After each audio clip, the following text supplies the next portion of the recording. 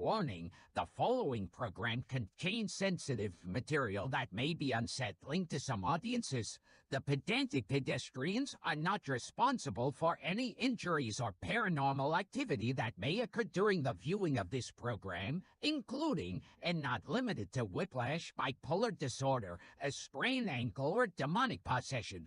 Viewer discretion is advised. Two guns. Do you want to, encourage people to respect the host? So funny, Chad. When you see people laughing.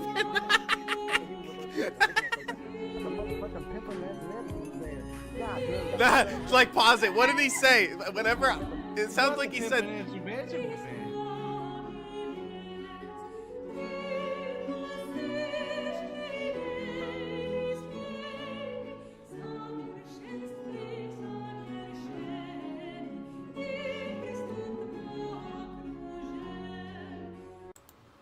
Are we live?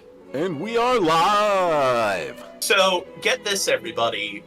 So, while I was sharing the stream out and stuff, and working on everything, my camera was on, and it was just pointing in the other direction and stuff, and I just told Chad, just go live, I'll fix it during the intro and shit, and Chad's like, but it's off!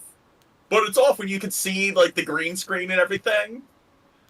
Gene needs... And for some reason, he's like, but I don't see your camera on.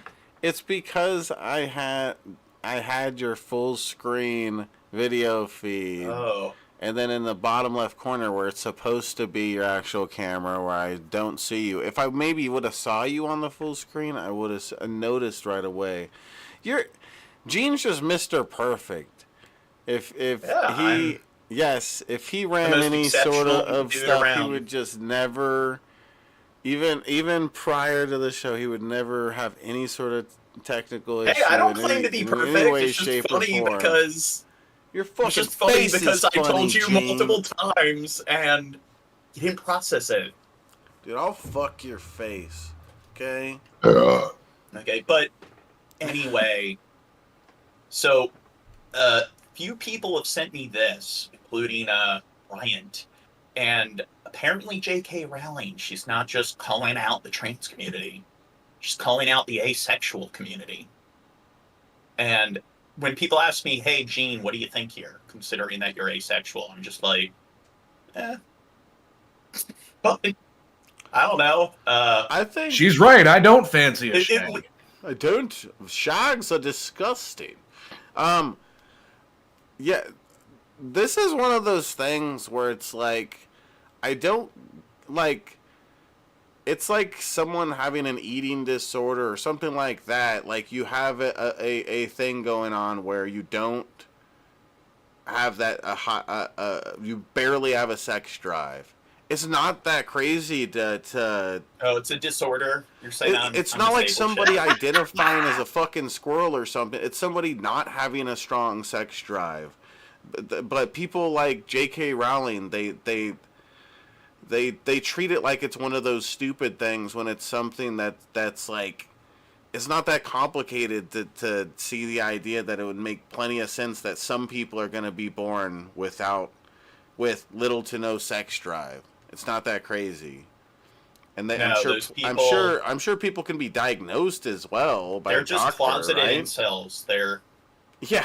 They just say that because I'm sure there's people that are asexual that aren't really that. They just say it for some stupid reason or whatever. But then there's people who are like Gene here, who really doesn't fucking care about that kind of stuff for the most part. And it's like, that's unique. Most guys think about fucking pussy and tits all the time, all day, and you just don't even give a flying fuck about it. Most of us want to fuck constantly, and you don't care at all about sex for the most part. So is that really the case? Like, every day you're thinking about sex? I want to fuck right now. Okay? If I could, I'd just fucking start pounding some pussy right now. Okay? Dude. Whoa.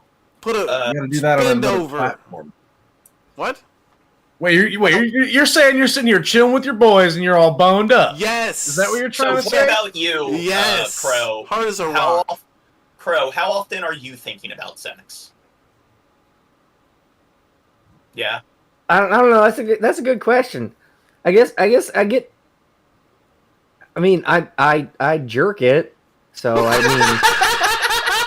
Well, What does that even mean? what about you? What is this? How often do you think of sex? Is it like daily? Yeah, it's daily. What about you, Dirt? It's way more than daily for Yeah, any normal I man. will say more like than hourly. daily. The idea of sex crosses my mind. I feel Yeah, it's I like would think hourly. most men are that way. Okay, I guess Yeah, I really like am unique here. at least every couple hours or something. You know what sounds great about right now? Some Yeah. fucking To pussy. me, it's like the way I think of it is like, maybe every few days a person might think Nah. about sex. Maybe girls, maybe certain. I don't know. There's girls that are really, really horn dogs too, but like, Okay, say so the see, average male, at least every couple hours, that kind of thing crosses. now I their think mind. that it's normal people who are disabled, because no wonder people can't get shit done, where they're constantly thinking about fucking sex. Yes. Yeah. It's You fucked get it up. now. Maybe I'm it's a blessing. disabled because of my dick. Okay, I agree. I'm dick Well, I know disabled. that a lot of the great minds, great geniuses in history, like Beethoven and Nicholas Tesla and everything. They got hella No, Nikola they Tesla. they No. jerked constantly. Those people. No, they didn't. They Oh, did no. not care at all. Oh yeah. They just were not interested, and they kind of just spent their time invested in their work. If we didn't And- have to like make money and pay rent and stuff, we could probably be like as obsessed about sex and really successful in some other ways, like making art and stuff. But we got to pay the bills and we got our sex needs to fulfill. And it's like by the end of the day, it's like fuck, just give me a There's sandwich not and time let's for go to much sleep. else. Yeah. I guess another thing that I don't really deal with is, I guess, like food cravings. I What guess the people fuck? deal with that a lot. Where does that come from? You don't know food cravings?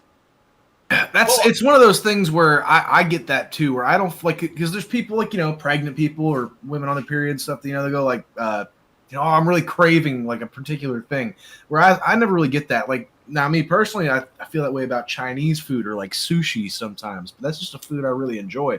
But like, apparently a craving is like a true, like, you really feel like you need this particular fucking thing. And I don't really get that way. I don't get cravings. And But I also, think it's loneliness, more- that's another thing where it's like, I never really feel lonely.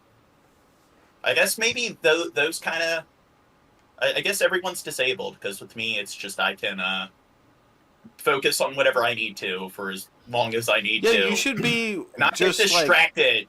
you should be doing the work for us. Like make Yeah, well, I some art, do the work pay- for society. No, for me though, personally, or something. go I'm live too for chat. You retarded start because doing- of my sex needs. Well, I do the work for you. I do this podcast every fucking week and don't make any money off of Yeah. it. Man, shut up. Yeah. Only tips Yeah. you get tips, and the only tips like, that come you're through the are because of me. Shut I'm up. the greatest. Okay, Yeah, well, tell them guys. I'm kind of doing it. I don't even think about money. I'm just doing the stream just for fun, I guess, because I'm not busy. We can't do that. thinking about Gene. sex. We can't just not Yeah. think about money, okay? We're looking for the next dollar so we could buy our Why next don't you fucking get- overpriced McDonald's burger. Why don't you get some kind Pay of the bill. What? white collar sort of STEM job that is in high demand because there aren't enough people qualified to work those jobs that are really Oh. necessary for society to function? Because You I'm want one of me to those be a not enough bridge? people. You want me to be a bridge builder too, Gene? Okay, I'm kind of being an asshole here. Maybe But to Gene, deflect from what's that? you said you don't feel lonely, but you always talk about getting a cat or like a leopard or. I know. You could adopt me. Well, that's- Or a leopard. Is it? Don't you He think? does say that shit, yeah. Like maybe fucking- that's a joke talking about getting a pet cheetah. You've talked about some big... Well, some of those cats, it isn't so stupid. Like, they're just kind of like 2 or 3 times the size of a house cat. I can't remember all the breeds. Yeah, maybe servals. No, I don't think that's crazy or stupid. No, not a serval. It's a savannah cat that actually is a domesticated cat. Yeah. Or a serval. If and it's something... smaller than a Maine Coon. Yeah, and it's smaller than a fucking, like, plenty of people's dogs and stuff. So it's like, it's not crazy to get that. Just because it's bigger than the average house cat. I don't think it's stupid to get that. It would be neat to do that. Get something like that. Well, here, let's start talking shit about Donald Trump so we can trigger all the algorithms to get all the Trump cards in here. Yay! So, apparently the Supreme Court, they've actually... And this is kind of I guess, what is it? Good news. Like, it's assuring, I guess, because because he stacked the Supreme Court in his favor. You're thinking that, okay, is he just going to do whatever he wants? So Congress, a lot of the right in Congress are still supporting him, even though a lot of the shit that he's doing is illegal. And the thing is, when people talk about, will he turn the United States into a dictatorship? Will he take control of the entire government?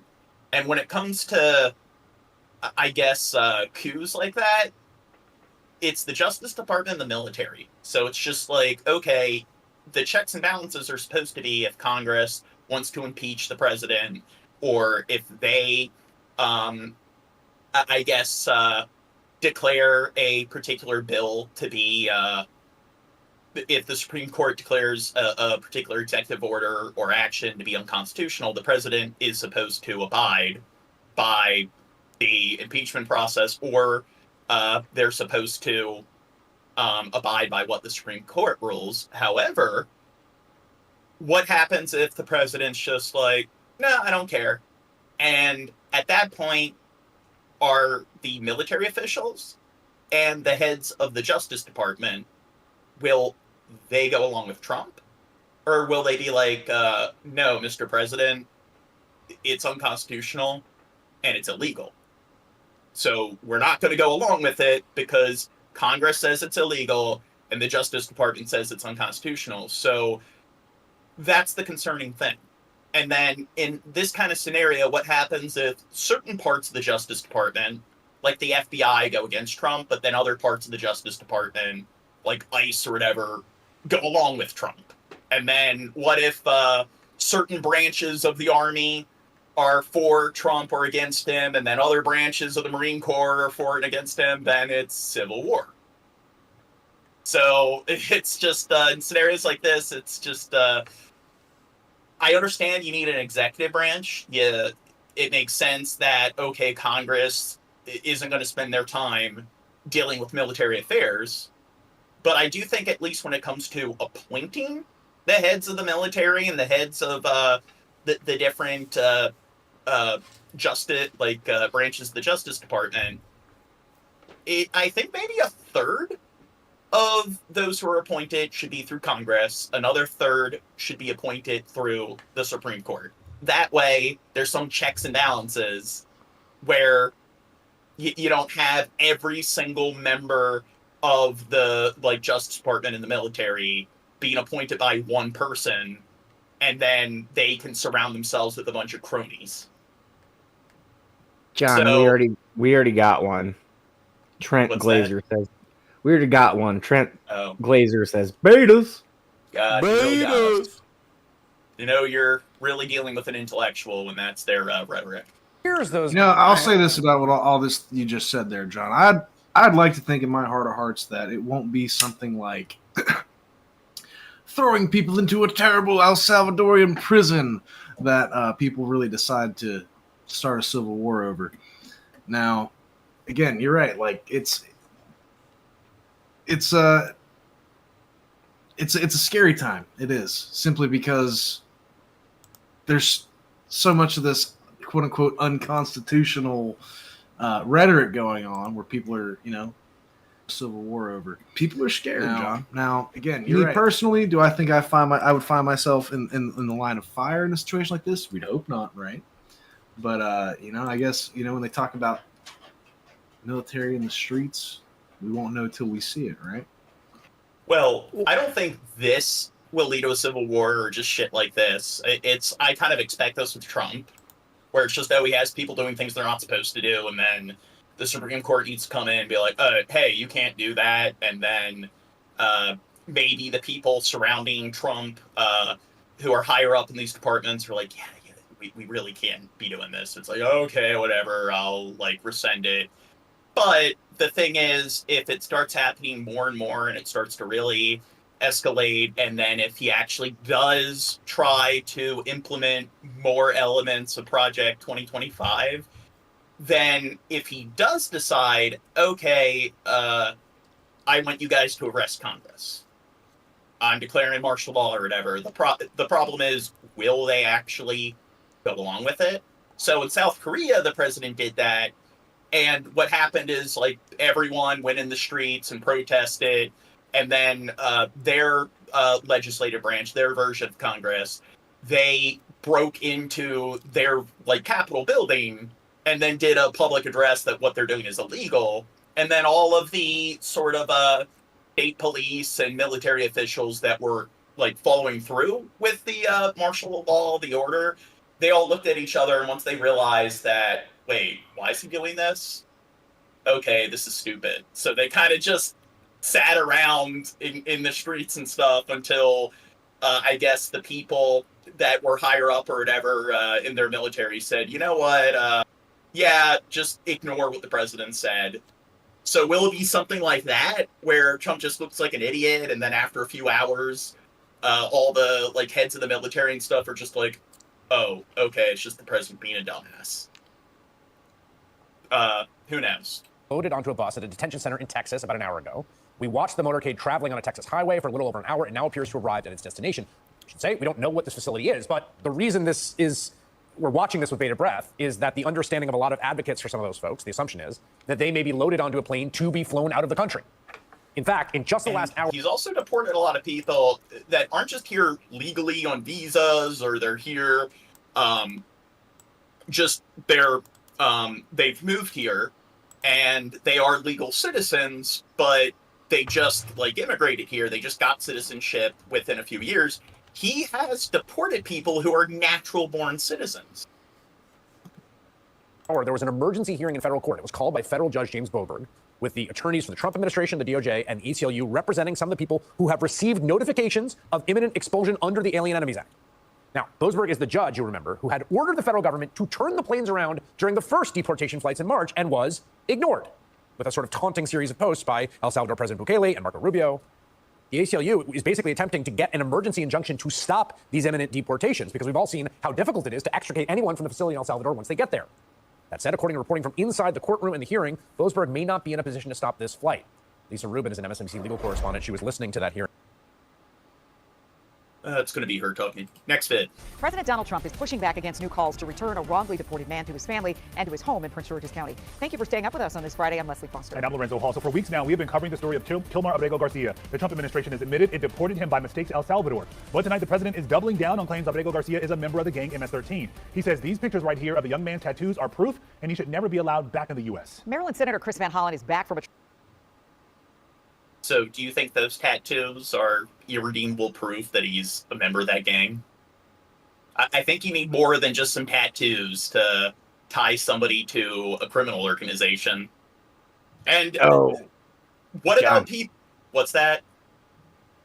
Someone named John in the chat said SCOTUS agreed with Trump. No, it was a 9-0 vote about this whole thing. SCOTUS said 9-0, which is all of them, that this was fucking stupid. And plus, even if one was for it, that still isn't a majority, so it needs to be a majority vote in order for it to be declared constitutional or unconstitutional. So that's why they have 9 justices, is so there's always an odd number, so there's never even vote. So I don't think they know how the Supreme Court works. A trip to El Salvador where he got to meet briefly with Abrego Garcia. Our Katie Lusso explains why the senator says this case is a wake-up call for all of us. The senator says this is about much more than just Kilmar Abrego Garcia. It's about protecting constitutional rights, the right to due process for everyone who lives in the United States. Now, here's the thing. In all these photos with him, you do see him wearing a hat. He looks kind of gangster. So, therefore, deport him. Yeah, and I seen one where he had a backwards hat.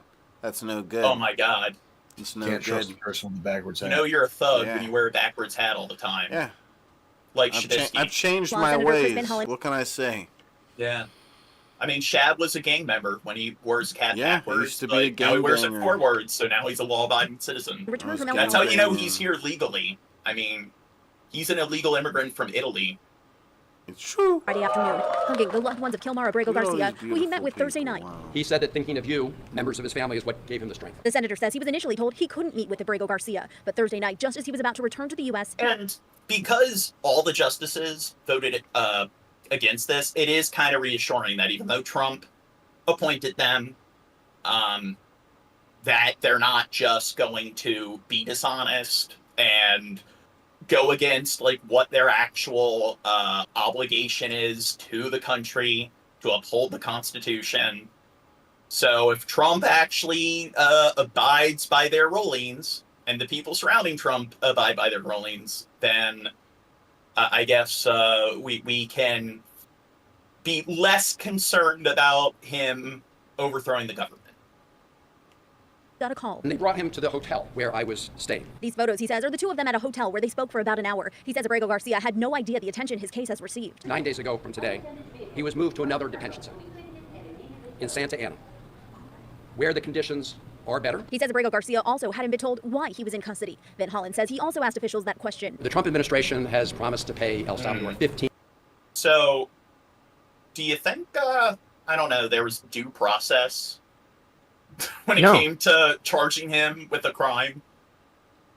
$1 million to detain these prisoners. He says Congress needs to look. So here's the scary part about this, John, is that actually this man, whether anyone likes it or not, had been in this country by legal means and was well on his way to becoming a citizen. He was entitled, I'd say, to the same rights that you and I have, but for whatever reason, maybe it's his skin color, I don't know. Some Americans are saying this man, this person who was well on his way to becoming an American citizen, is undeserving of those same rights. Well, he's not a natural-born citizen like us, so we don't want people from other countries coming into our country because then there's more diversity, and diversity is bad. Because things being diverse, like there's variation there, and I don't know, it seems like people, they like things to be very uniform and vanilla. They kind of like everything to exist the way it is in their 30-mile radius and bumfuck nowhere in the South. And when there's like diversity when it comes to culture, when people have interests that fall out of outside of the 3 or 4 primary interests that these people have, then I don't know, that means that things get too complicated for them. And, you know, complexity, it's scary.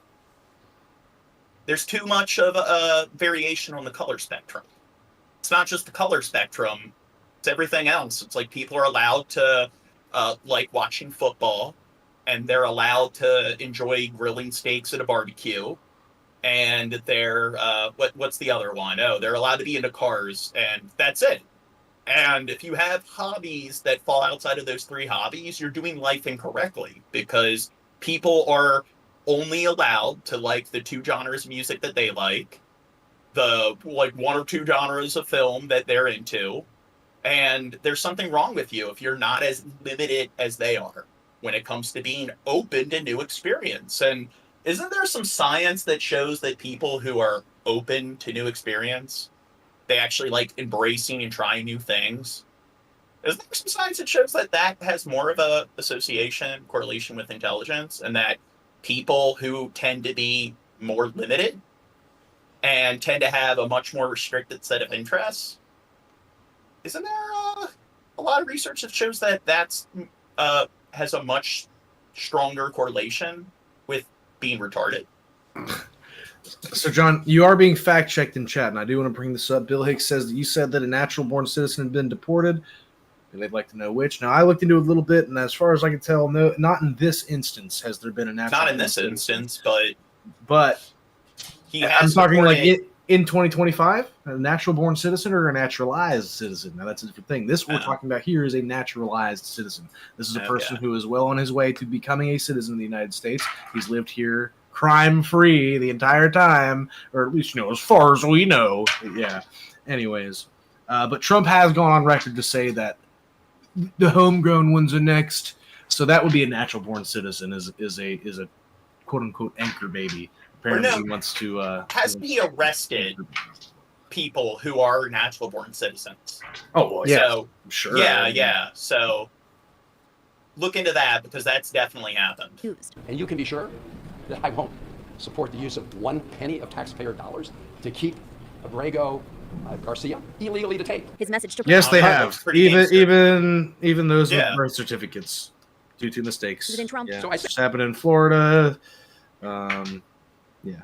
But that's ICE detainment, That's a quick in and out. okay. You're out after the first Stop 48. being pedantic, Bill Hicks. Hey, the president, the Trump administration, if you want to... Also, didn't Trump promise like 15 million for 5 other different facilities to host potentially he's homegrown? Yeah, that's what I was Well, he's butt buddies with Musk, so he can afford it. Abrego Garcia and MS-13, you should present them in the court. Echoing that this Yeah, but I mean, Garcia. This case is not... What? only- It makes no sense because so even if they did due process and deport them, Trump is still wanting homegrown citizens of the United States to be deported to these facilities. Well, I mean, the problem is they might be natural-born citizens, but what if they were born here and their parents were only citizens here for, a few years, so they still grew up and had that tinge of culture and I guess somewhat of an accent or whatever that they inherited from their parents raising them here, where the parents weren't natural-born citizens. So we don't want there to be diversity. We can't, because diversity equals not everything being the same, and not everything being the same equals it equals evil. You know what I'm saying? All right, so I want to clarify something else in the chat saying he got deported for beating his wife. No, he did not. His wife, his wife ordered a civil protective order because she had previously been in a relationship that was abusive. And one day when the guy got kind of angry with her, she put one in place just in case. And it has nothing to do with the fact that the fucking ICE agents showed up this man's house and took him away. Maybe it put him on their map, but he wasn't. He never beat his fucking wife. There was no charges, nothing like that. So suck a dick. Oh, so see, like Bryant, did somebody mention soy or soy boy in the chat? I like how if you're not on camera, you must be a fat fuck.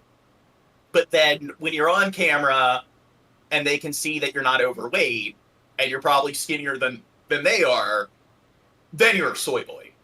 So it's almost like that's some kind of cope. Only about one man, as important as that is. Yeah, not being a fat fuck like them equals being a soy boy. Freedoms. Now, there is a march planned for here to the White House tomorrow afternoon, calling for Abrego Garcia to be freed. Outside the White House, I'm Katie Lasso. Maryland Senator Chris Van Hollen returned to Washington late today after securing a meeting with Kilmar Abrego Garcia near the Salvadoran jail where Abrego Garcia is imprisoned. The Maryland man is seen in street clothes and a Kansas City Chiefs hat instead of his prison garb. Depriving Kilmar of his constitution. Do you know where El Salvador is? Don't Google South, it. South America. Nope. Mm-hmm. Central America? Yep. Really? Near Belize. No shit. Rights is a threat to everybody who resides in America. He had not heard that. Near all the bellies. Single earbud videos. Maryland Senator Chris Van Hollen is back from visiting a man mistakenly deported to El Salvador. The senator told reporters Kilmar Abrego Garcia is traumatized by his time in a maximum security prison in that country. Abrego Garcia is now in another prison where conditions are better. But he's How much can you bench, Gene? from the outside. Oh my god. Do you think these are all bots? They call you by name. They call you by name. They're listening. Yeah, but bots can still do that, where like you have AI and they listen to the stream, so they know. World. His conversation with me was the first communication he'd had with anybody outside. It's a Roomba asking that I question. asked him what was the one thing he would ask for. Exactly. In addition to his freedom, he said he wanted to talk to his wife, John. A federal judge. But there's so little variation in the insults that come up with. So it kind of support, like, if they're not AI, then they're pretty limited mentally, to the point where a chat bot could probably like provide more variation than they do. You're avoiding the question, John. How much can you bench? I don't know exactly, because I do dumbbells, but I haven't tested how much I can bench in a while. 275. Yeah, I do run every day, so I have decent cardio, so I'm sure they couldn't run 30, 40 minutes without like starting to gag and stuff and having to take a break. Is considering contempt proceedings over President Trump's refusal to bring Abrego Garcia back to the U.S. The White House claims he is a gang member. He does not have a criminal history. Today, Elon Musk was seen at a golf. Yeah, that's really so. The hypocrisy here is like, oh, this brown guy got sent to El Salvador with no criminal history, and or like the Republicans are like, oh, well, he deserves to be down there. He's part of MS-13. He's part of it. He's done all this stuff. You know what's documented? Trump's criminal history. 34 fucking felonies. Oh, so, no, that's conspiracy. I don't like that information, so it's false.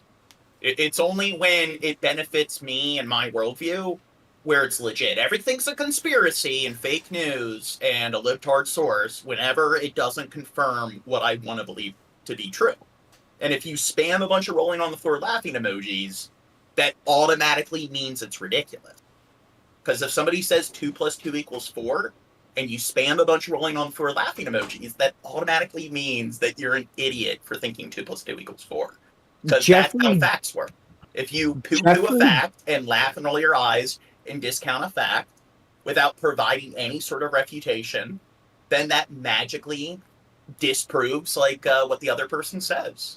And even though knowledge is a justified true belief, and you justify a belief as being true through analysis and assessment, I'm fairly certain, like I can guarantee that the people that discount this sort of information, like Trump's arrest records and his trial and stuff, I'm sure they thoroughly analyzed and assessed it to verify that it's more plausible that it's bunk as opposed to it being more plausible that it's legit. And the shit that they do support, the stuff that they do think is true, I'm sure they go out of their way to cross-reference the sources where they get the information that they accept as being true.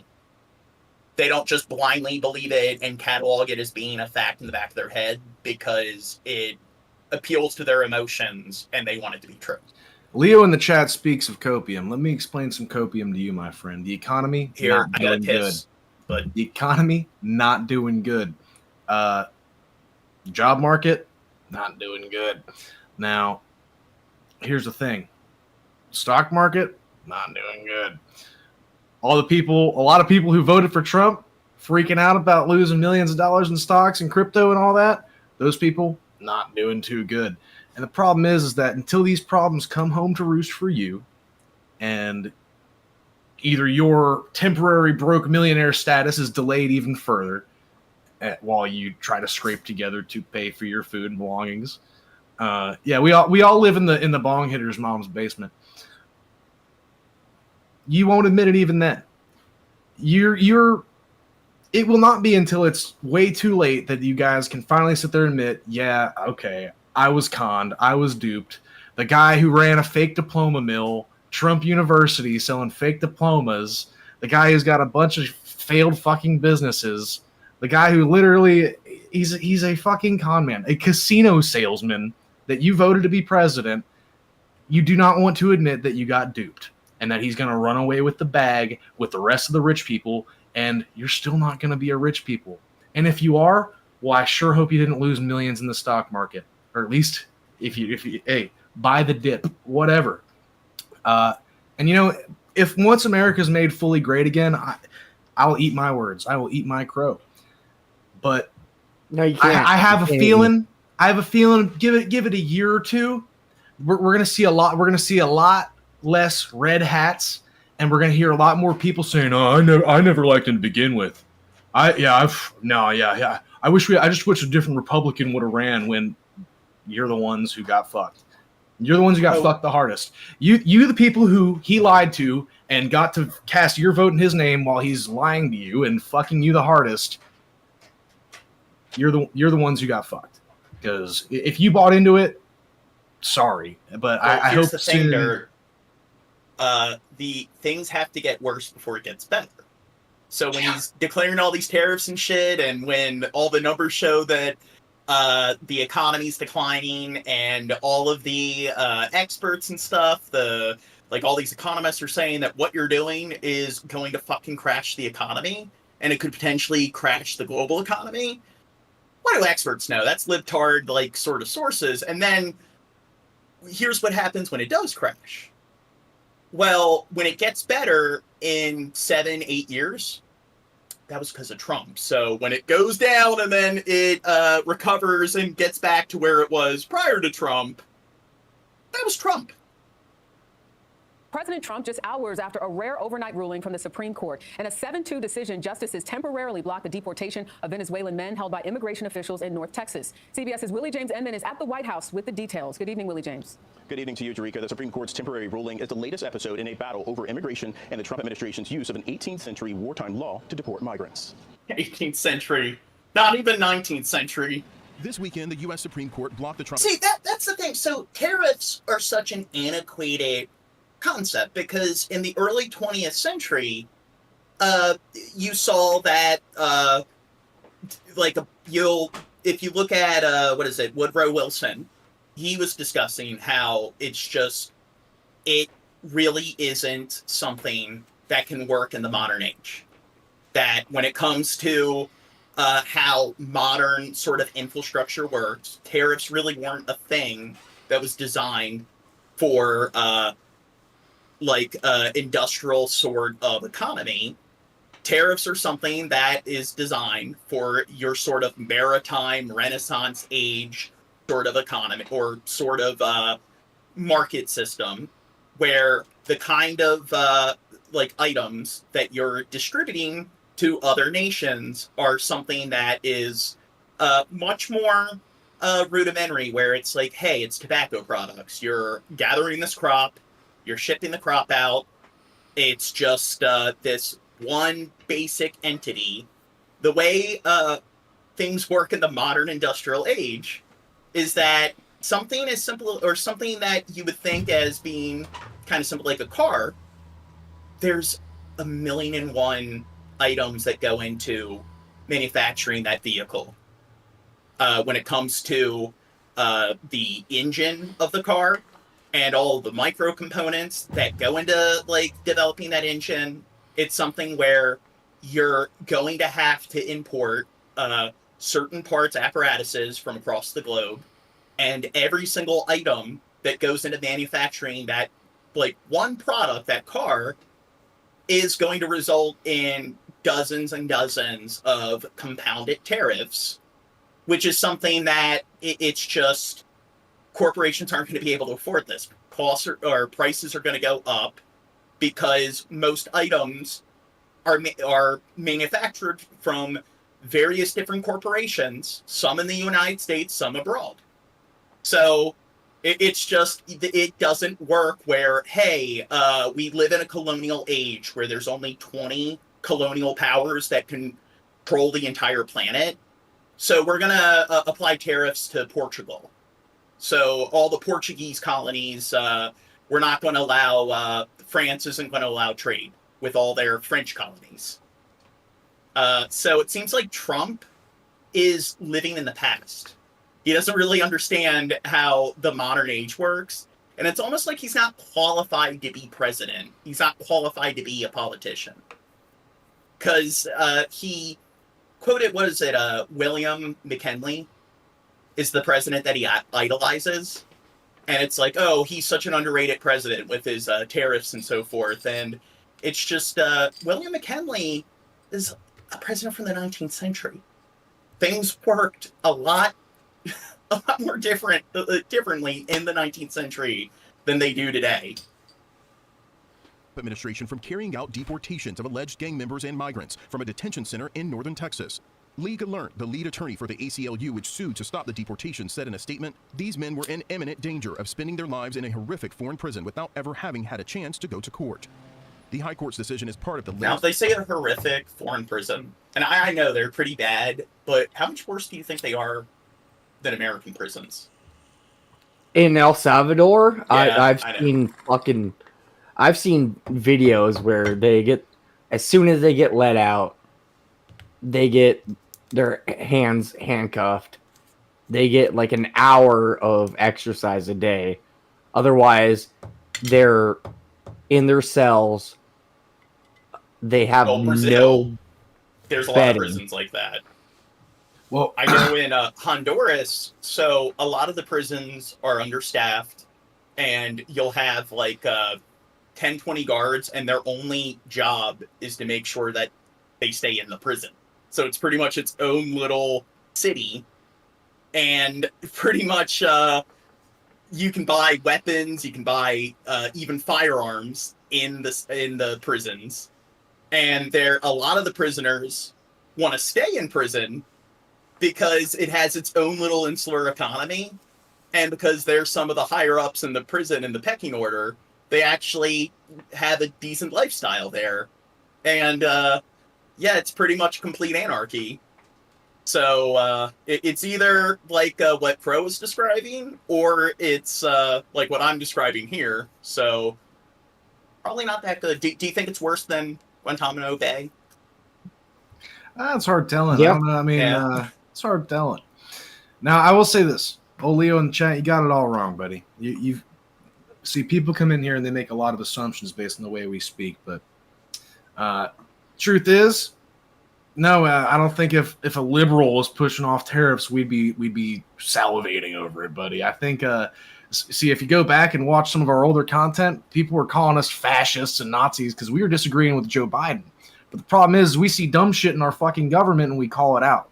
And it's people like you who's team red, team blue. You can't, ain't nowhere in between. Yeah. And I'm telling you, it's you, those people who tell me to think for myself.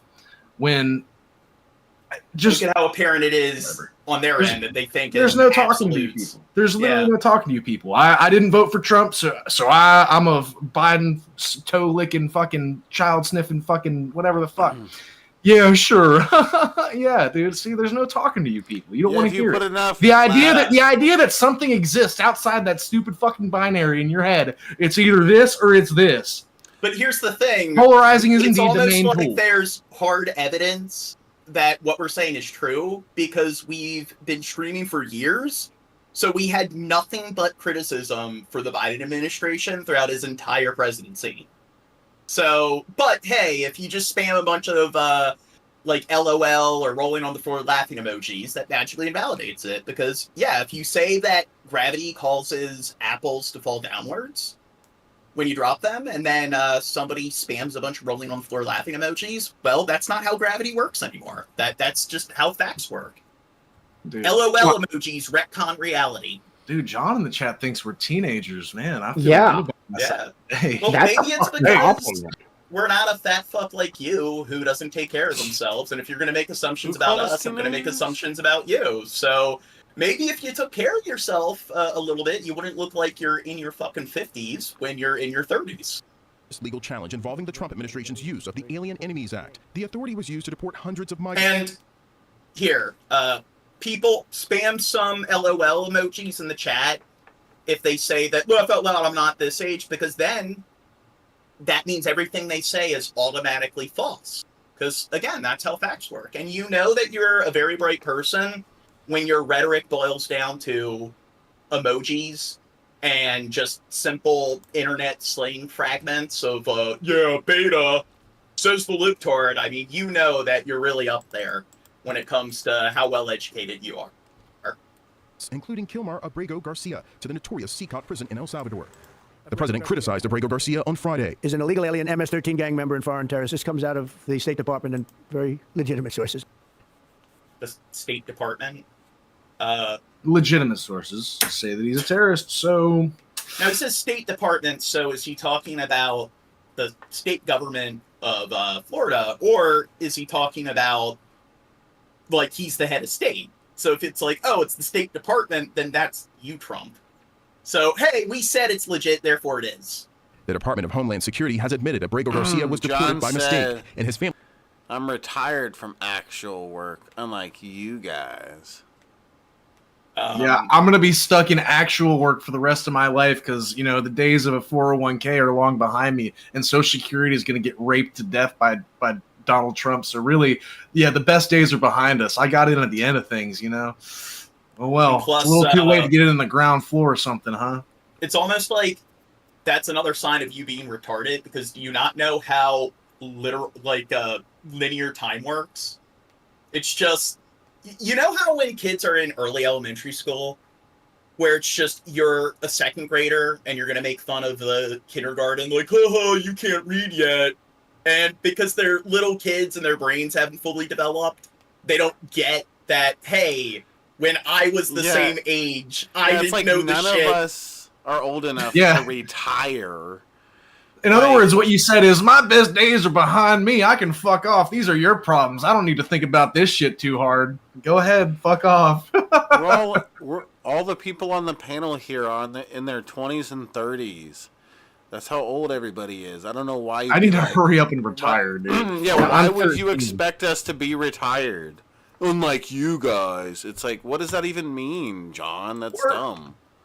When you were like kids, did you ever deal with like young adults if you were on like Xbox Live or whatever? It's like, yeah, you live with your mom and stuff, and they know that you're 12, but yet it's just, what's the insult there? It's like, were you never 12 years old? And do you think that's a sign of stupidity? People that kind of like they're 20 or 30 and they're no longer aware of the fact that they were 20 or 10 years old at one point. So when they see other people in a particular state that they were in when they were the same age, it's almost like, you know, they have no metacognition whatsoever. They can only think in the present, and I don't know, maybe that's a sign that you're not that bright. Family says he is not a gang member. Maryland Democratic Senator Chris Van Hollen met with Abrego Garcia and says he should be allowed to come back to the U.S. to plead his case in court. Like, the Trump administration. Most of the people on the panel, their job isn't doing YouTube. I'm the only one here who actually, my job is doing YouTube. And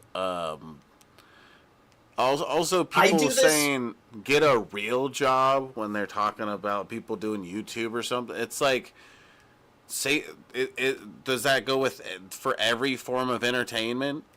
Do you say that to a newscaster? They need to get a real job. A newscaster, a comedian who does stand-up comedy or something. Radio, like talk show hosts. I mean, oh my god, get a real job. Why aren't you fucking like building walls with bricks or something? Building houses. That's real jobs. Is it like entertaining people? That's not a job, even though it's been fucking such a huge industry for a long time. How about you get with the Say you're not entertained. But say you're not entertained all you want. Okay, wait. I do this once a week, and you can go on my channel, or you can look at our previous live streams, and you can see that we average one stream a week. So I do it as a hobby. Yeah. It's like, how are you living off the $20 you get in StreamLabs a month? Gosh, Gene, how do you do it? Yeah. It's unbelievable. Your rent must be like $5 or something. You're a lucky guy. Exactly. Well, I'm retired. I retired early. Is asserting a right to stash away residents of this country in foreign prisons without the semblance of due process. The White House claims the migrants in detention are Venezuelan gang members. Now, in a statement, the press secretary says, we are confident. So, did they give any proof beyond his tattoos? No. lawfulness of It's the same with the hairdresser that had tattoos, which apparently he got forgotten about. Yeah, well, if you're Hispanic and you have tattoos, then you're automatically a gang member. I guess that's how it works. Against an onslaught of meritless litigation. Tonight, protests across the country, from Denver to Midtown Manhattan, to right outside the White House, people voicing anger at the Trump administration. Oh my God! Look at these libtards. Look at all the cope and stuff. I mean, look at them crying and stuff because they didn't get their way. They just need to get over it because when Trump lost against Biden, clearly all the alpha sort of Trump supporters, they took it very well and they just didn't care at all. They know how to cope, unlike these libtards engaging in peaceful protests. I mean, it's not like what's that? There's this thing called the January 6th, right? Nah, I guess that's fake news. Including over its recent immigration actions. Never heard of it. Look at this You're gonna slogan. tell me the Earth isn't flat. Look at this slogan. Look at this slogan. Trump puts the panic in Hispanic. You like that? You like the idea of a whole race of people getting scared? Does that rile you up, buddy? Does that really gets you going? The idea, yeah, these keep them Hispanics on their toes. You fucking weirdo. Hold on, what about the sign right there? Clause, cat lovers against white supremacy. That's one. Yeah. That's one hell of a sign. You go, girl. Yeah. Cat lovers against white supremacy. All right. Claws out for Trump, dude. Claws out. See, I was against that, like, cat lover group or whatever. They kind of, I don't know, gave me bad vibes. But now that the cat lovers are coming out against this anti-immigration policy, I don't know, maybe I should change my stance. Buddy, Mjolnir's Wrath, again, another example of a person coming into our chat making assumptions. We've been doing this stream for fucking years. Go back a year or two, watch any fucking stream, and watch us criticize Joe Biden. Watch it happen. Yeah, it's almost like a terrible president. So an absolutely lame duck, do nothing, Alzheimer's ridden puppet. Yes, and our fucking democratic system let us get fucked by it. And guess what? Trump is just fucking you openly. Rather than doing it in the back door and trying to pretend like they're not fucking you, Trump is fucking you right in your mouth, and you are begging for more. Please, Daddy Trump, please keep fucking me. I know these tariffs are going to work eventually. It's all going to work out. I trust you, Daddy Trump. Please, fuck me some more. Dude, taken away. No, the fucking stock market goes down, and as soon as it goes up, Trump is like, "Oh yeah, that was me," and it goes up by like a fucking tad. And egg prices. Yeah, and one of the things, even when Biden was in office and the economy was improving, I even pointed that out, that it was improving abroad. So you saw the same pattern across the globe. So I don't credit Biden with that.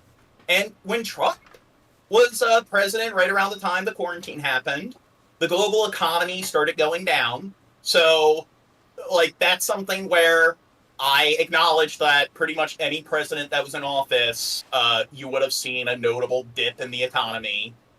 So I guess, we're just somebody where we like to pander to Biden. But even though we acknowledge that in those two scenarios, that this is something that probably would have happened regardless of who was in office, I guess that must mean that, hey, we're just one-sided and we don't think critically at all. Locked up. This as the Supreme Court today telling the Trump administration to halt its deportation flights of some detained Venezuelans in Texas. Individuals it is claimed are gang members and should be deported under the Alien Enemies Act.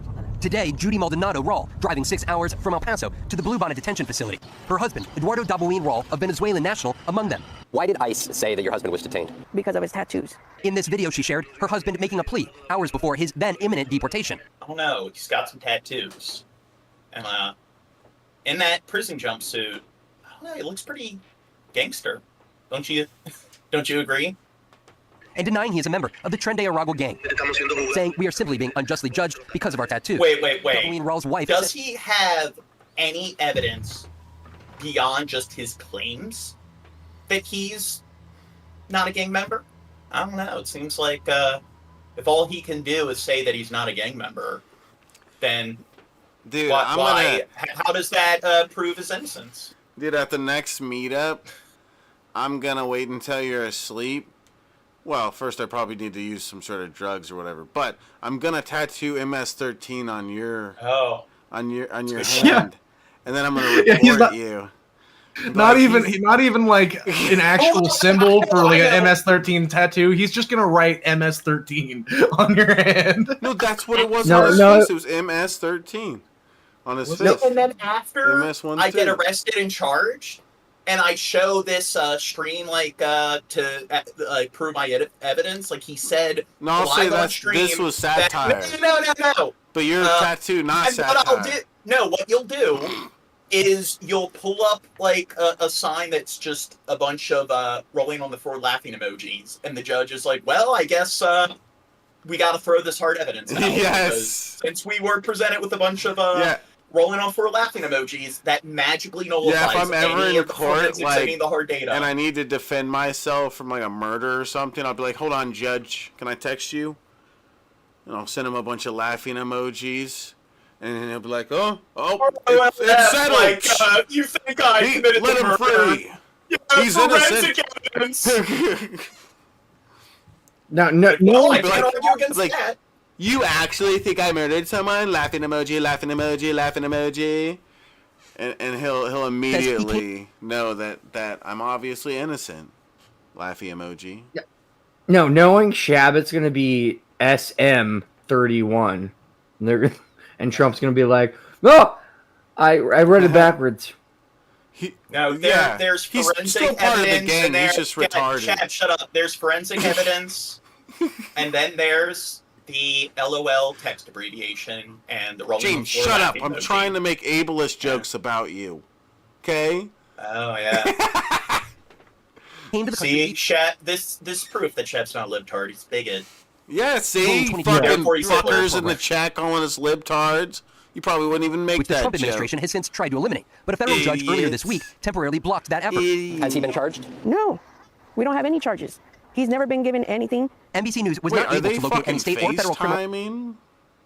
Wait, that didn't even make sense. Because they had a cameraman recording her. Why did they have them FaceTime for that interview? It makes no sense. I don't know. They had to have a cameraman come out and record her holding her phone. Okay, whatever. I don't get it. Was not able to locate any state or federal criminal records for Dabo and Raul. On Friday Looks night, like he a says he was among gangbanger to Venezuelans me. heading to an airport at the exact same time a federal judge heard arguments from lawyers. I don't know. He's Hispanic. He wears a cap, and he's got tattoos.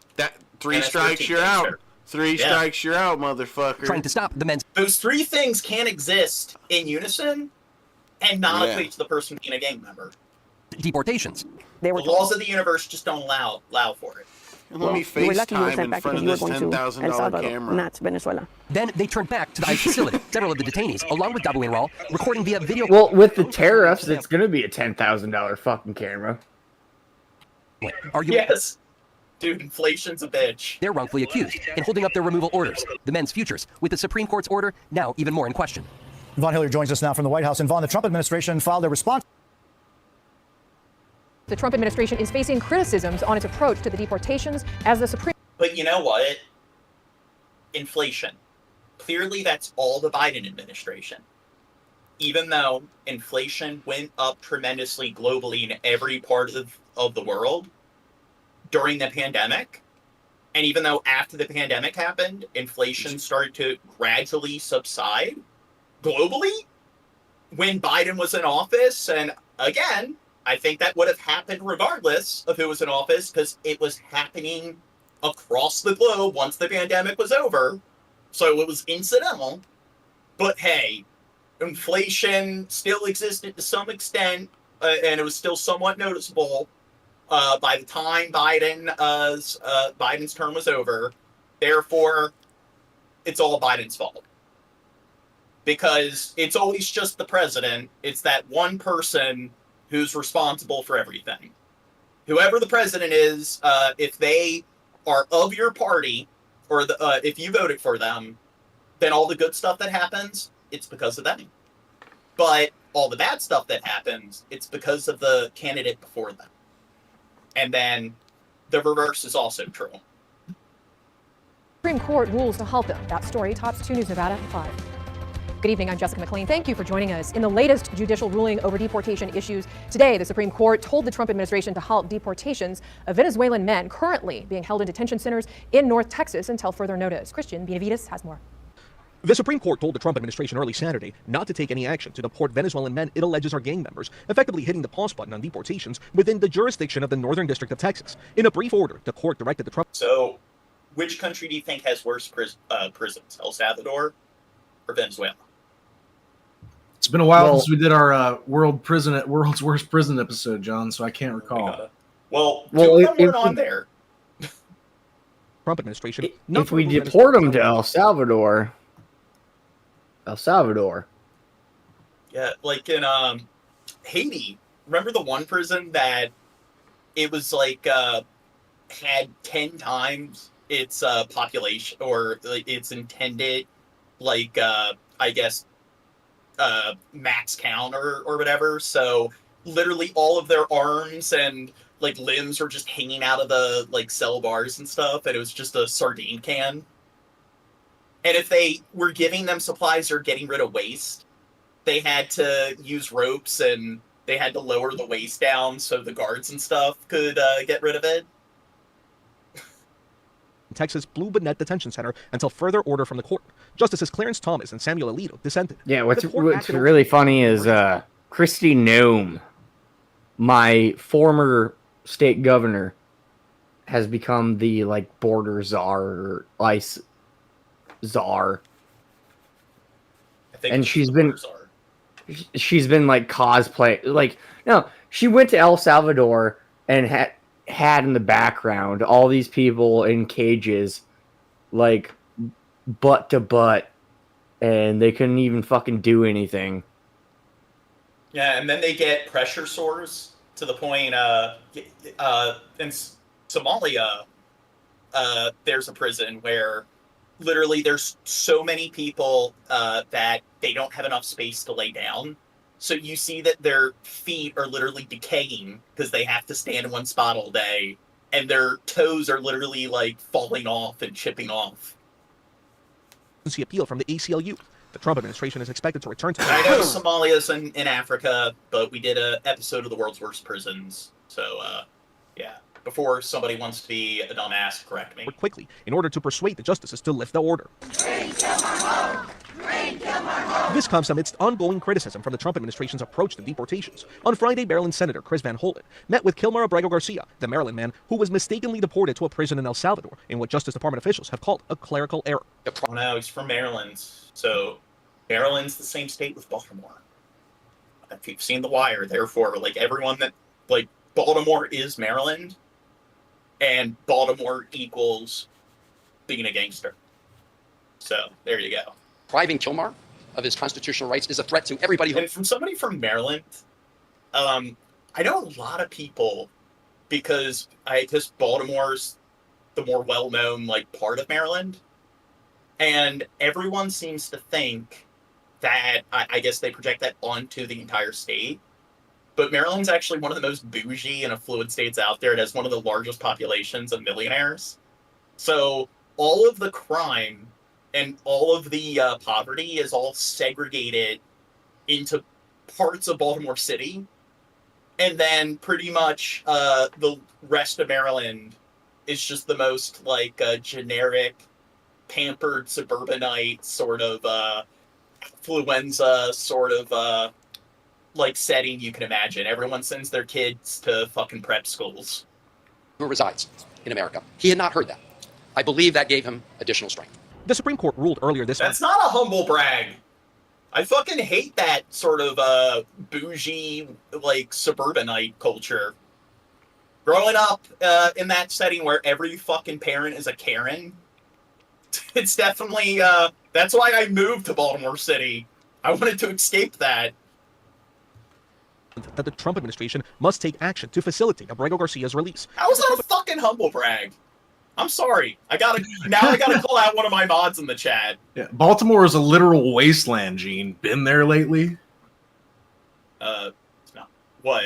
You were there. Do you think it's a wasteland? Somebody asked in the chat. Oh, depending on what street you're on, maybe. Yes. That's the weird thing about Baltimore is, unlike other cities, it's just one street will be really, really bad, and then one street over will be very affluent. And it is like, in other cities, it's more gradual, where you go from like the wealthier areas to the more impoverished areas. Maryland, it's like a rat maze. It's like you got to know which streets to turn on, because if you don't turn on the right street, you'll turn into one of the bad streets, and then you might get mugged. You got kids stopping out with squeegees trying to wipe your car windshields down. They're haranguing you for money, dude. You gotta be careful in fucking Baltimore. Dude. Well, I didn't really have much of an issue with that until they killed somebody.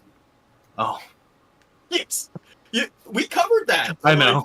The dude got mad and got out of his car and was like, yeah, this fucking kid. And then one of them took out a gun and shot him. They feared for their life. Well, he didn't fear for his life. He walked out of the fucking car and started like waving his fist at him. But that clearly warranted fucking shooting him. And the kid that shot him was like 14. So, yeah, good parenting. Never return to the U.S. Van Hollen and a growing number of civil rights advocates are lobbying for Garcia's safe return. The White House and the president have been lying about this case from the beginning. Since March 15th, the Trump administration has sent funds. Somebody says y'all have human centipede meets. Yeah, we have meetups and stuff, and we all do the human centipede. It's her kink. Flights of the human centipede orgy. I always call the back. I always call the back. I love the back. Yeah, there's there's doggy style, and then there's centipede style. Yeah. One of these days, we'll get enough people there to make a full circle. Yeah. With its precedent to imprison detainees the Trump administration believes to be part of criminal gangs. Cristian Benavides, CBS News, Miami. The Trump administration's deportation plans hit another legal roadblock after the Supreme. Oh, John in the chat said downtown Baltimore is disgusting. You clearly don't know what you're talking about, because downtown Baltimore, that's where the harbor is, and those are some of the more bougie, expensive areas. So, like, if you're a homeowner in Baltimore City, that's definitely one of the destinations that's more coveted, and one of the areas that's more free of crime. So it's more of like the central sort of districts of Baltimore City that are the really scummy areas, and it's almost like it's like a target. So you got the outer rim, which is known for being very like affluent and so forth, and then in the center it's pretty decent, but then it's like there's this sort of ring that you have to drive through and stuff. That's kind of like an enclave, in a way. It's enclaved by Baltimore County, which is very bougie suburbanite. Then all the like areas of the city that border Baltimore County. Then you get into the ghetto, and then you get to that area, that enclave in the middle, that's pretty affluent. And yeah, so you got all these people in that central ring that kind of have a hard time finding jobs, because if they go into the two other like regions, then I don't know, they kind of can't afford even the rent in those areas.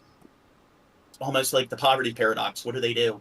Supreme Court ordered deportation flights for Venezuelan migrants to be halted, but the White House says the fight is not over. Correspondent Libby Dean reports. Overnight, the Supreme Court blocking the Trump administration from using the Alien Enemies Act to deport Venezuelans to El Salvador or elsewhere. The High Court ordering the administration not to deport the detainees, quote, until further order of this court. White House Press Secretary Caroline Leavitt reacting to the ruling, stating, quote, we are confident. They keep saying hat guy. Two of us are wearing hats. There's hat guy and there's beanie guy. Okay, I guess I'm the beanie guy. In the lawfulness of the administration's actions, Oh, and I'm ultimately the beanie prevailing guy. against an onslaught of. Dirt. Should we start wearing hats? Nope. My hair is a Well, hat. all our Japanese viewers, they always come in and talk shit about us wearing hats. What a bunch of Meritless litigation brought by radical I activists. guess maybe I shouldn't assume that they're talking shit. Some of them will ask, like, why do Americans always wear hats? So it might just be curiosity thing. Who care more about the rights of terrorist aliens than those of the American people. The order coming amid another legal battle for the administration after admitting it mistakenly deported Kilmar Abrego Garcia to El Salvador. Dude, all the xenophobia in America, you know what? I think instead of moving to Canada, I'm going to move to Japan. So I'm sick of all the xenophobia. But President Trump insists Garcia is a member of the MS-13 gang and will not be brought back into the U.S. Two separate judges affirmed Garcia. No one laughed at that.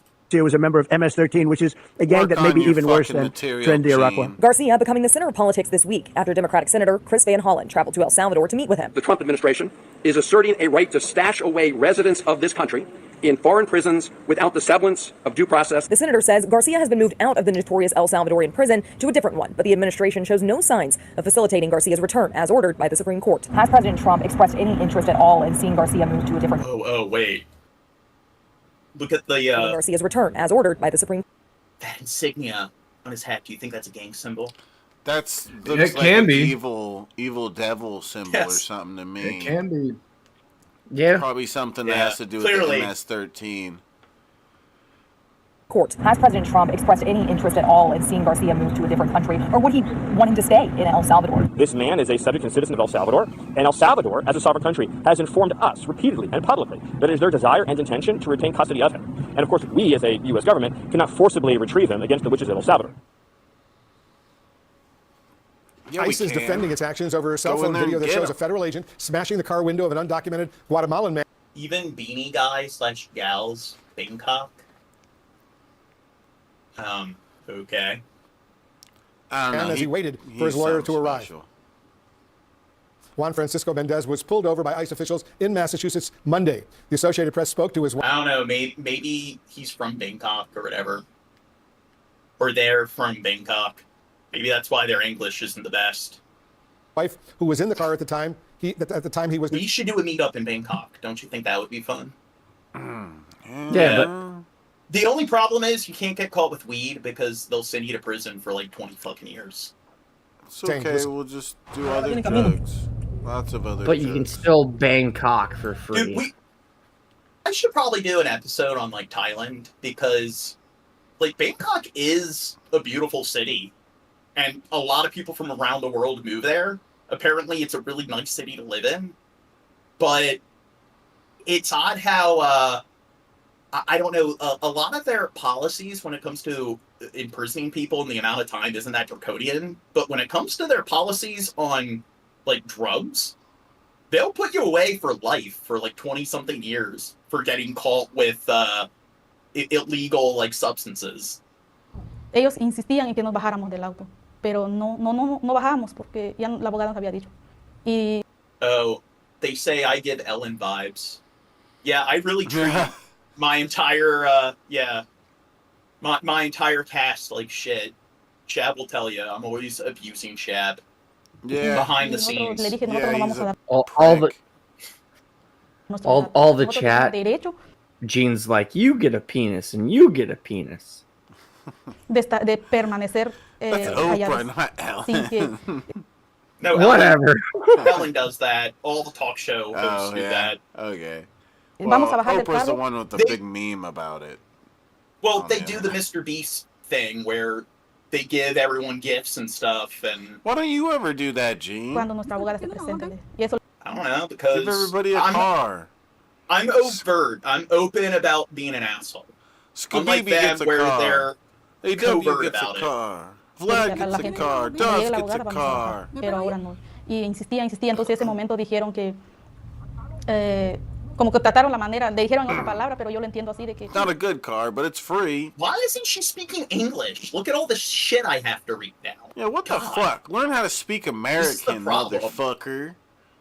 See, as Fucking like Trump-like and libtard. stuff, you see how I can only punctuate my text with emojis, and I can only write in fragments, writing complete sentences. That's a challenge for me. And when it comes, if somebody types up like a few sentences worth of information, they must have no life. Too long, didn't read. But I mean, and yeah. So when people speak other languages, it's like I have to deal with reading subtitles. se bajan a las buenas. And I never watch movies that are foreign films that are in subtitles. Why? Because that's gay, and anything I don't like, I just gay's the only adjective I use to describe stuff that I don't like. Yeah. And you know, being cultured and open to new experience and exposing yourself to media from around the world. Yeah, that's a bunch of gay beta boy nonsense. Gay. You know what I'm saying? Who wants to read? Malas. Ah, bueno, que lo hagan, que no. God. Sentí miedo. Dude, you know, whenever police is marked in anyone's uniform, you kind of know they're a bigger thug than any of the people they're locking up. Sí me dio miedo, pero yo traté de no demostrar eso. Oh, wow. Do you think it makes sense that she felt scared? I Miedo wouldn't ante feel ellos. scared. Solo espero What a sissy. que lo dejen en libertad a mi esposo para que él pueda. Oh, that happens all the time here. Nosotros y que mi hijo pueda estar con él también. Nosotros venimos a trabajar honradamente. Oh my God. Okay. He's not white. He's wearing a hat. That's 2 strikes. If he's got a tattoo, he must be from like one of those non-American countries. Luchar por nuestra familia y lo que hicieron o lo que están haciendo en este momento no es justo. No nos merecemos esos tratos que ellos nos están haciendo a nosotros. CNN has reached out directly to ICE for a statement, but it has not responded. For more on all of this, we're joined by CNN's Priscilla Alvarez. She's here with us in the situation. Why isn't ICE responding? I don't know. Like, they claim that they're. Oh yeah, we gotta take all these, people out, and they're. Is that supposed to mean Crow? Yeah, what the all fuck? These people. Yeah. Fuck you, Crow. You dehumanizing them? Big. Oh, what? They're not. Crow. They're not people. I didn't describe them. Whoa, you're the one that said it. I don't know. You're triggering us, Crow. Yeah. No, but like, there's all this fucking sort of shit. Like, oh no, these sort of people need to be out of the country. You people. Hashtag cancel Crow. I did not say. You did not specify. You do not know. Crow, calm down. Calm down. Crow, we're gonna have to get rid of you. You're a bigot, Crow. And you're gay. Yeah. And I'm gay. So, when we first started playing this, it sounded like the Exorcist theme. Yeah? Maybe not now that no one's talking. Dude, you're stupid. That's no Exorcist theme. You're an idiot. Yeah. Idiot. Well, I said it sounded like. I didn't say that it is. But I like how they got his kid with him as a prop. At least I think that's his kid. But it's not a body prop. armor. It's not a prop. It's a shield. Yeah. No, body armor. Going too far. But that's sort of the way of the politician. It's like you carry your kid around with you so you can fool people into thinking that you're human. That's something Stalin did. He would always, in all of his television appearances and stuff, he'd always be holding a kid or be there with the kid to kind of show that it's kids, they're all innocent and stuff. So by always carrying them around, it's like, oh God, look at how wholesome they are.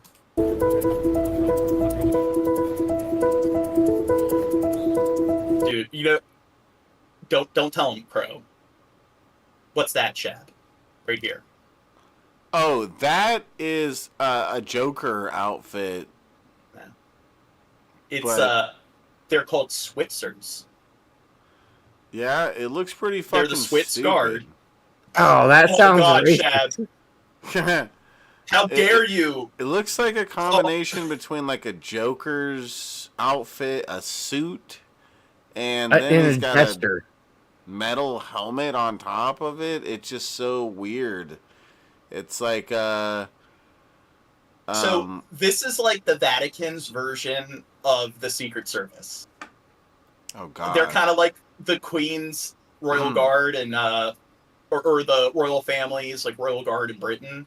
So yeah, they to be fair, they have been the organization behind protecting the Pope for the last several hundred years. But maybe there should be an upgrade when it comes to their uniform. It's almost like an appeal to tradition is kind of retarded. It looks really stupid, and it doesn't seem like it would be as functional as other clothing, and that matters when you're trying to protect someone's life. So I don't know, but maybe I'm wrong. Maybe the functionality is through the roof. They probably have other like agents and stuff that guard the Pope, that wear something. Stuff. Yeah, a lot of this is more of a tourist thing because the Vatican City, it's like it's in Italy, so only like 80 people live in the fucking Vatican City. So most of it is kind of just a tourist attraction, and it's just kind of like the a temporary estate for whoever the Pope is. And it's similar to how like the royal family in Britain, they're mostly kind of like a tourist attraction, and the Royal Guard, where they wear the large, like I guess, bear fur hats and so forth. Yeah, they're kind of just there for show. And I know the London police, there's a special like section of their police department that are kind of like the Secret Service. They're specially trained to guard like the royal family and so forth. So yeah, it would be funny if one of the members of the royal family went out to like visit another country, and they literally had the Royal Guard with them. They're there with like the earpieces, like you see with the Secret Service, but they had their giant like bear fur hats and their musket rifles. Oh, yeah. Or not even. I know they actually have modern firearms, which is weird because if you're gonna upgrade the firearms that they use, why not upgrade the uniform as well?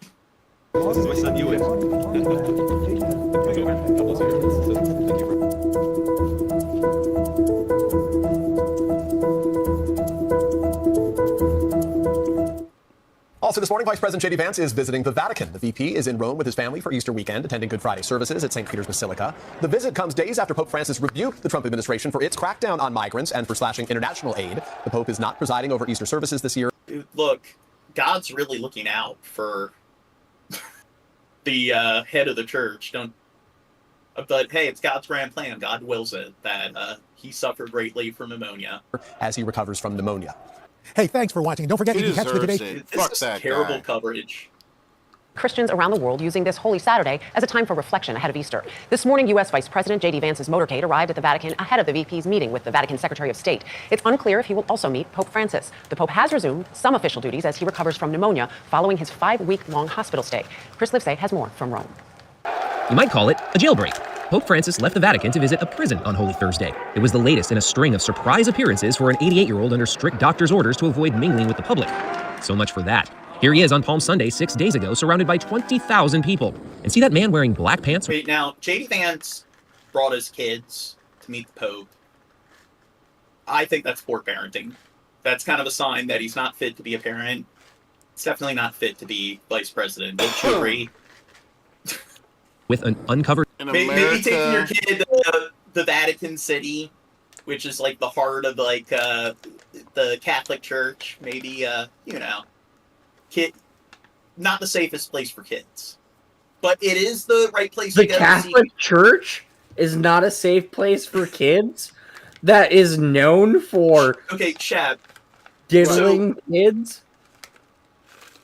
Do you know what country the Vatican City is part of? Don't tell him, bro. Can you give me 4 choices, and I'll tell you which one is correct? No. It's not Japan. If you gave me 4 choices, I'd be able to say it. I don't recall what it's called. It's the Vatican City. It's its own country. It's one of the last city-states, and it's the smallest country in terms of population. And I believe there are 0 permanent residents in the Vatican City, because all of them are just technically temporary residents. And but because it is its own sovereign country, did you know that when there's a big crackdown on the Catholic Church in the early 2000s because of a lot of those priests doing a bunch of no-no stuff, a bunch of diddling? Yeah. Did you know that a lot of them fled to the Vatican City? And the Pope at the time, the Catholic Church at the time, gave them all asylum in the Vatican? That's justice. Dude, Catholicism, I mean, and Christianity, it is the way if you want to live in a world full of peace. Head and a poncho draped over his shoulders. That's the whole It is the way, like a Mandalorian. God wills it. Last week, the Pope was certainly saying, I'm fit enough. If God didn't want those kids to be subjected to that kind of cruelty, God wouldn't have allowed it to happen. He did allow it to happen, therefore God willed it. And if God wanted those priests to be held accountable, he would have willed it. So the fact that he allowed them to get off in more ways than one by seeking asylum in the Vatican, you know what? It's planned. I'm good enough. I'm talking. The guys in the I chat's right. This from There, you look like you do work at GameStop. I wasn't good enough for GameStop, all right? I worked at AT&T instead. I fucking biffed the interview with GameStop. I don't know what it is they didn't like. Dude, me. I wonder, a lot of these people talking shit behind like a text call, I wonder what they look like, because it's just, I think all four of us look like some average looking dudes. So it's just, I like how they want to come in and be like, yeah, I bet you're this, I bet you're that. It's just, what do you look like? I mean, the people you hang out with and everything, I don't know. It's, it seems like you think that a very general average appearance equates to just being a failure. So maybe they're projecting, and maybe it's because pretty much everyone they surround themselves with, their friends and family, are all the kind of people that peak working at a 7-Eleven. Man who many had taken for dead just a few weeks ago. I mean, what does that say about Pope Francis? Pope Francis is I think like I'm being a bit too mean there, job shaming. I don't know, dude. Well, I don't know. It's the same couple people here you tell you got titties. Mind lives. He bounces back. He has enormous fortitude. He has enormous perseverance. But he wants to be one with the people. It was only last month. Somebody says that we're all above the average. Don't humble brag. Jeez. I don't know. Maybe I am humble bragging. Everyone's calling me out on it.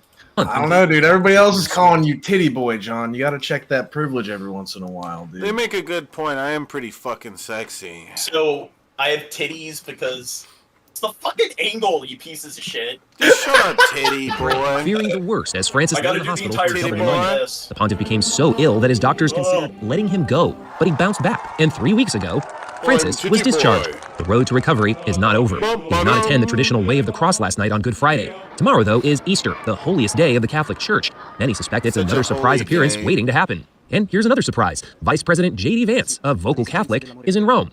Yesterday, he attended a Good Friday prayer service in St. Peter's and also met with Italian Prime Minister Giorgia Meloni, a political ally who was at the White Yeah, I gotta stop taking those hormone pills. I mean, yeah. House 2 days ago. All I it's unintended to get all the titties. sharing a belief in tougher border controls. Francis, the world's most visible champion of migrants, your has transition is going pretty well, Gene. I don't know why You're I'm thinking of looking this. cute. Who's the character from Fight Club? We can't speak of that. We can't speak of that, Gene. What are you talking about? Never heard of it. Fight Club. barred the Vance. There's no official plan for the The Trump administration is cracking down on student visas with reports. Oh, are you talking about Meatloaf? Two area college campuses.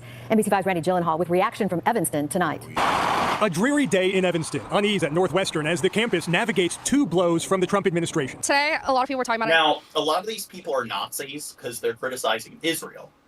And unlike every other country on the planet, where that country doesn't equate to the religion or the race of the people of said country, in Israel, you're automatically anti-Semitic if you criticize that country and its government's policy and the actions of their military. So yeah, you automatically hate Jewish people if you criticize Israel at all.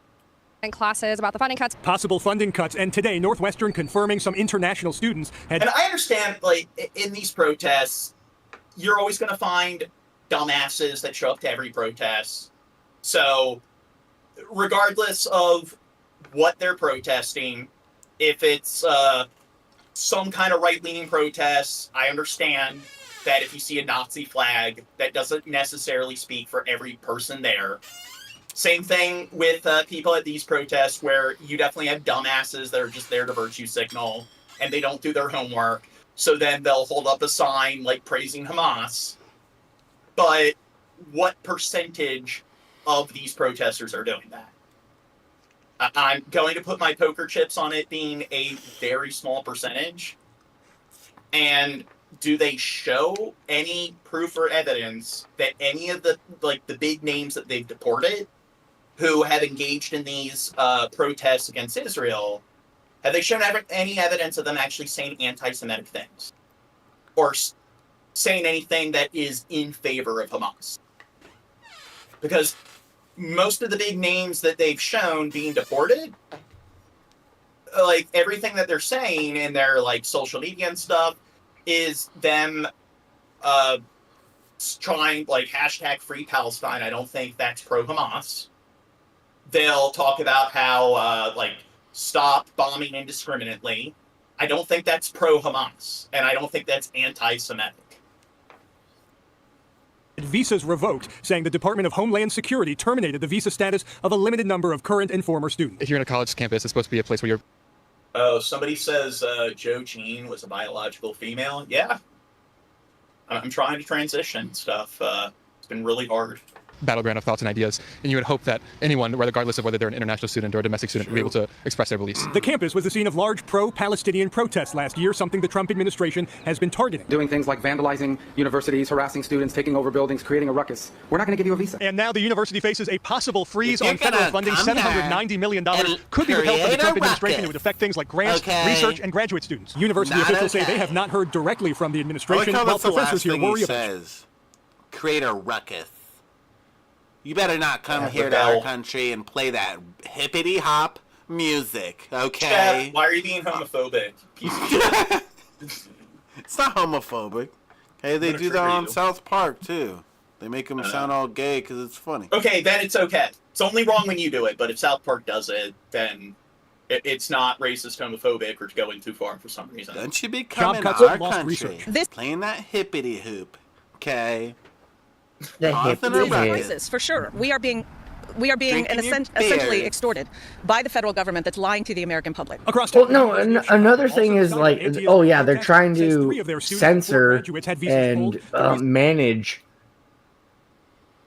universities, and so they're already fucking going after media centers or like free press, whatnot.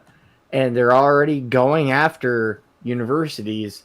How is this not, authoritarian? How you have to teach this in this college. You don't want to do it? You don't want to do it? Well, we're going to cut funding.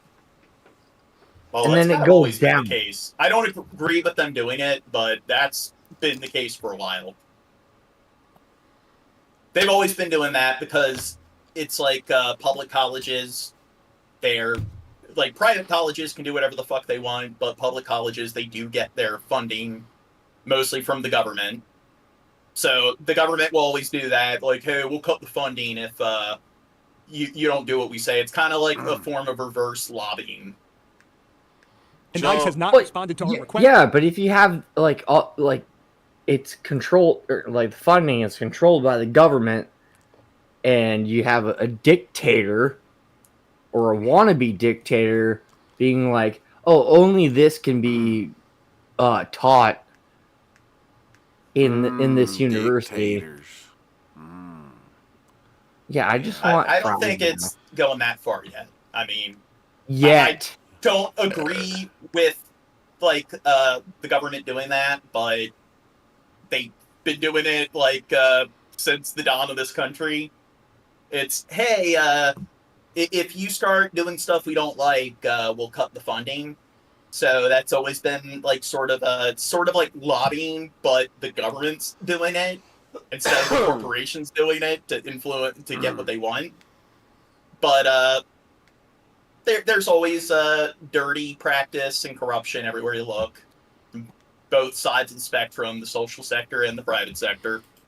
As immigration attorneys are fielding frantic phone calls. I'm not even sure yet how to advise my clients. I've had a couple of calls. Nationwide, dozens of schools reporting similar visa trouble. Those students would be forced to leave the country. Randy Gyllenhaal, NBC5 News. Federal agents on Monday detained pro-Palestinian activist Mohsen Madawi, who was involved in protests at Columbia University last year. His lawyers say he was taken into custody as he arrived for a I'm citizenship scared. interview They're in not Vermont. going to take away my credit card, are Here's they? the thing. His skin is brown. But that's true. He doesn't have a hat and doesn't have case closed. So, His no. skin is brown. Case closed. No. Okay, we don't need It's to go okay to any have brown further. skin, you just can't have a hat and tattoos because then that means you're a gang member. The skin is When David good Gordon's enough, arrest, he spoke to Gene. CBS News Okay, correspondent Lily Luciano. What do you want people to hear You from had you? me at brown skin. Okay, arrest that man. Arrest Yeah, we can that make man. a corporate out of it. Well, here's the Throw thing. him into prison. People keep having kids with non-white people, so because Disgusting, of that, right? That's what I was thinking. their kids are being born non-white. So if this keeps happening, we won't have any white people left, and that's Right. That's terrible. It's almost like if you're I don't not wanna racist, be the you don't fucking minority. care about race. You I shouldn't don't give a want to be fuck. the minority, It shouldn't matter. Gene. I want people to know that my compassion. I'm not extended supposed to be the beyond minority, the- Gene. Brown people are. This is all getting fucked up now. Yeah, let's totally forget about the brown people that we stole all here's the the fucking land No. of this country. But here's the thing. They always bitch about how minorities get away with everything, do whatever they want. So maybe they shouldn't give a fuck if that happens, because then they get to be the minority. And then they can, based on their logic, they can get away with everything, and they can do whatever they want. So I don't know why they're so concerned. Palestinian people. My compassion is also for the Jewish people and for the Israelis as well. The Oh my God, what a Nazi. accusation that the pro-Palestine movement at Columbia was anti-Semitic is a false accusation. And Lily Luciano joined. So there we go. He's claiming that he's critical of both sides, and he wants peace, and he just doesn't want these war crimes to be happening. That equals being pro-Hamas, and that equals being anti-Semitic. So, God, what a piece of shit. We got to deport this Nazi. Joined us now, Lilia. Who? And here's the thing. I think it's funny how it's just the right wing media. It's Fox News and the Christian Broadcasting Network exclusively that are going out of their way to defend everything the IDF is doing. And I think it's where, if it wasn't for the case that Israel is like this Western foothold that we have in the Middle East, I think a lot of these people would be anti-Semitic if that wasn't the case. The only reason why they don't hate Jewish people all of a sudden is because, it kind of gives them more of, I guess, a crutch to hate on all those brown people in that part of the world. And don't you honestly think that a lot of people that pander to Israel, it is because they see Israelis as white? Yeah, I would agree that yes, there's definitely a percentage of people an in-group, out there. out-group bias at Yeah. play where the people are more eager to take the sides of the people who look like them. And not only that, I drive past churches out here in the middle of bumfuck nowhere who have nothing to do, who probably don't know a goddamn thing about what's actually happening in Palestine or Israel, who say, God save Israel, I think the main factor is religion. Yeah, I and a think lot it of helps. people. Yeah, sorry.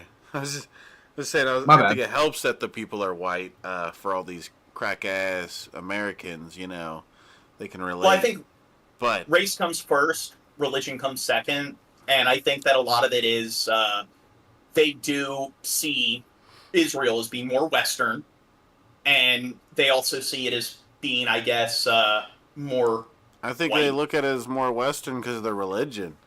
I think it's the religious aspect of it that's the main it's not driver just- to it. I don't think it's just religion. It's like Israel was a state that was established just several decades ago, and it is sort of most of the Jewish population came from Europe, so it's kind of like a little carved out Western sort of foothold in that region. And I Yeah. think that they just like that sort of Western foothold. I think it's more about that than actual religion. You know, Gene, I don't mean to divert to something different here, but the guy in the chat makes a good point. You do look like a Columbine kid. Yeah, exactly. At least you agree. At least you agree, Gene. You're like, yeah, I look in the mirror and I see that. Yeah, try the So ball what makes cap. me look like a Columbine kid? It's the beanie, really. It's the hair and the beanie. The beanie pulled down. That's it, John. They just think all white people look the same. Yeah, what the fuck, you I'm a racist. white dude with a beanie and long hair. Therefore, it's like a school shooter. No, dude. With a name like if you Total have Arthur, to he have- has got to be white. And tattoos and brown skin, you're automatically an MS-13 gangster. That's how it works. When you spoke to him. Well, Muslim Badawi What a is toxic a group. Palestinian-born- You get it. Oh, You yeah. get Why it. are we toxic? Let us know. Is it us? We Is don't it want the to offend chat? people. Is it both? I think it's Drunken Crow. He's not talking enough. U.S. you permanent little legal toxic He's resident. offended me the bitch. most. In the US for This 10 guy, he's Yeah. the most Fuck you, offensive guy. Drunken Five of them. He was a Wait, you haven't heard the fucking Britney Spears song? Don't you know that you're toxic? Oh my god, shut up. What a dork. Good one. The fact that you knew the lyrics of a Britney Spears song. He got like two. He knew 3 words. He still has that on his playlist, okay? Oh my god. What? He loves that. Come song. on. Cancel Pro. That's the thing that I'm triggered by the That's most. We're gonna have No, to get that's rid of Pro bullshit. here. Don't you know that you're toxic? Okay, people are like arguing over your race, Crow. Are you Asian? What are you? You're dude? definitely white. The fact that you brought up Britney Spears and you actually can name one of her No. songs and you know the lyrics. I'm Mongolian. I'm Mongolian. Oh my god, now we're gonna have to cancel him. You're a racist. Turning now to the Trump administration's Indian crackdown on to college me. campus protests. Bill Hicks, like, it was a popular song. Maybe it was. I just don't pay attention to. Gene was a bunch. busy listening to opera while that song was No, popular. I'm busy not paying attention to like teen pop. I don't know music. what's going on out there. Most in the 'cause I have galley. opera in my house. Okay, go on, Gene. I'm sorry. We'll get Chad being homophobic again. So I'm it's feminine. You're being a homo. I mean, Wait, a homophobe. so you're saying whatever. It's feminine to not pay attention to I never said any of those words. teen Gene. girl pop music. Stop putting things in my mouth, Jane, without my consent. A green card Okay, holder I was did not arrested say that. earlier this week. Okay, back on topic. We're all derailed. In Vermont. Sorry. He was among the students who led protests at Columbia University against the war in Gaza. While he is not charged with any crime, the administration wants him deported. Why? They say he undermines U.S. foreign policy. Lilia Luciano was the only reporter to sit down with Madawi the night before he was detained. Exactly. And she was there when federal Like agents everybody took him- doubted Jane, and then one day the word genocide is going to be repronounced. Everybody's going to start pronouncing it genocide after the reign of Gene comes down on this world. Dude, you thought Trump was going to Yeah. make America a dictatorship. Wait until I'm of age to run. Yeah. And yeah, you Wait thought until all he's those other of guys age were and not bad. related. Mao, Stalin, Hitler, Pol Pot. Wait until Gene Morgan becomes president. Put them in the camps. In the camps they go. Away. I'm Gene. We're on our way to meet up with Mohsen Madawi, who has been in hiding for weeks, and he fears that the administration. Yeah, I'm gonna be like, anybody. He's gonna make it like illegal to not read books. If you ain't read a book in the last week, you're going to the fucking camps, bitch. Well, not that. I don't care if people don't read, but I'll just give people a literacy test, and then if they fail You the don't know test, the difference then between YOUR and YOU''RE? To the camps. To the camps with put them them. in the chamber. Don't you even know the The historical? unalive chamber. The unalive Don't you- Minecraft chamber. We met most. Don't you even understand the historical context of literacy tests, John? You just want fair to point. throw that around willy nilly, John. Yeah, fuck I'm you, Gene. anti-literacy Racist. test, John. Sunday, where he had been. I don't know. IQ, that seems like too obvious. I need another one. I don't know. I'll test their theory of mind. If their theory of mind's too low or whatever, then Dude, how about just give them the square peg, the star peg? See if they can put the right shape through the right hole. Give them one of those. to Yeah, help solve give the the world's gays the obesity peg. epidemic, this is what I'll do. People can survive months without food, something a lot of people don't know. I'll create just some small confinement area, some like cinder block room that's just 5 feet by 5 feet by 5 feet, and just put them in there for a few months. They'll lose all the weight. They'll be scared to go back to the dark room. And then I'll have a government agency that will make sure that they don't gain the weight again. And if they start putting on the pounds, they'll break their legs. And somebody get RFK on the phone right now. There you go.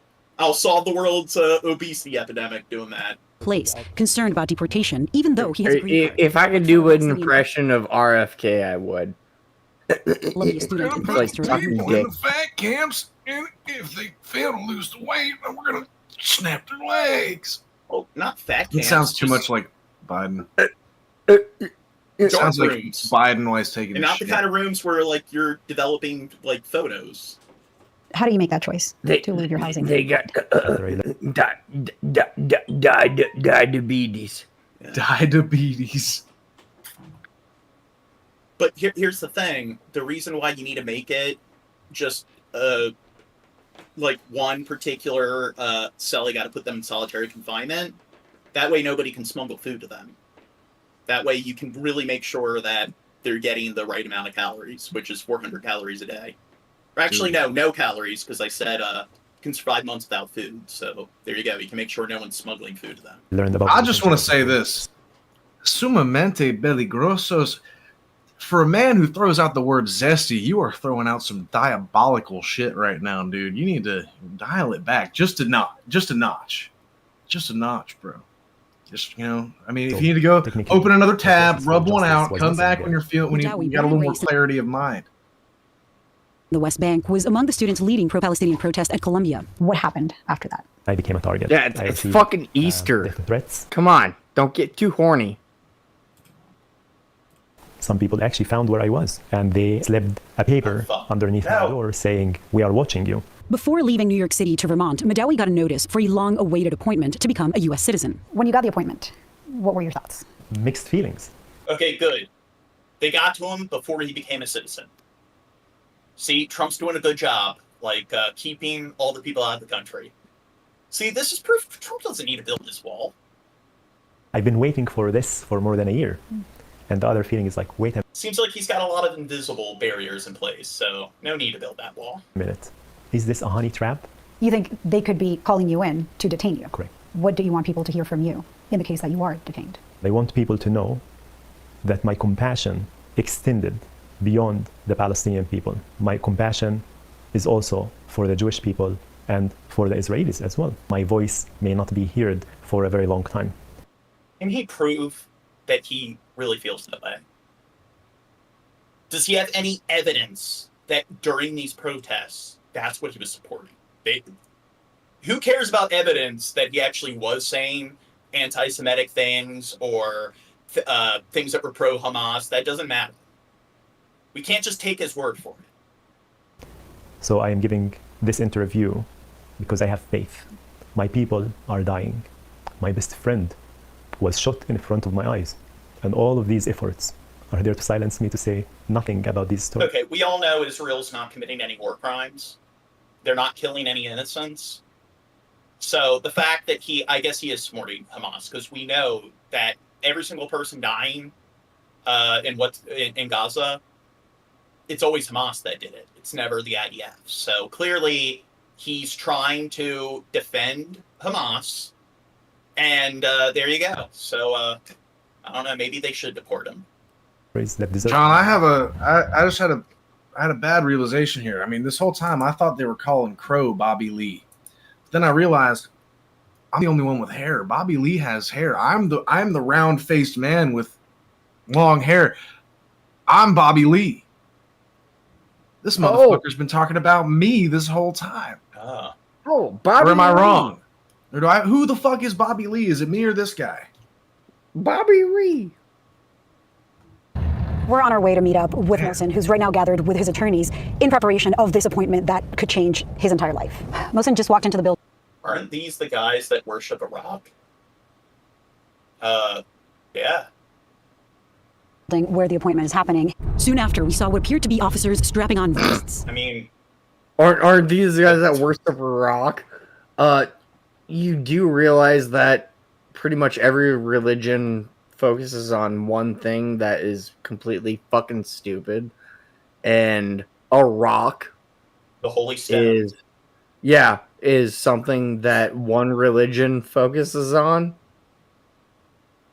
Yeah, so I don't know, maybe they mention it's like our religion's all about like doing blow and stuff, so it's a certain type of rock. So see, when you're reading the scripture of our faith, it's figurative. You're not supposed to interpret literally. So when it says rock, it's not what you would initially think. Don't you understand that with religion, you're not supposed to take anything at face value? Everything is just figurative and it means whatever you want it to mean? This is ICE. All of those trucks were ICE. An hour later, Madawi was let out in handcuffs. He was set to graduate next month. The new religion, or the new Jesus, was a chicken jockey. Okay, let's stop derailing it. Mohsen Madawi's lawyers have filed a petition challenging the legality. From flight reservations to resorts and restaurants, the travel industry has gone from predicting a record-breaking 2025 to warning of a big slowdown. Before the tariff pause today, the CEO of Delta Airlines said air travel has stalled both leisure. Okay, so do you think that's going to affect the economy? So here's something you can blame on the Trump administration.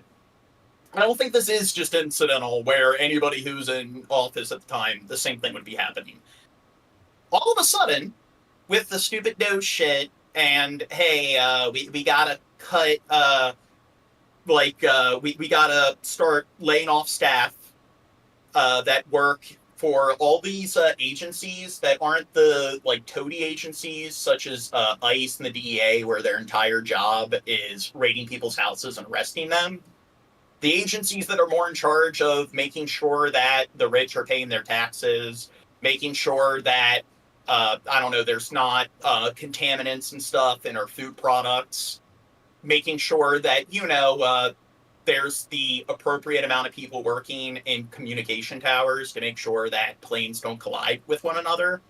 It's kind of odd that, all these agencies that are in charge of, policing more of the private sector, why is that, why are those the ones that are targeted by layoffs? Because,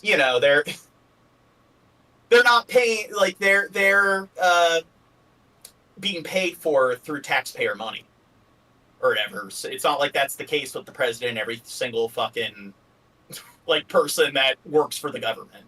And those areas are unnecessary. We really need ICE because deporting immigrants, that's clearly important. But making sure that our food is safe to consume and that it's being properly regulated and stuff, that doesn't matter. Making sure the rich are paying their fair share, that doesn't matter. Regulating commercial airliners, that doesn't fucking matter. And corporate. I think everyone's being prepared for uncertainty. If that continues and we don't get resolution soon, we will probably end up in a recession. Ed Bastian's warning comes as foreign fake news. Visitors are canceling trips to the U.S., down nearly 12% in March compared to a year ago. Air travel from Mexico down 23% after President Trump slapped. Okay, so it's not just because people are scared to fly, because there's been far the number of aerial vehicular collisions or airliners crashing and so forth has skyrocketed since Trump's been in office. So people are scared to fly, and of course that's going to fuck up the economy.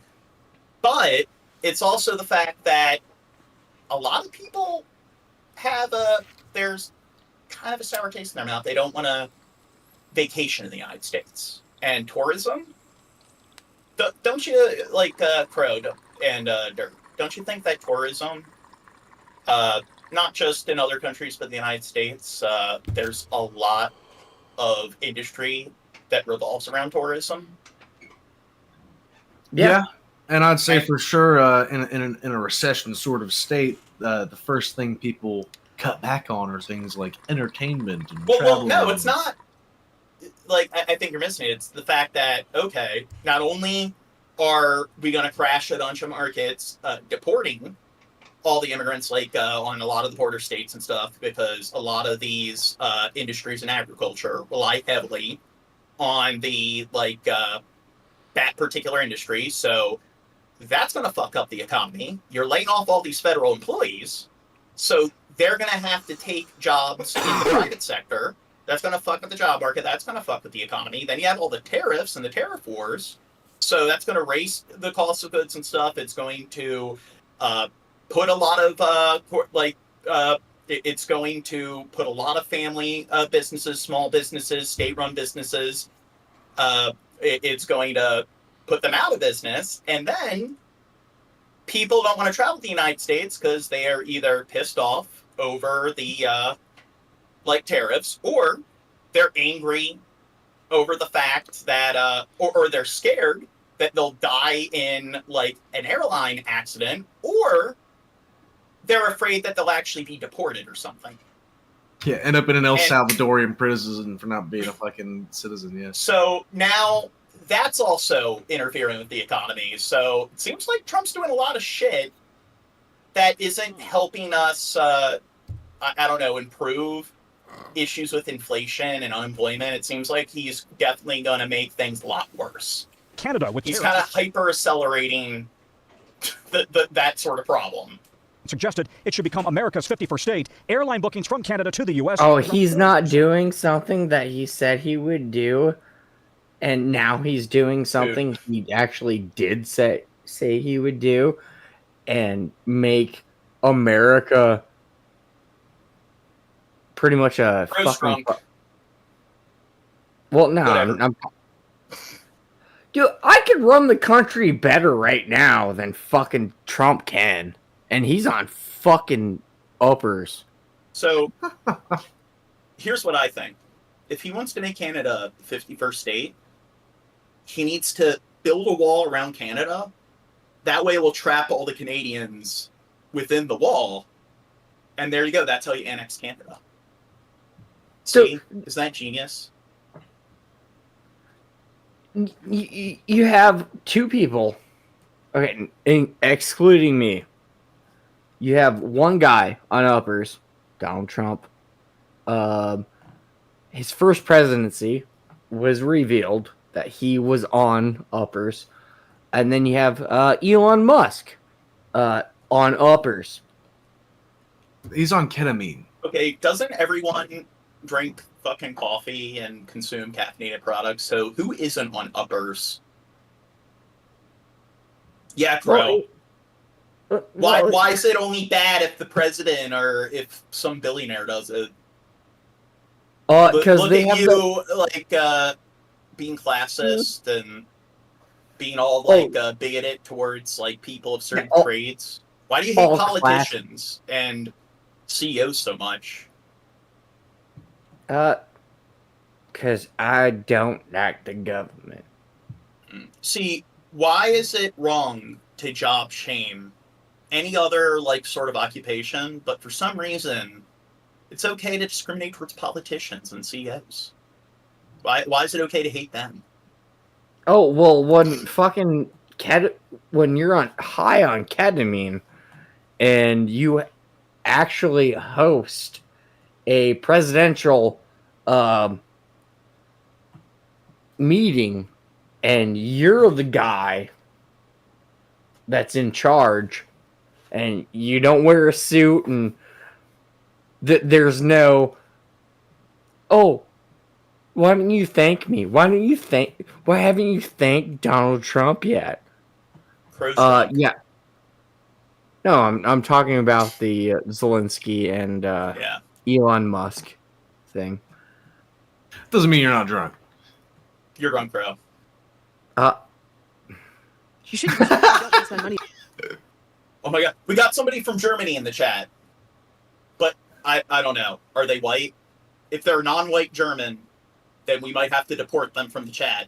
Oh man, Trump knows best. Down there, Ian Urquhart, a retired Canadian professor, lost $500 when he and his wife canceled a trip to Vegas for a Coldplay concert. But I'm glad that we actually have some non-American in the chat, because there's a 99% chance that if you are from America and you're in our chat, that you're a dumb fuck sort of Trump-tard. So, yes.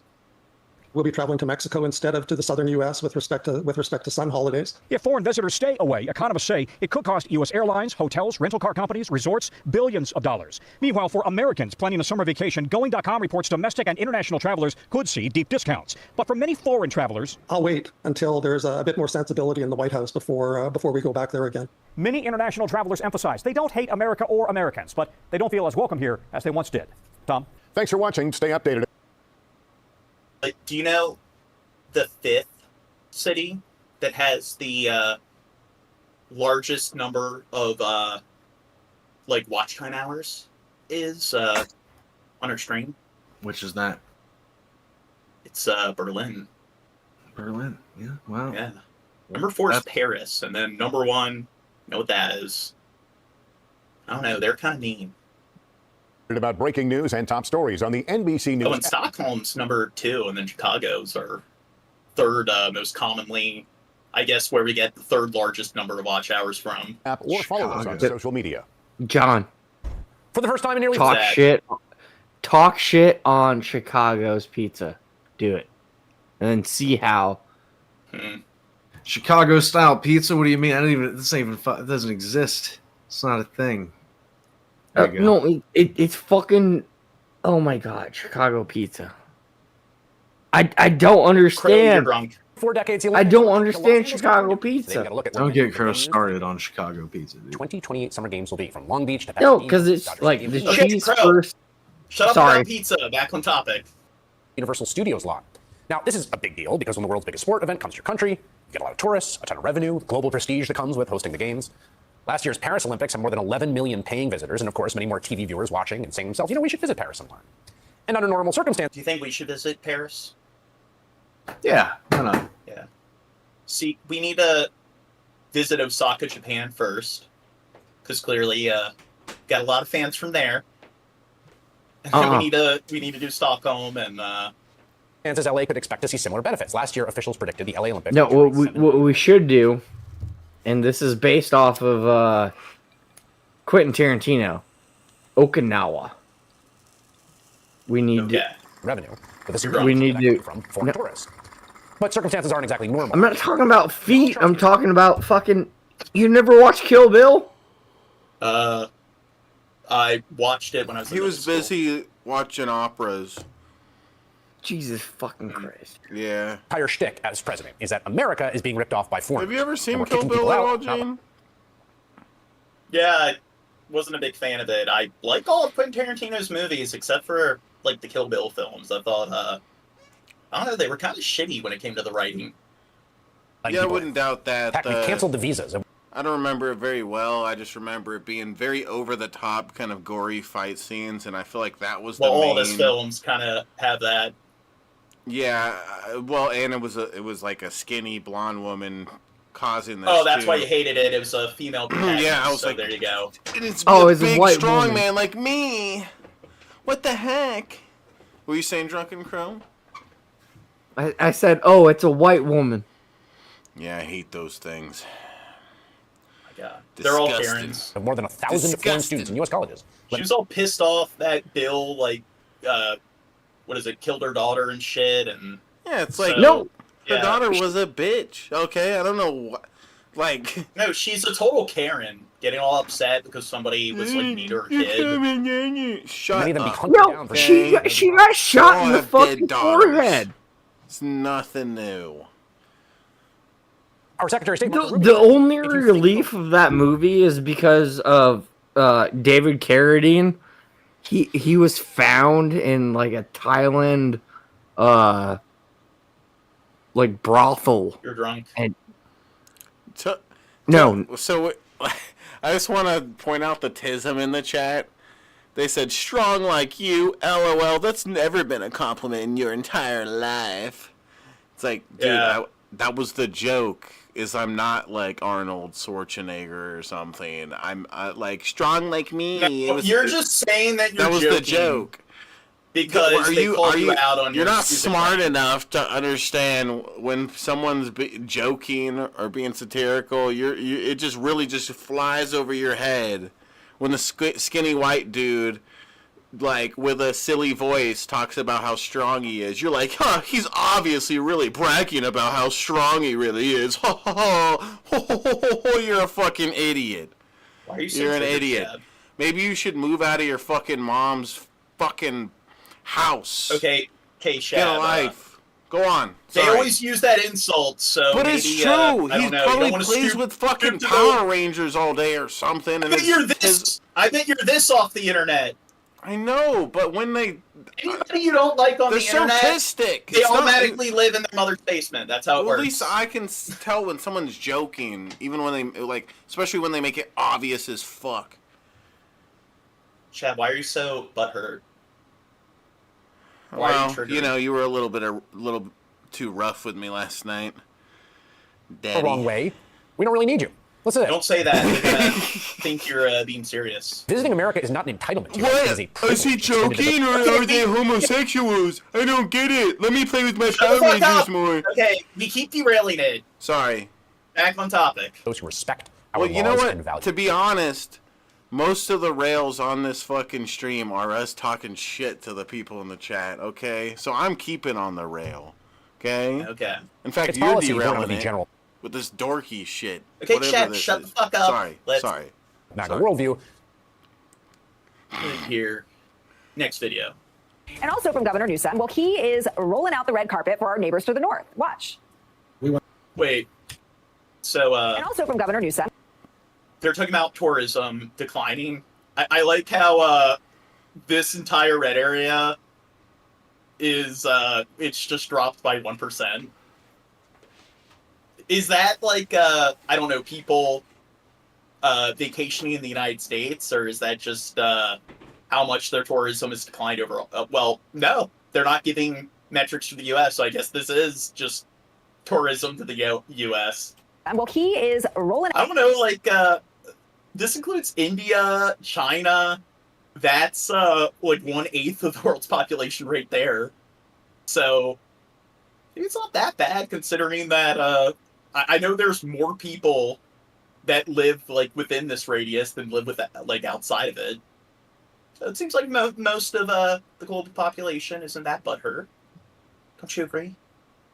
They're still coming. North. Watch. We want to make sure The we send a message. Indian guy that's trying to steal my social security number. bro. Up north to come to a state where 2 million Canadians visited last year. Come I'm saying bad because you're derailing it again. Bad. a state No. where Not because of for everybody. the other Visit California. Okay, the governor's invitation comes as the U.S. is tracking a big drop in tourism from around the world. Take a look at this. Travel from Canada and Mexico was down double digits in March. We're also seeing fewer visitors from Western Europe, Central and South Asia, South America, I should say, Asia, Africa, even Australia. Do you think it's a mistake on the display? Because it's hard to believe that it's just a 1% drop in such a large region of the planet. Like you said, there's a lot of people in that area. So, I mean, a lot of people. 1% is still a fuck ton of people with that many countries lumped into one. Yeah, and they're not going anywhere. Big drop. On the flip side, I wouldn't though, think. more Americans.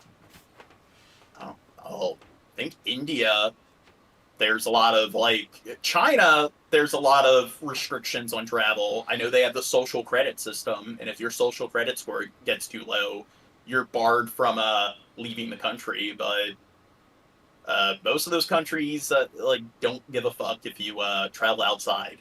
I just want to say, look at this shit, dude. I'm calling bullshit. 42% of Americans don't have the funds to consider relocating out of the United States. How the fuck are they going to do agree that? with that. Yeah, So, but but it there's says- a bunch of people that say that bullshit. Yeah, What yeah. is Like, this oh, all yeah, about? I'm considering it. How are you gonna fucking do it? You're here with the Yeah, rest like, of us poor people. There who was a can't bunch fucking- of people saying if Hillary became president, they were going to move to Canada. They do it every election. Yeah. Every election, Yeah. a bunch of people get butthurt Yeah. and claim they're gonna. But they like, won't move to Canada. They're not going to move to Canada. Just like these 42%, it's probably only like 5% that would actually seriously do it. The rest of them are just fucking They're just saying it because they hate. Yeah. They hate when the Obama problems going won on. their second presidency against Romney, all these people were talking about moving to Canada, which is funny because it's a much more, I guess, left-leaning country than the United States. And then, when Hillary won or lost, everyone was talking about like moving to Canada. So it pretty much happens every election cycle. Moving abroad, that's according to a recent Harris poll, 42% have already considered or plan to consider and relocate outside the U.S. The top expat destination, you guessed it. Do you want to move to Canada? Because I do, and I am. I just moved to Toronto, Canada, from Raleigh, North Carolina. I've looked into moving to Canada. That's on me. You're too poor. You're not allowed. And that's why even consider it. You're not even allowed to think about it, according to Shab. Immigration process starts. Is that what I said? Yeah. Sorry. I didn't mean to say that, I guess. It was an accident. Finally talk about it. Timmy said he'd take me in. They don't want a bunch of poor, foreigners from the South moving to their country. These people are lying. Sure do. To Canada. I don't know. Look at how stupid Americans are overall. We're Trump won the popular vote, Jane. So I don't know. Maybe these are a bunch of libtard Canadians wanting all those desperate Americans to be crossing their borders. Yes, Canada. So, Jordan. What's that? Dr. Hisham Jaju, Professor of Hospitality and Tourism at USC. Professor, welcome. Thank you. Let's start with the tourism trick. At first, at 11. I don't know. Jordan Peterson, he's from Canada. And Canada's the same country behind Tayo and Justin Bieber. So I don't know if I want to associate with Canada. Speaking of Caillou. I think Trump is bad. Jordan Peterson and Bieber. That's a million times worse. Right here on NBC 10 Boston, a real estate attorney, an American citizen returning from Canada, says that he was detained. Jordan Peterson will cry and tell you, And I'm Colton Bradford. Now, that New Hampshire man says he was traveling back from a quick family trip on Sunday when this happened. He spoke exclusively to our Jericho Tran about his experience. Jericho's joining us live right now with what he had to say. Jericho? You gotta clean your room. Yeah, well, Bashir Attallah tells me that he's been a U.S. citizen for over 10 Oh. Not, what is it? Gorgo or Goro? Beats the fuck out of me, John. Google it. See how it's pronounced. What is it? Says, if I were an American, I don't think I would consider moving to Canada. The economy there is pretty shit now. Oh, so are they saying that America's economy is good? Well, I think it's going to go to shit. The United States does have the largest economy on the planet, but the problem is that the way the economy is measured with GDP, the larger your population is, you definitely have an advantage because that's more people working and more people contributing to the GDP.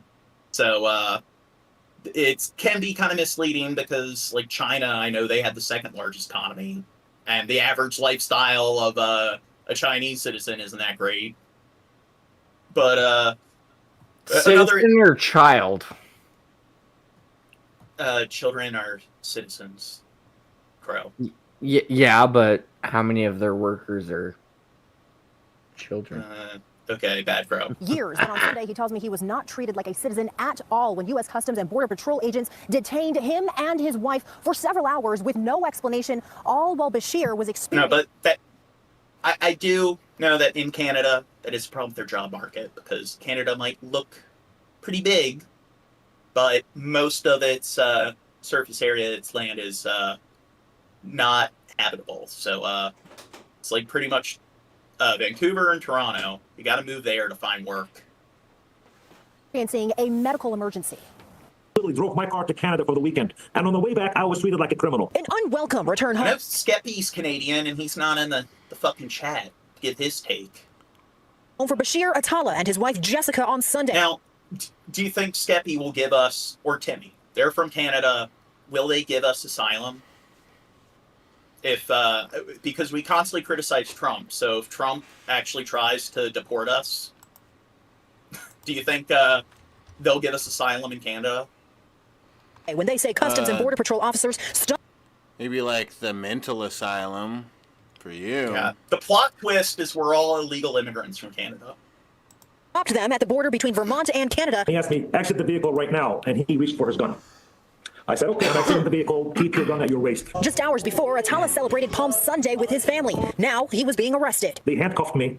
They twisted my arm. It was like a shock for me. A real estate attorney, Atala says he's been an American citizen for over 10 years. He immediately started questioning why he was being detained. Even if you ask questions, they say we don't know, it's the government. Atala started to feel sick and requested medical attention. This report, filled out by an EMS team, determined Atala was experiencing high blood pressure and was at risk for a stroke. They say Atala needed further medical attention, which he refused after he says Border Patrol agents explained what they would do next. They're definitely going to escort me to the hospital and have an officer guard me and bring me back and start from zero. Atala says CBP agents requested to look into his email on his phone, which he denied them access to. Oh, so this privilege. white guy that has a brown name, brownish name. A brown name. It looks kind of Atala. His name is Atala. Yeah. He's a brown So name. That's one way to put it. That's definitely. Dude, aren't white people more pink than white? If his name was Kyle, he would have gotten through fucking whatever he was trying to do. Tyler. So I had to, under duress, give him permission to look through my email, through my privileged information, and he made me write a statement signed by me saying that I gave him permission. Oh, okay. Somebody said like pinky in the chat and everything, and that makes me. I'm going to show how much of a dork I am here. So, the Andorians in Star Trek Enterprise, when they came across like humans initially, they kept referring to them as pinky. To look through the email. Because they got pink skin. Yeah. And why does it say Asian people have yellow skin? I never got that. They don't look fucking yellow at all. Request. Atala says CBP agents called his sister Celine Atala, who is an immigration attorney. It started with the immigrants. It's coming to us Americans, and it's going to go after all of us. She looks more white than the last guy we saw. No, she's more pink than the last guy. No, well, yeah, that too. And, dude, what's with all the... I don't know. She got a Dolly pardon to get out of the country. People got to be more accurate with what color they associate it with. You're such a which race. Dolly Parton. 5 hours. What's that? You didn't even catch his dorky ass joke. Well, I didn't hear what he said because I wasn't paying attention. He said she got a Dolly Parton. To get out Atala of says that. he and his wife are released. They are now pursuing legal action. I really thought things would change after this administration. What is Dolly Parton and Britney Spears. I thought I was a dork for like referencing Star Trek. Oh no. Yeah, you're a fucking dork, drunken Things will change to the crow. better. Things actually change to the What, you gonna start mentioning Now I reached out next? Backstreet Boys or to the something? Department of Homeland Security and U.S. Customs and Border Patrol. They have not got back. I might fuck. In the air. Bashir needs to leave to Lebanon in just a couple Okay, of back on days. topic. He doesn't know what's going to happen. Today, the United States and Iran held their first talks on Tehran's nuclear threat since President Trump returned to office. A White House statement described the meeting between envoy Stephen Witkoff and Iran's foreign minister as... So, Chad, who was the president that came up with the Iran nuclear deal, nuclear weapons deal? George Bush? Evan James. Wait. Bill Clinton? Obama. Oh, Obama. Okay, never mind. That Yeah. was. Now, they can't have nuclear weapons. I mean, that just can't be allowed because, yeah. It's okay for Israel to have nuclear weapons. And it's okay for us to have them and Britain, France, and so forth. But if it's one of those countries that we don't like, then they should not be allowed to have nuclear weapons. Clearly, we need a giant stockpile of hundreds of nukes. But, God forbid it if a country has, 10 or 12 nukes as a deterrent. Very positive. But that's the thing, the United States and Russia, they have 90% of all the nuclear weapons out, of all the nukes out there. So, do you think that's a bit excessive? Because if it wasn't for the U.S. and Russia, we wouldn't have this notable threat of mutually assured destruction. We need to confiscate, the rest of the world needs to confiscate all the nukes from the US and Russia, and they need to evenly distribute it to all of the world's countries. Every country gets 20 nukes. How about that? The Vatican City gets 20 nukes, and Singapore. And constructive. CBS's Lee Canary reports. Straight off the plane from... Yeah, so not Taguru or hopefully I'm pronouncing their name right. They talked about, they're mentioning Israel stealing nukes from Africa. I think they tested their nukes in South Africa. I don't know if they stole them. I know that South Africa had like a nuclear weapon like sort of like program, but they ended up disbanding it. So I don't know exact. I think it's one of those things where a lot of the stuff is not proved 100%, so there's a lot of speculation. From his visit with Russia's Vladimir Putin, real estate billionaire Steve Witkoff, now President Trump's special envoy. But Israel claims they don't have nukes, in the same way they claim to have not been obstructing aid to Israel, or they claim to not be bombing indiscriminately, so therefore they must be telling the truth, because Israel has shown, their government has shown to be very honest. Leading the first talks between Iran and the United States in a decade. Diplomacy that came with a red line. I want Iran to be a wonderful, great, happy country, but they can't have a nuclear weapon. It was Trump who pulled out of a nuclear deal with Iran in 2015, signed by major world powers, including the U.S. After years of negotiating to limit Iran's nuclear... Dude, I completely forgot that today was going to be Easter when I scheduled this stream. Nuclear program. Trump said that Yeah, deal was you one-sided. should have put some bunny rabbits Instead, in the thumbnail. Yeah, because Easter, it's all about the bunny rabbits. Yeah, and chocolate After a eggs or maximum pressure whatever. campaign, hitting Iran's economy with devastating sanctions. Yeah, you know what? I think Christianity, in the same way, like Christmas is a pagan holiday and damn Christians stole it.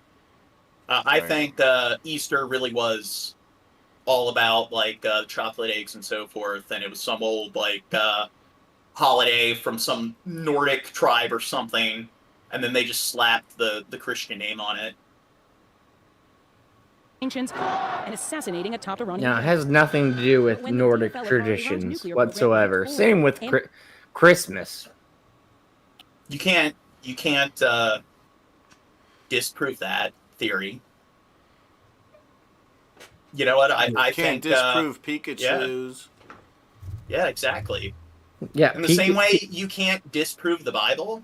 You can't disprove that it wasn't the rabbit cult society that lives in the tunnel to like the hollow Mars sort of city. Because if you look at the face on Mars, they saw Bigfoot on Mars. Like, we clearly have like satellite footage of that. So, you know, the like rock formation that looks like a face, like when the face opens, like in Futurama, you got the native Martians. The native Martians, they're really like, they look like rabbit people. Oh, John, is just hanging out on Mars. Yeah. Bigfoot's really a Martian, and the Easter rabbits are really Martians, and they're being held at Area 51. Whoa. Oh. Analysts believe they may soon. John, we're not going to shit on the Democratic Party or anything that actually makes fucking sense, are we? The Earth and Mars are really both hollow, but it's only Earth that's flat. Mars is round and spherical, but in Area 51, there's a tunnel that takes you to the opposite side of the hollow, like, disk Earth. Soon have enough. And every once in a while, all the Bigfoots that live on that side of the planet, they escape. They find their way up to like our side of the planet to try to warn us. That we don't keep all the immigrants from coming in the country, that the giant space laser that the Easter bunnies have, the Easter Martians have, they're gonna destroy our planet. Weapons grade uranium. So I've cracked the code. that hairy Easter bunny is actually Sasquatch. A pilgrim. Trump's hurry to deal with that threat comes as Iran is weakened by regional turmoil. Syria's Assad regime, a close ally, toppled. Hamas and Hezbollah crippled by Israel's war effort. The U.S. is bolstering its presence in the Middle East with missile defense systems, aircraft carriers, and stealth bombers. Iran's foreign minister... So, don't you think we're investing our money wisely? Don't you think it's definitely makes more sense to be giving all this aid and weaponry to Israel as opposed to Ukraine? I mean, if you're going to support a war abroad, I definitely think that Ukraine's more deserving of support than Israel. Yeah, I agree, but at the same time, I think we don't deserve health care because we're doing exactly... We're just investing in fucking military power, and people are just like, oh, why can't I go to the doctor for my, for a sore tooth? It's because we put so much fucking money into the goddamn military, and that's why you can't fix your fucking tooth. Hey, Crow, if we made healthcare a right and provide all Americans with universal health care, then we'd become a communist country. I mean, like, give an example of one country where universal health care has actually worked. Finland. Clearly, it's never happened. Clearly, there aren't any examples of countries out there where the quality of living and, like, you look at things like the happiness index and stuff, they tend to outperform the United States there. No. It's never happened at all or whatever. If you have universal health care, you're automatically communist because any ounce of socialism equals communism. Saturday. Lee Canary, CBS News, London. This morning, Iran and the United States are sitting down for a new round of talks on Iran's nuclear program. ABC's Marcus Moore is joining us now from Rome, where those meetings are taking place. Marcus, good morning. Wait, good morning. These talks are a continuation of the negotiations. Oh, so do you know about the Stuxnet virus? Sounds familiar. So they don't know exactly who was behind it, but in I guess decom and everything, cybersecurity and so forth, there's a thing known as a 0 day, and what it essentially is somebody finds an exploit in some kind of script, and it's called that because pretty much before the company that owns the software or whatever, before they're able to patch it up, because they have to know about it in order to actually patch it, that's the amount of time that people on the deep web and stuff can exploit it. And people will even sell, if they find a 0 day, they'll sell them on the dark web. And it's very rare for it to even have some kind of malware to have more than one 0 day, but then the Stuxnet virus had 4. And when all of these different cybersecurity companies came across it, it took them years to actually break down the entire program to determine what exactly all the different components are when it comes to its function. And the way it worked was it pretty much was designed to make its way to every single device and hardware that it possibly could. And there's a thing known as an air gap, where, do you know what that is? An air I gap? do not. Yeah, it's where it's not connected to the internet. So the only way to actually get the program on that sort of database or interface is you need to have access to that particular database. So think of it like you have a building, a facility, and it's got its own computer network, peer-to-peer network and so forth, but it's not connected online. So in order to hack, you need to get somebody needs direct access to it. So in order for malware to get on that network, the malware has to either it needs to get there. Yeah, it needs to get there through some kind of flash drive, external hardware. So the Stuxnet virus pretty much did nothing, and that's why they were so confused about it. Like, it's not really fucking with people's computers at all. So what ended up happening is it found its way onto the network in Iran's, the facility in Iran where they were doing their nuclear research, and it was programmed to the pylons and the generators that constantly rotate. It disrupted their rotation, and it pretty much it destroyed their the nuclear generators, and it was programmed to I guess disable itself. You know when? Years from now. The end of Obama's presidency. So, do you think maybe the Obama administration was behind it? Because it was programmed to terminate at the exact date of the end of his presidency, which I think is kind of foolish because no. It's his fault. His middle name is Hussein. We're talking about Makes Iran. sense. Yeah, but you're talking about Obama. Oh, never mind. Yeah, and we're talking about the Stuxnet virus. I know, I was listening. Sorry, John, I had to use the bathroom, Yeah. but I was listening. But yeah, so the Obama administration pretty much crippled their nuclear research program, and then after that, they encouraged them to sign on to the nuclear energy deal or whatever, and they are afraid that they'll develop nukes, and I don't know if they have any evidence that they'll actually develop nukes. Negotiations that took place last week in Oman. Officials indicated that those talks went well, and today's meeting here in Rome. Omani officials serving as mediators in the indirect talks led by U.S. Special Envoy Steve Witkoff and Iran's Foreign Minister Abbas Araghchi. Vice President Vance is also here in Italy, but not taking part in the meeting. As you know, the Trump administration is working to curb Iran's nuclear program. The UN says the country has accelerated its uranium enrichment closer to a level that would allow Iran to develop a nuclear weapon.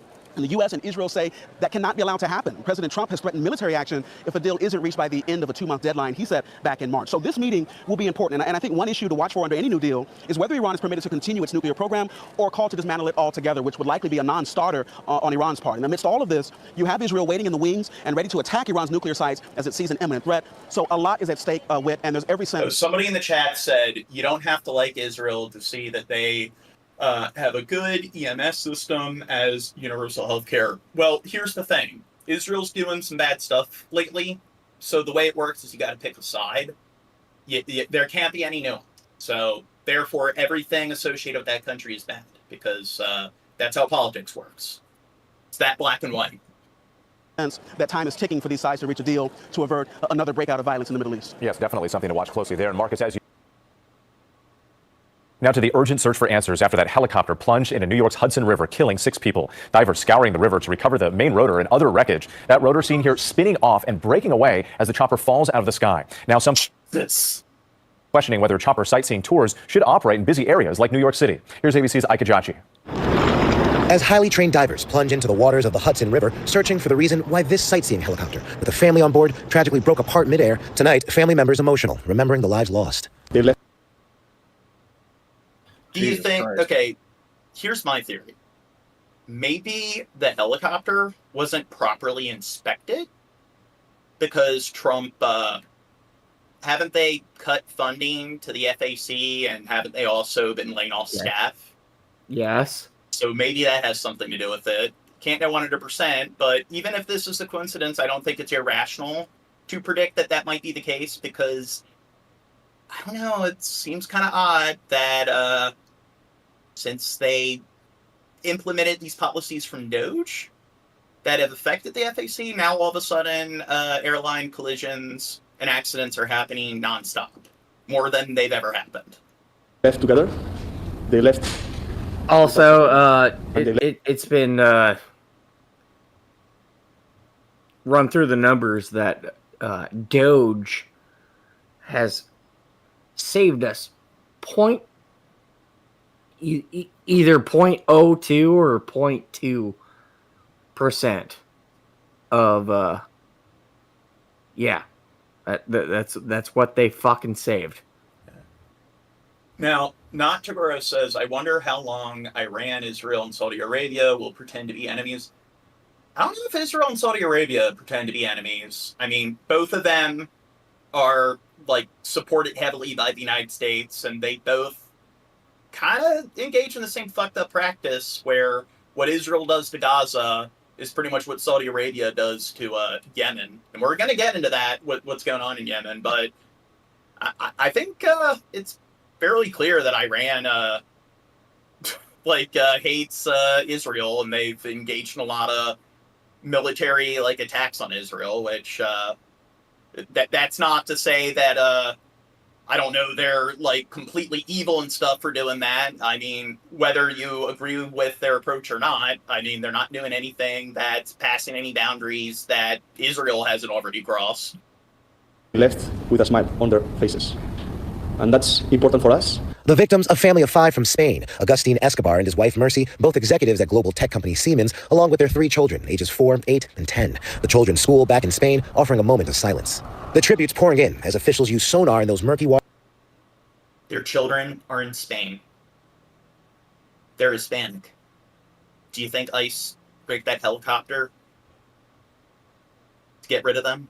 Shut the fuck up. They gave them the death penalty without trial. Waters to try and locate that main rotor, seen here spinning off as the Bell 206 chopper falls out of the sky. New video attained by ABC News showing the aircraft flying. Okay, so New York is a asylum city.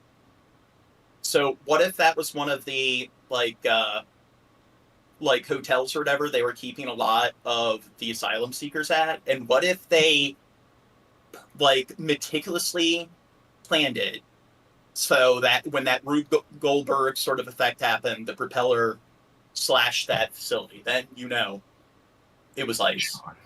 Trump's a lot smarter and a lot more intricate than you think. Flying along the New Jersey side of the Hudson River before it disappeared. What's that? Shut the fuck up. Behind this high-rise. Moments later, pieces of the tail rotor flying off. Federal investigators already conducting wreckage exams on the engine, but now zeroing in on those rotor blades. Remember Sully, the pilot, where he...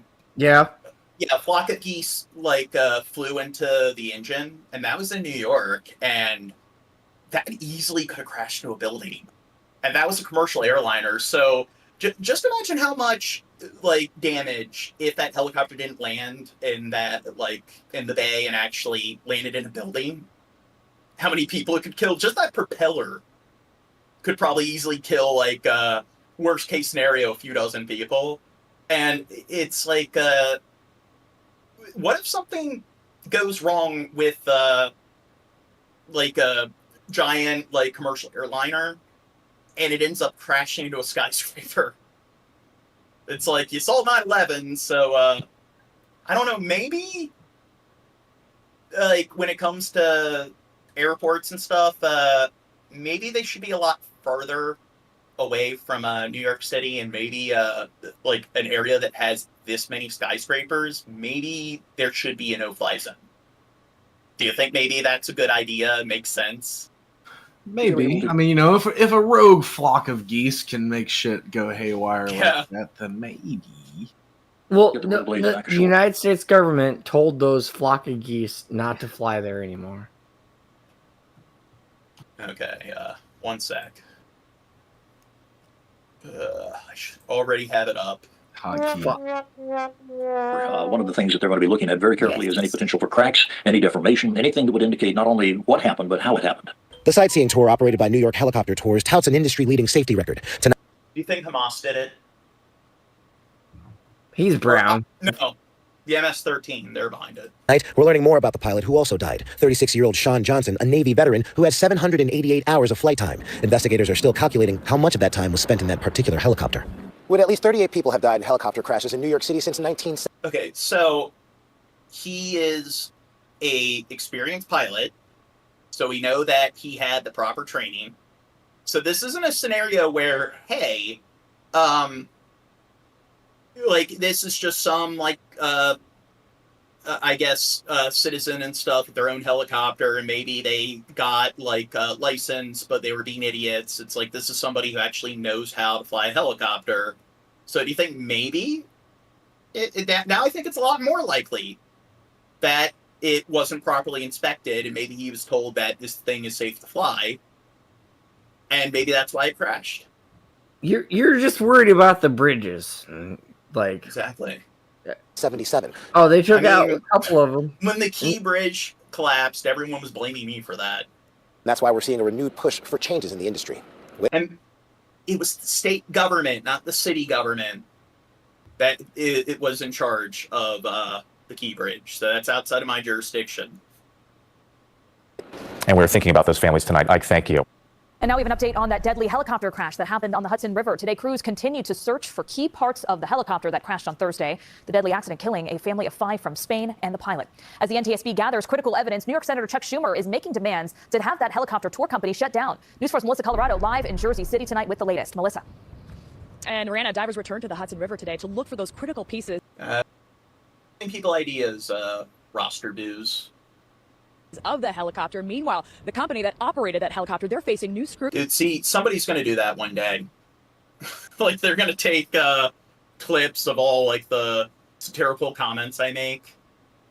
And then it's going to be, like, people are going to think I'm this, like, giant racist and, like, bigot and stuff. They're going to think I'm, like, one of the most far-right YouTubers imaginable. You'll never work in politics, John, that's for sure. Exactly. Scrutiny. Senator Chuck Schumer is calling on the FAA to... Well, people already do it because you know who. They keep making clips that and share them around, which shows that they have no life. That they watch my fucking streams.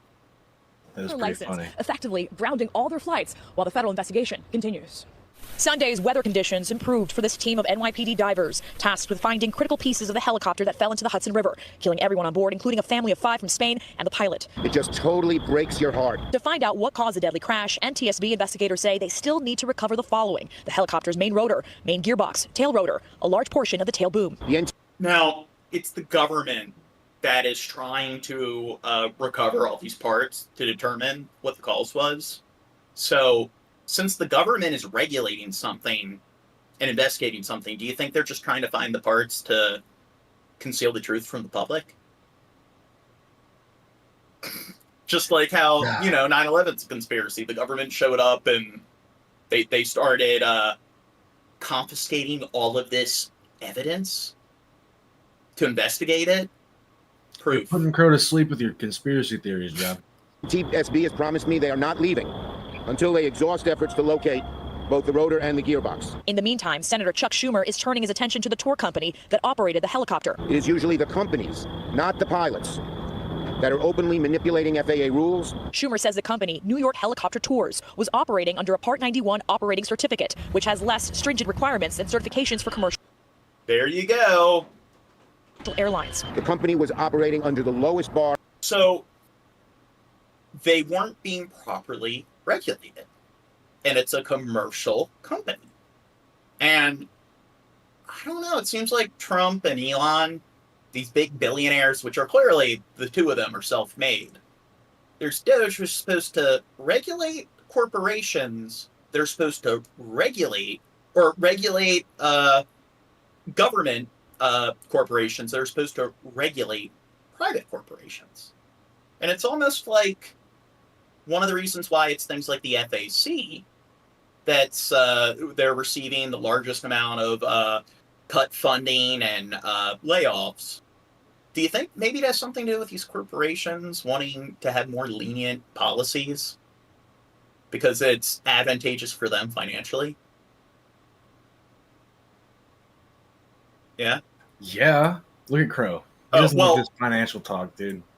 That's a ridiculous theory. I mean, corporations lobbying the government for more lenient, like restrictions and policies because it's more that their benefit is they can make more money.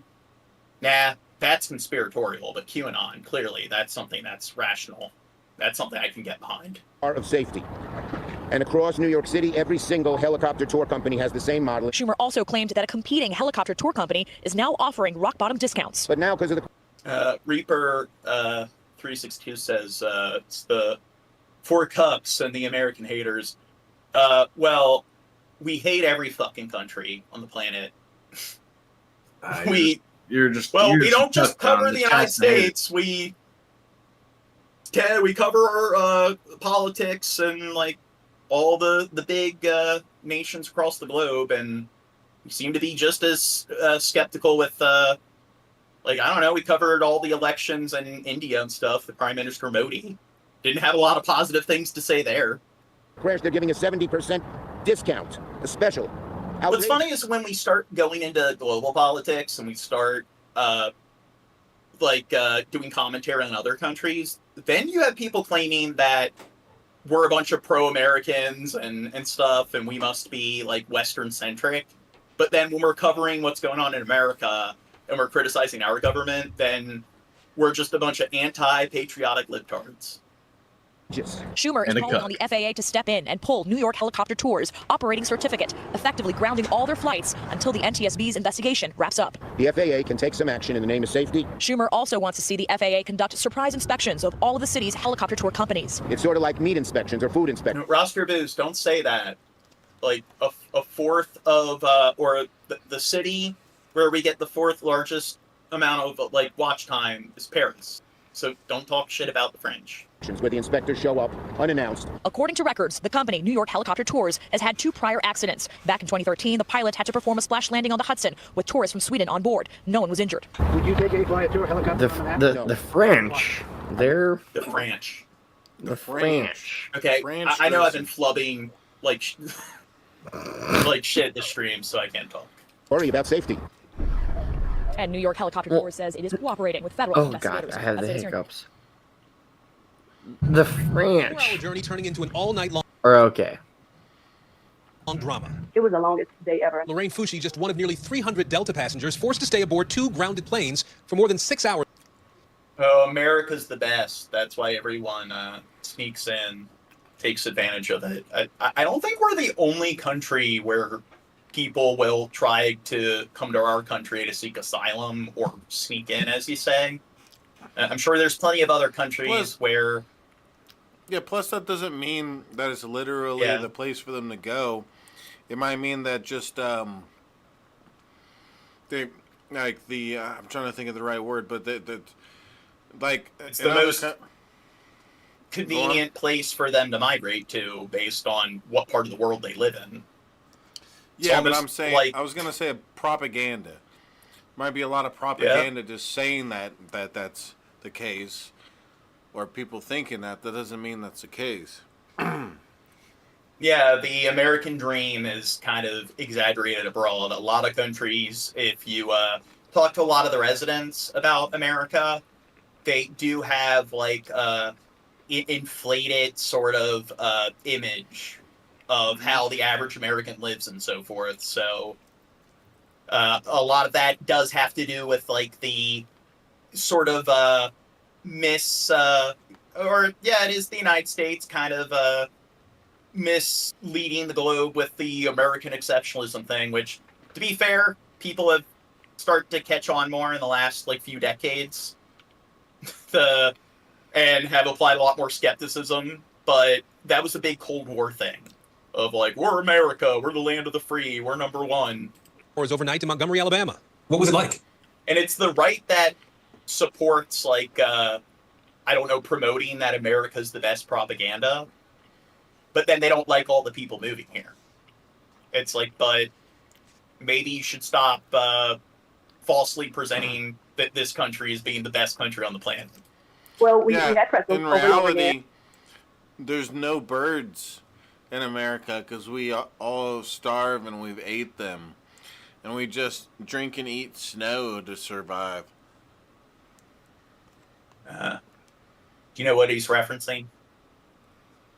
Yeah, the North Korean documentary about the United States and how we actually live. And after a while, I did take a nap. It wasn't comfortable. The airline says severe thunderstorms forced 2 international flights, one from Mexico City, the other from Cabo San Lucas, both heading to Atlanta's international airport to divert to Montgomery's much smaller regional airport. Delta says that airport didn't have customs staff to process international passengers. Why do you think they didn't have the customs staff? Why do you think that is? Or, yeah. What do you think the reason is behind that? Because, all these DEI hires, they just have to be let go. Well, hey, look, they are applying a much greater level of cadence here when it comes to making sure no illegals or terrorists are getting to the country. I mean, don't you think this is how it is, that they should be stuck on a plane for 24 hours before they're allowed to disembark? Well, yeah. I mean, what else are you going to do with them just to be safe? So everyone had to stay put until the airport worked out a plan with You federal. got to make sure they're not, like, I know they hate little people. Like, didn't Trump say that all these little people, like, in the communication towers and stuff, that's what was the cause of pretty much no airline collisions or accidents happening? And I don't know, it seems like we probably should have more little people working on like these positions. It seemed like things were working out much more efficiently, or were actually functioning properly. Seems like all these unqualified staff being gone isn't really making things any better. It was so frustrating, so uncomfortable. But you know what? He hates little people, so maybe, I don't know, some primordial dwarves. Maybe they got to make sure they're not like hiding out in luggage and stuff. Well, and because we were in international I'll literally 1 second. flight, they could not open, I believe, their cart for additional beverages and snacks or offer meals. Early this morning, arrangements made to deplane under law enforcement supervision, passengers say. Yeah. Oh, Natguru says, in school we learned how amazing of a country America was. I felt betrayed over the years. I feel like I would rather go to Russia than the U.S. Now, I would rather live in Germany than the U.S. I definitely think Germany has a better quality of living than the U.S., but still would probably prefer to be in the U.S. than Russia. I'd say Russia, they do have it pretty bad. I mean, at least in the United States, I mean, maybe we'll get there, but we can do what we're doing right now and talk a bunch of shit about Trump. You can't really do that about Putin. You only think you can't do that about Putin because all the propaganda we get against Russia, dude. Oh, okay. Yes. They also tell us they had to walk from the aircraft to the terminal because the airport's gates couldn't accommodate large jetliners. One passenger, Lauren Forbes, says once they got inside, they were put into a small zone within the terminal, only allowed to use monitored restrooms. The Montgomery Regional Airport didn't immediately respond to NBC News' request for comment. Delta apologizing in a statement saying in part, we fell short and that they are reaching out to each customer with a full refund. I'm feeling like I'm ready to... He says, Gene, your new persona was lit. Huh? maybe sleep for 12 Your hours straight. persona is lit. Okay. What does that mean exactly? Many passengers we spoke with just starting to get home tonight. Aaron Gilchrist, NBC News. Your Thanks for watching. persona. Fucking goddamn it! I have the hiccups. President Donald Trump's tariff drama shows no signs of ending. After Jesus, the audio fucking terror. Oh, this is the Associated Press. surprising the world and financial markets on Wednesday by putting a 90-day pause on many of his tariffs, charging instead a lower rate of 10%, people are starting to adjust to the reality for the next 3 months. It's one of uncertainty. As that 420. It's on Easter. Yeah, isn't that some shit, John? Yeah. Which holiday do you think's more important? Hitler's birthday. he said it. He Oh said God, no, bad crow. Okay, so I will say the inner edgy 12-year-old in me really wanted to say that too, and that's why I hesitated. So I'm glad. not even a good joke. Your jokes need to be more No, inventive. that's why I didn't say it, and I'm Yeah. glad Crow did. It's not even offensive because of Just you know. stupid. It's just offensive in regards to how fucking stupid it is. You dumb fucking drunk. No, I'm sorry.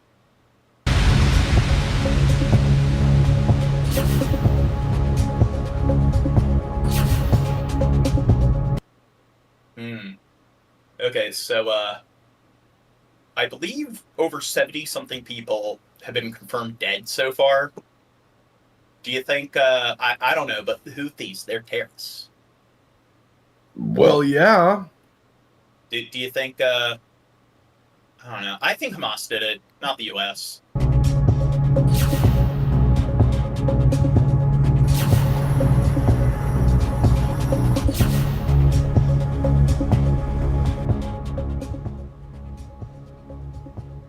Okay, it said to, like, let's say about Iran. Launch a strike on key facility controlled by Houthi. I could have sworn it mentioned Iran. Strike hit ISA, fuel port in Yemen, resulting in deaths. Oh, at least 50 now. الطيران العدو الأمريكي يستهدف موانئ راس عيسى النفطية. Oh, that's why this is so slow.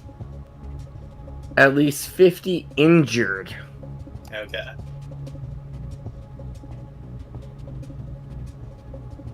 Now, Trump used the Moab bomb in the past. When do you think he'll use that again? He gets to play with his toys.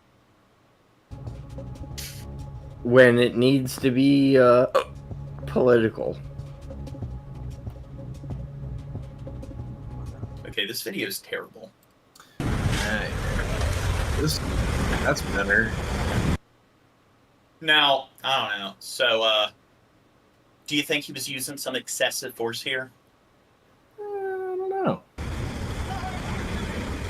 I mean, here's the thing. Russia's been getting a lot of, like, flack recently because they've, like, bombed a hospital and stuff, and they, like, 70 people dead and stuff. So, they were claiming that they were targeting the enemy. So, do you think our government's a bit hypocritical here?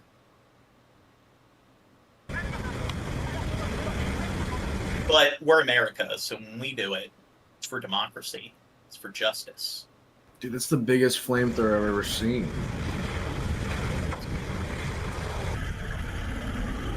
Yeah, that our taxpayer money is going towards that. God damn it, fucking hiccups. US airstrikes pound Yemen in the deadliest attack on the country since President Trump started bombing Houthi rebels a month ago. The target, an oil terminal in Ras Isa, north of... How many people have the Houthis killed so far in terms of, they're trying to support Gaza, and they're terrorists. And what they've been doing is, they're declaring war, which they're evil, because it's only evil when the other side declares war. So they've been obstructing maritime trade by seizing vessels from countries that are like pro-Israel, pro-US, which I don't agree with them doing that 100%. But if you're going to talk about like who is more deserving of being called out for, I don't know, engaging in very unethical sort of like military practices, how many people have the Houthis killed since they've gotten involved in this specific conflict? I believe, isn't it 3 people so far? I don't know. Well, since it's been going on for like a year now, I believe there were 3 people who have been killed since they've attempted to interfere with like the U.S. and Israel by seizing these vessels. The United States has now gotten involved and they've killed, just in this one attack, over 70 people. And that's just this attack, not all the other bombings. So do you think maybe, hey, they're seizing these vessels and disrupting world trade? I don't know. Do you think maybe they probably are... We're calling them terrorists, but it seems like maybe at least when it comes to what's been going on so far in this specific war, they've been more ethical than the U.S. or Israel. I mean, I'm not going to defend Hamas at all. I understand branding them as terrorists. They definitely kill a lot of innocent people, but I don't know. But hey, they killed 3 people, so they need to be eradicated. Listen, kid, you know nothing. Your facts are wrong. Are my facts wrong? Checkmate. Because Ajax in the chat just said you are, moron. Duh. Yeah, you don't know what you're talking about because you don't. See, that's how you win a debate. Yeah. See, you're an idiot. 2 plus 2 doesn't equal 4, Dirt, because it doesn't equal 4. Rolling on the floor laughing emoji. Yeah. It's almost like that's a logical fallacy known as begging the question. Where your thesis acts as your conclusion, you have no argument. It's a one-sentence essay. He says it is targeting the Houthis' main source. Okay, why did you time them out? Crow is a bad boy. No, Crow, I don't want you fucking timing out people in the chat. Revenue. A timeout for an infraction is fine if they're spamming. Ajax, look, we apologize. Yeah. You're allowed to call us white boy middle class all you want. Okay. I was going like directly to the bathroom. That was not like on me. Oh, sure, it was an accident. Well, do you want me to fucking like get up and like shit or like? His finger slipped. Oh. Exactly. I'm proving.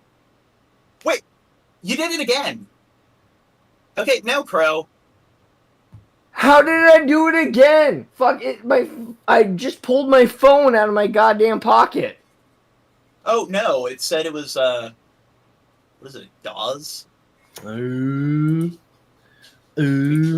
mod abuse. That's unspecified.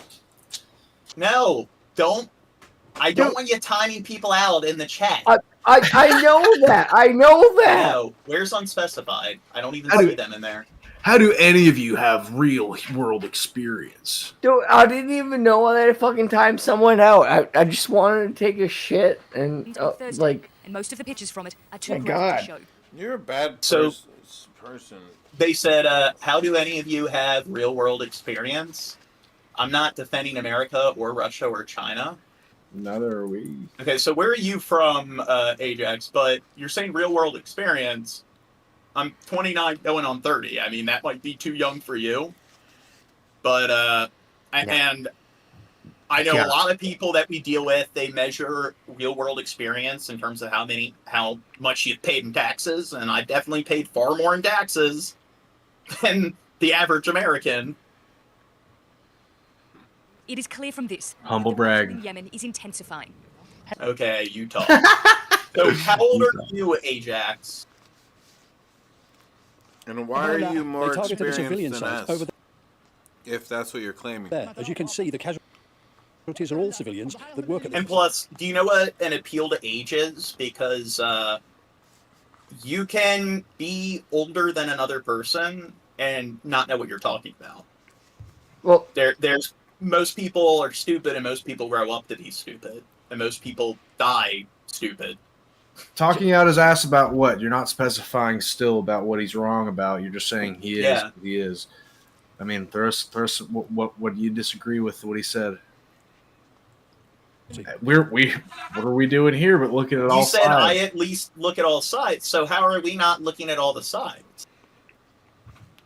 We're talking about like the United States and Russia, and I mentioned that the United States and Russia are both in the wrong for similar practices.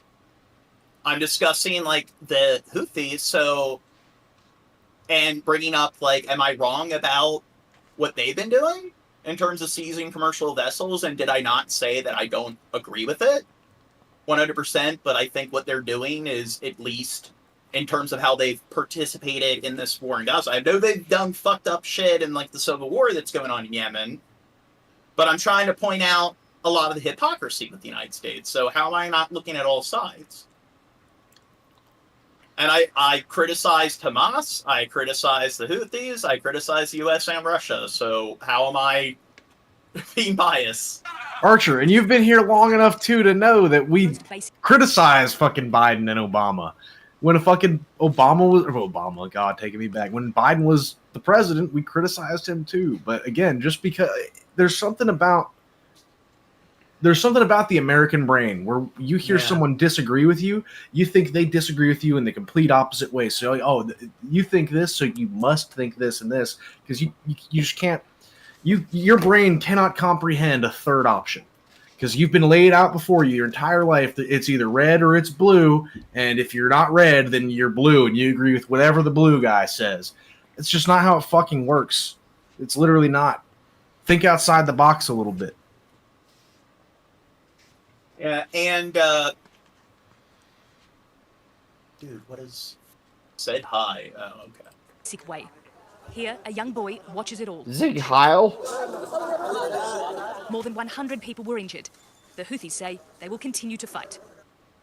I don't know. Well, Israel's completely in the right and looks pretty similar to what we're seeing in Gaza. So it must be the United States must be doing something right. We maintain that our military. When somebody mentioned so we hate Trump and blah blah blah, and Obama killed a bunch of people. I've criticized Obama constantly on his hypocrisy, and how he said he was gonna withdraw the troops and get us out of all these different wars, and he just made things even worse by getting us involved in a even larger supply of overseas boondoggles and shit like that. So I've criticized Obama for not necessarily being an anti-war president, and he's deported more illegal immigrants than any other president. Maybe Trump surpassed him by now, but he deported far. What's that? No way. He has not passed him by now. I don't think so. But maybe you're right. And I've always said that. But I don't think so. I thought Obama was a terrible fucking president. And I think Biden was a terrible fucking president. I don't like any of the presidents that we've had in my lifetime. Don't like Bush. I think they've all been fucking terrible. So it's like, oh my God, Obama did this and Biden did this. It's just, do you see us supporting them at all? So you haven't experienced us saying any positive things about them. So it's just because we're criticizing Trump. And one of the reasons why we're criticizing Trump and we're not really talking a whole lot about Biden or Obama is because I don't know if you're aware of this, but Biden and Obama aren't the president anymore. They're not the president currently. Trump's currently the president. That's why we're talking about him. We talked about Biden when Biden was president. He's not president anymore. That's why he's not being discussed a whole lot recently. Will continue as long as the genocide in Gaza persists and the siege on its people remains, despite the sacrifices we're prepared to make. A drone fired from Yemen is taken down by a French ship. It's part of the mission, patrolling the Red Sea to protect commercial shipping lanes. So they can say whatever that feeds their opinion. I didn't time you out or silence you, so it's other bad people in the chat where I'm going to have to talk to them later because I keep telling my mods. So again, I'm sorry. It's really frustrating, Ajax. You want to call us more fucking morons and say it's two sides of the same damn coin when we're literally saying the exact same thing. You just have this argumentative stance with us for whatever reason. You don't like what we've said. But it doesn't sound like we fucking disagree. Yeah, it's two heads of the same dragon, and they both want to fucking eat you. But one talks to you a little bit sweeter. How's that?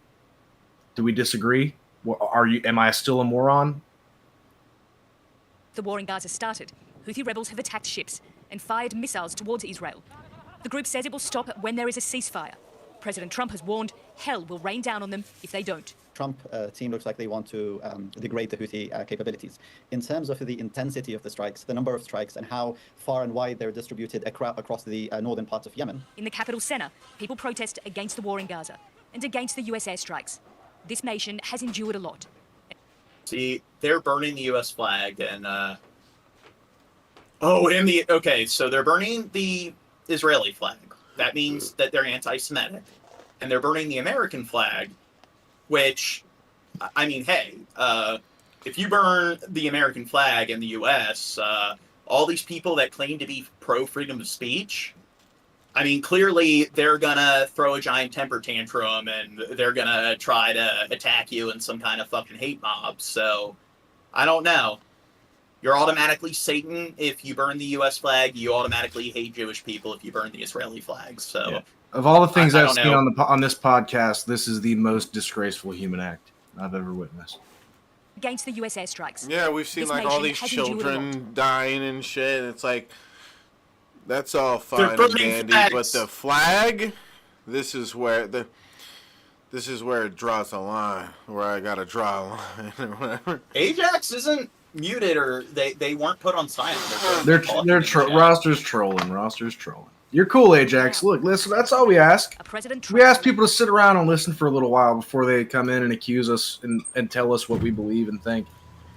And call us they said morons that for their own we're fucking assuming stuff opinion. about them, and people come in all the time and assume everything we think. U.S. forces have struck a major Tell me fuel what port to in do, Yemen Bill used by Hicks. the terrorists to fund their operations, according to U.S. Central Command. The airstrikes How targeted dare the Ras you, Isa sir. port on the Red Sea coast, which the U.S. says was a critical source of illegal revenue for the Iran-backed militia. Despite being designated a foreign terror organization last week, the Houthis had continued receiving fuel shipments through the port. CENTCOM said the profits from those fuel sales directly funded Houthi military efforts, enabling them to continue attacking shipping routes and causing... Okay, so here's a good example of hypocrisy. So, Iran, I definitely think that the dude who is currently the head of state of Iran, he's definitely a disgusting human being. He's done a lot of really fucked up things. I don't agree with how Iran, at least the government, treats their women. But the United States, we support Saudi Arabia. And look at how, like, when it comes to, hey, these countries are evil and stuff because all Islamic people in the Middle East are, like, completely radical and so forth, and look at how terrible they are. It's like, well, I don't know if you're going to criticize Iran in terms of how Iran treats women. You definitely aren't being consistent if you defend Saudi Arabia. So it kind of shows that the U.S. cares more about, I don't know, capitalism than they do when it comes to equality and human rights. And then, like Israel, where we've been funding them and what they've been doing to Gaza, holding that particular territory under a medieval style siege, Saudi Arabia has been doing the exact same thing with Yemen. And Saudi Arabia has one of the, in terms of the military strength and stuff, they're in like the top 20 in terms of strongest militaries on the planet. And that's because of U.S. funding. So they're heavily backed by the U.S. And look at what they're doing to Yemen. So they created all this instability in that country by denying any sort of foreign trade from entering the country. And Yemen's been under this famine for the last several years that you can blame Saudi Arabia for, or Saudi Arabia's government. So the Houthis are evil, they're terrorists for hijacking these commercial vessels to interfere with trade.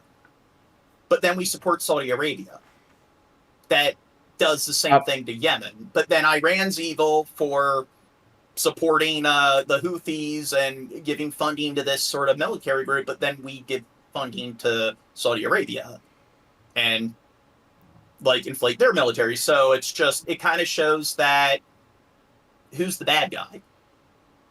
That doesn't mean that what the other side's doing is okay, but there's so much fucking hypocrisy where it's just, is that not terrorism, holding another country under some kind of medieval style siege and subjecting them to a famine? Across the region. The objective of these strikes was to degrade the economic source of power of the Houthis, CENTCOM said, not to harm the people of Yemen. Graphic footage posted online appears to show multiple fires at the strike site, with Houthi media claiming at least 38 killed and more than 100 wounded. The attack comes as part of a broader U.S. military campaign launched last month in response to the Houthis' relentless attacks on Red Sea shipping vessels. President Trump reinstated the Houthis' terror label in January and has vowed escalation if the attacks continue. Your time is up, Trump warned the militia last month. Hell will...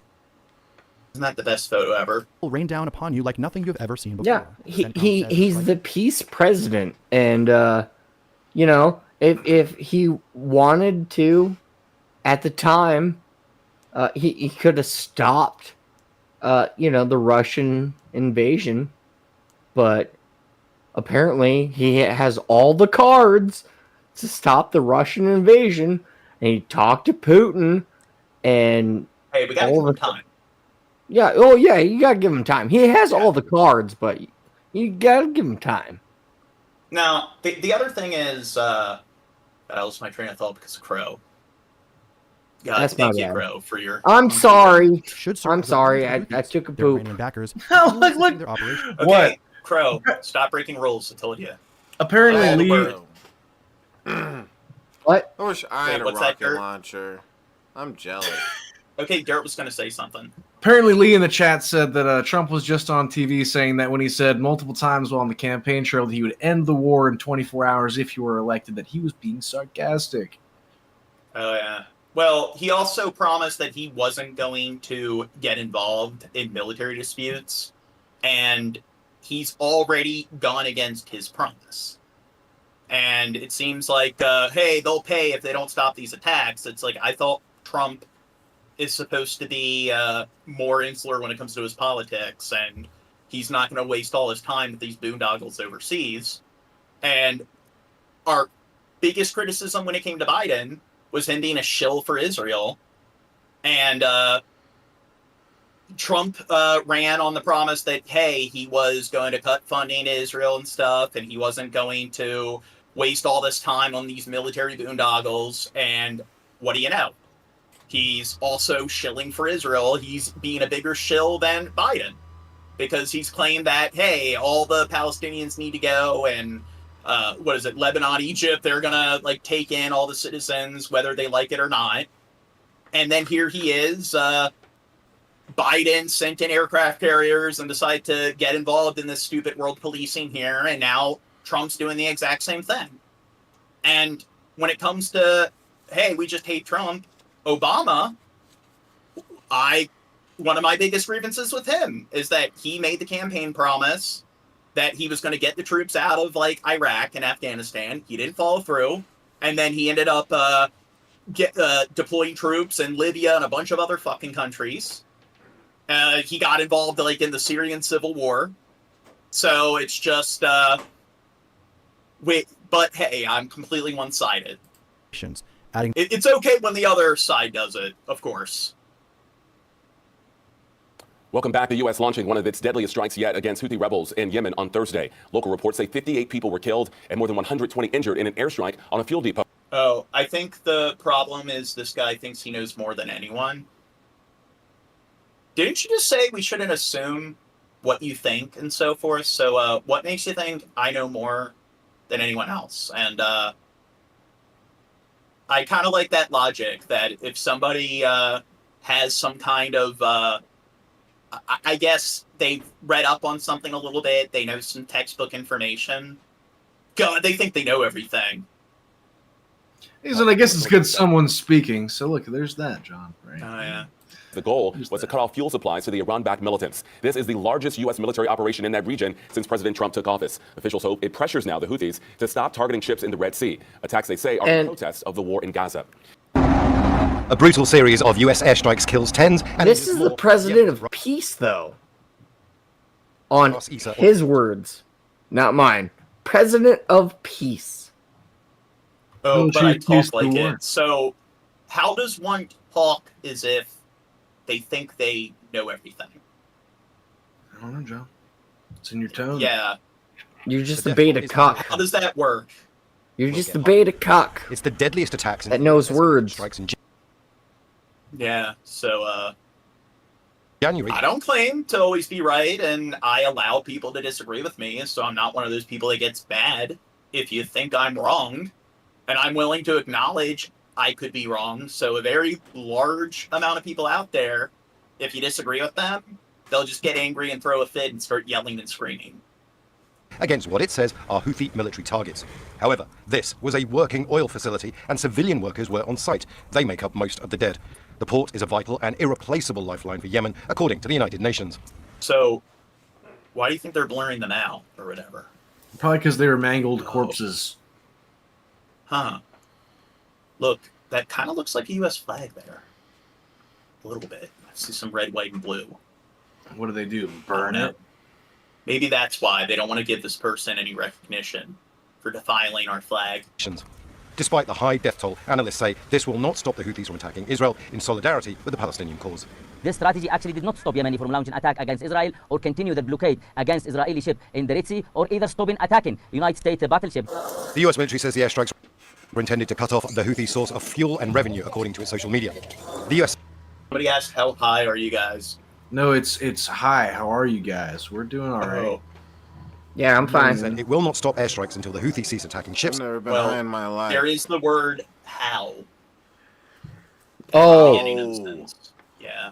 In the red. Oh, so no, I need to phrase that as racist. How? Since I'm Native American. How? Shocked and angered people across the region because of the number of civilians killed. Local TV channels have reported that. Why are they calling trying to be US strikes racist? Pure US. So Unspecified says, Gene prefers constructive criticism over throwing insults with no information on where he made an oversight.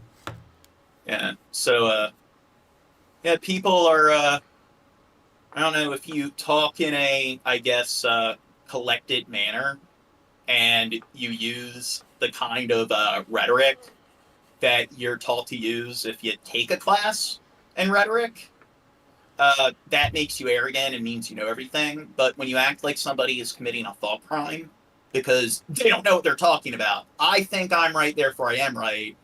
I think they're wrong, therefore they are wrong. Them thinking they're right makes me arrogant, but me thinking I'm right doesn't make me arrogant. Them thinking I'm wrong is them thinking I'm wrong, so they need to shut up. They're starting stuff, they think they're smarter. But me thinking they're wrong, that doesn't equate to me being at fault for the same thing. Whoa, John, cool it with all the rhetoric. You see that guy's arms? They were really fucked up. That's In March, another attack killed at least 50 people. Imran Khan, Al Jazeera. Make sure to subscribe to our channel to get the latest news. Yemen's Houthi rebels say dozens of people have been killed in a US airstrike on a fuel port on the Red Sea. It's the deadliest known attack in Washington's 15-month campaign against a group which is backed by Iran. The US says the strike was intended to cut off supplies and funds to the rebels who've been attacking ships and firing missiles at Israel.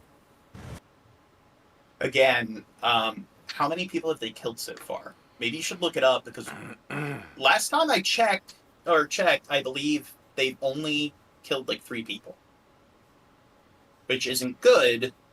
But again, why is it wrong for them to seize these vessels and so forth to obstruct trade? Yeah.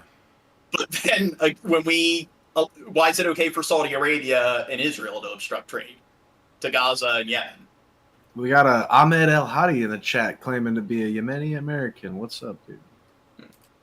An oil terminal controlled by the Houthis in Yemen hit by U.S. airstrikes. Images released by the rebels show the damage on the Red Sea coast. The U.S. military says it aims to cut off supplies and funds to the militants who are backed by Iran. The Ras support in Hodeidah is a key hub for fuel imports. Okay, they all seem to be saying the same thing so far. We get the point. So now I want to get into the hypocrisy. These are some older videos, but kind of shows the world's what's been going on in Yemen the last several years. largest humanitarian crisis isn't in Syria. It's in Yemen. Thousands have been killed and millions have been displaced so far. The conflict has been going on for years, but it became especially violent in March 2015. That's when the Saudi-led coalition got involved. Now, the poorest country in the Arab region has become the violent playground for regional and international powers. So, how did it all start? Dude, and Syria is a good example of like modern Cold War global politics. Every major global power stepped in when it came to the Syrian civil war. After the Arab Spring toppled dictators across the Middle East, Yemenis wanted change too. Their president, Ali Abdullah Saleh, was forced to hand over power to this guy, his deputy. What? I want you to address the message that Doug Jizz just said.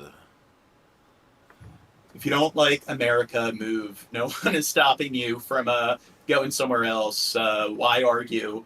Go make a difference and go move there, and then tell us how it is. So here's the thing. Do you not notice that we're discussing global politics and we're criticizing pretty much just most of the world's major governments, and we're constantly talking about how fucked up and corrupt the entire world is, not just America. Plus, if your logic is why don't you just move? So is that the solution whenever there's a problem in a particular region, is to just abandon it and go elsewhere? Run away. Yeah. Yeah. And it's there's always going to be problems and stuff. Just you keep bitching about all these immigrants coming to the country, or maybe you don't, but a lot of people on the right do. So if you hate all the immigration in your country, why don't you just move to another country? Yeah, that's a good point. Doug Jizz. Is that the do you have any complaints about things politically in this country, or do you just think everything's perfect? Because if you have any complaints, that's the response you could get. Does that make sense? Oh yeah, just move. And plus, I'm talking about like, hey, look at all these war crimes that are going on, where they're turning Gaza into a parking lot. So why don't you just move to Gaza then? Because you don't have a car. Yeah, it's like I'm kind of acknowledging that it is a fucked up place to live, but probably not for the same reasons that you want to claim it's fucked up. And it's but not easy for everybody to just move. Like when you're living paycheck to paycheck, it's not easy to quit your job, travel thousands of miles away, pay for all that, and pay for a U-Haul, move all your stuff and all that.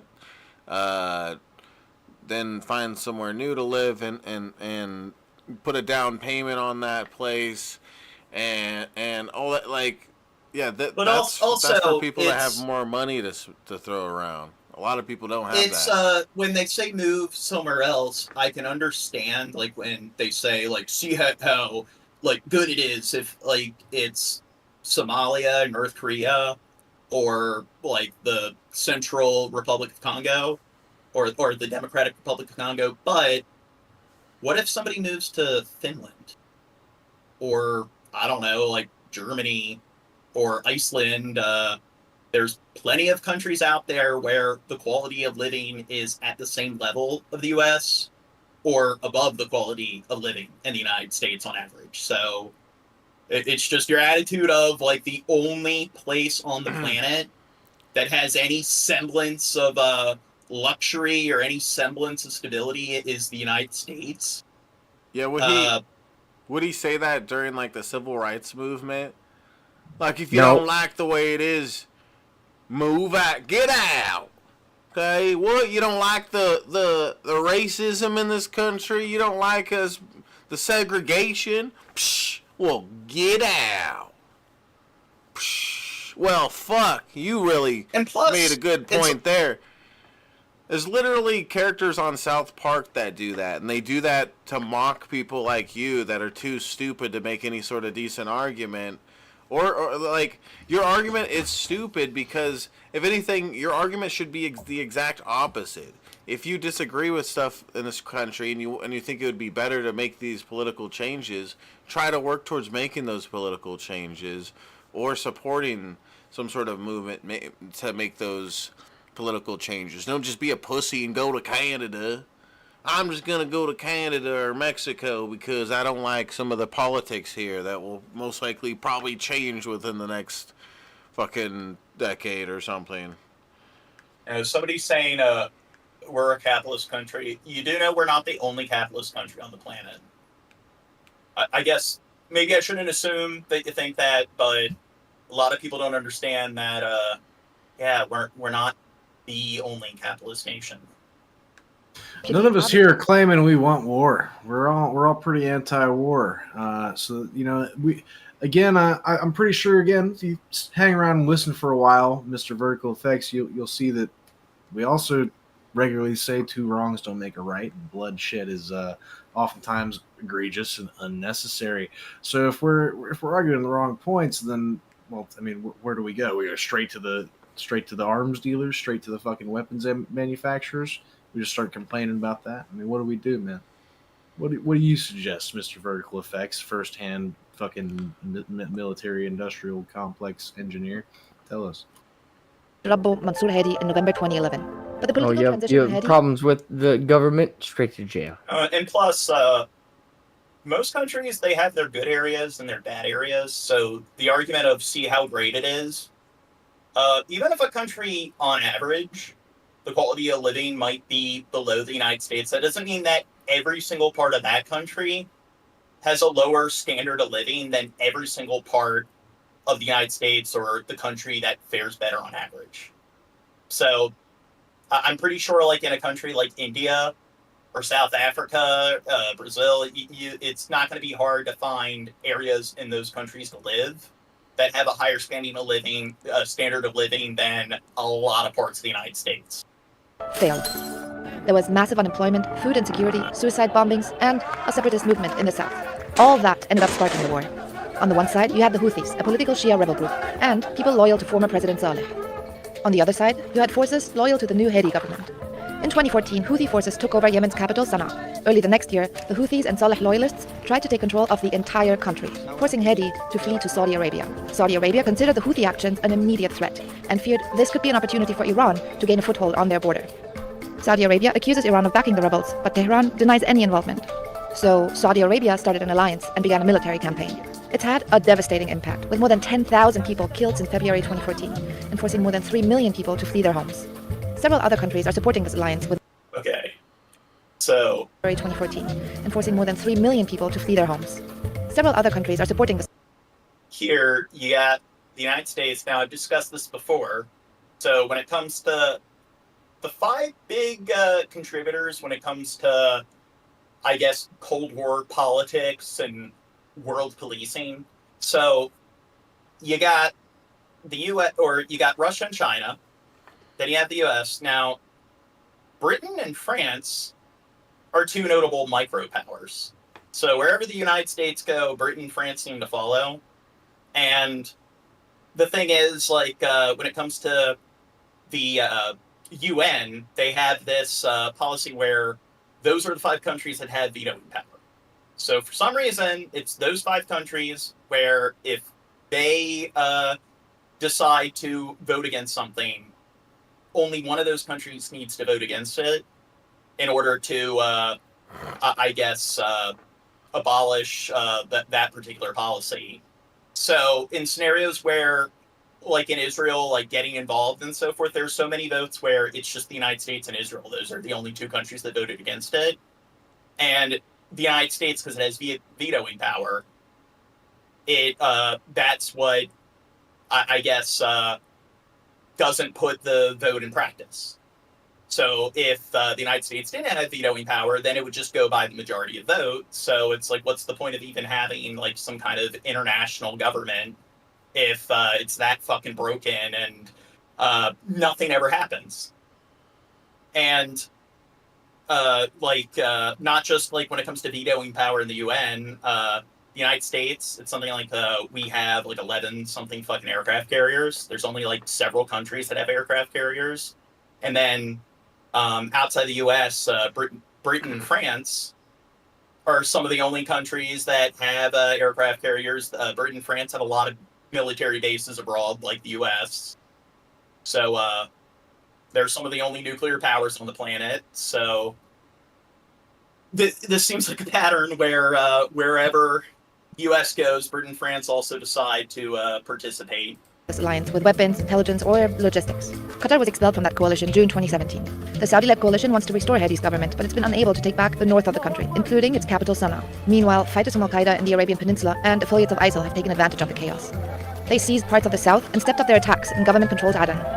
As in every war, civilians are bearing the brunt of this one. That looked familiar. The destruction of infrastructure and restrictions on food and fuel imports mean 17 million Yemenis will face famine unless they receive humanitarian help soon. But that's not all. One fear is that international aid isn't getting to those who need it the most, making a cholera outbreak all the more difficult to control. Saudi actions have exacerbated the outbreak, but it can't be blamed on airstrikes alone. The majority of the outbreaks are in Houthi-governed areas, where they failed to manage the garbage and sewage that's filling the streets.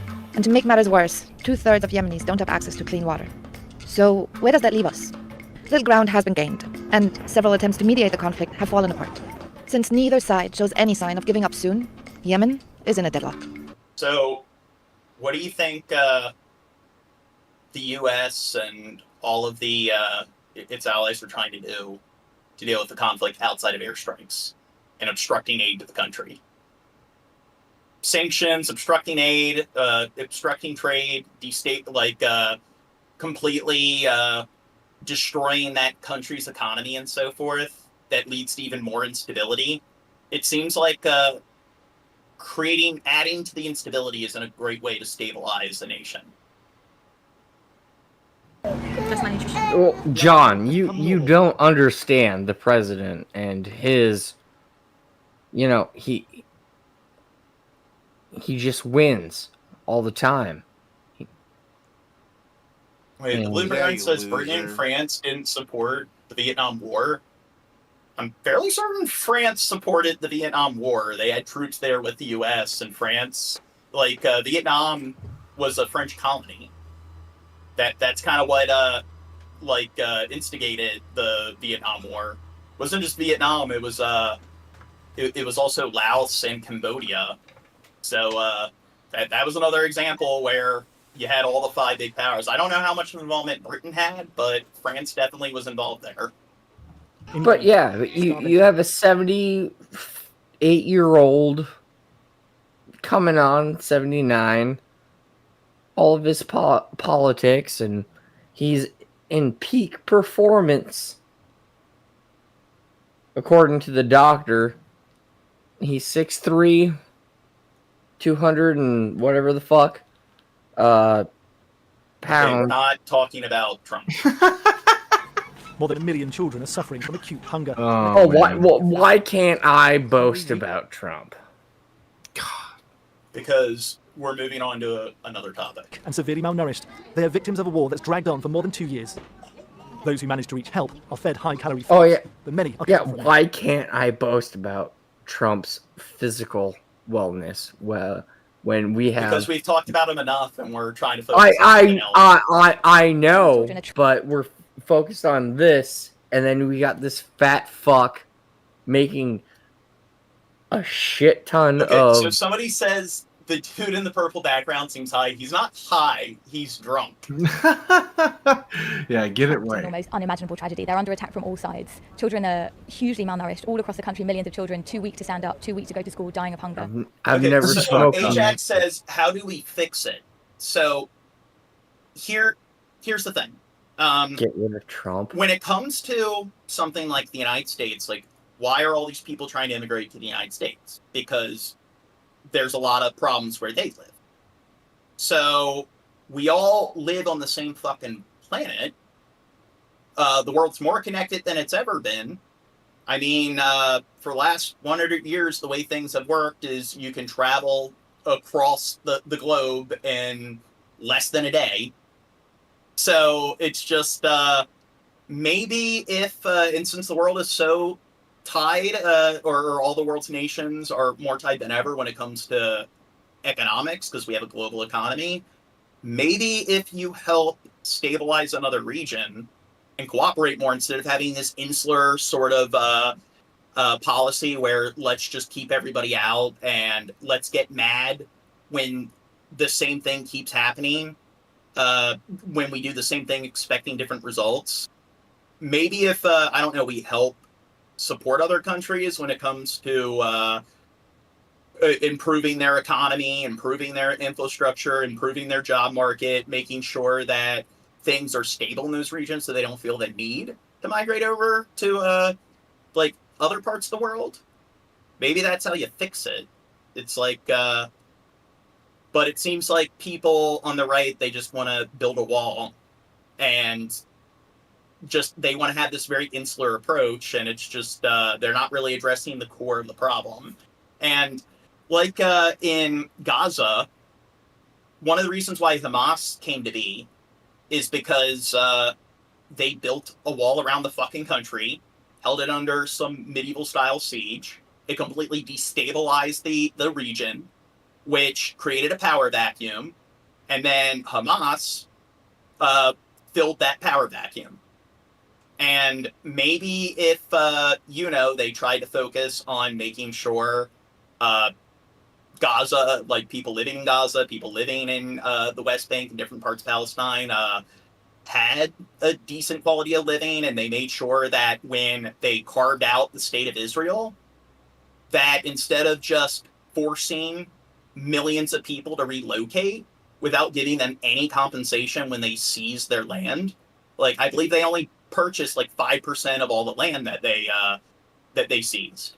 So it's almost like when you take all of people's assets and you just segregate them and relocate them to another part of the globe, and it creates this mass sort of it creates mass poverty.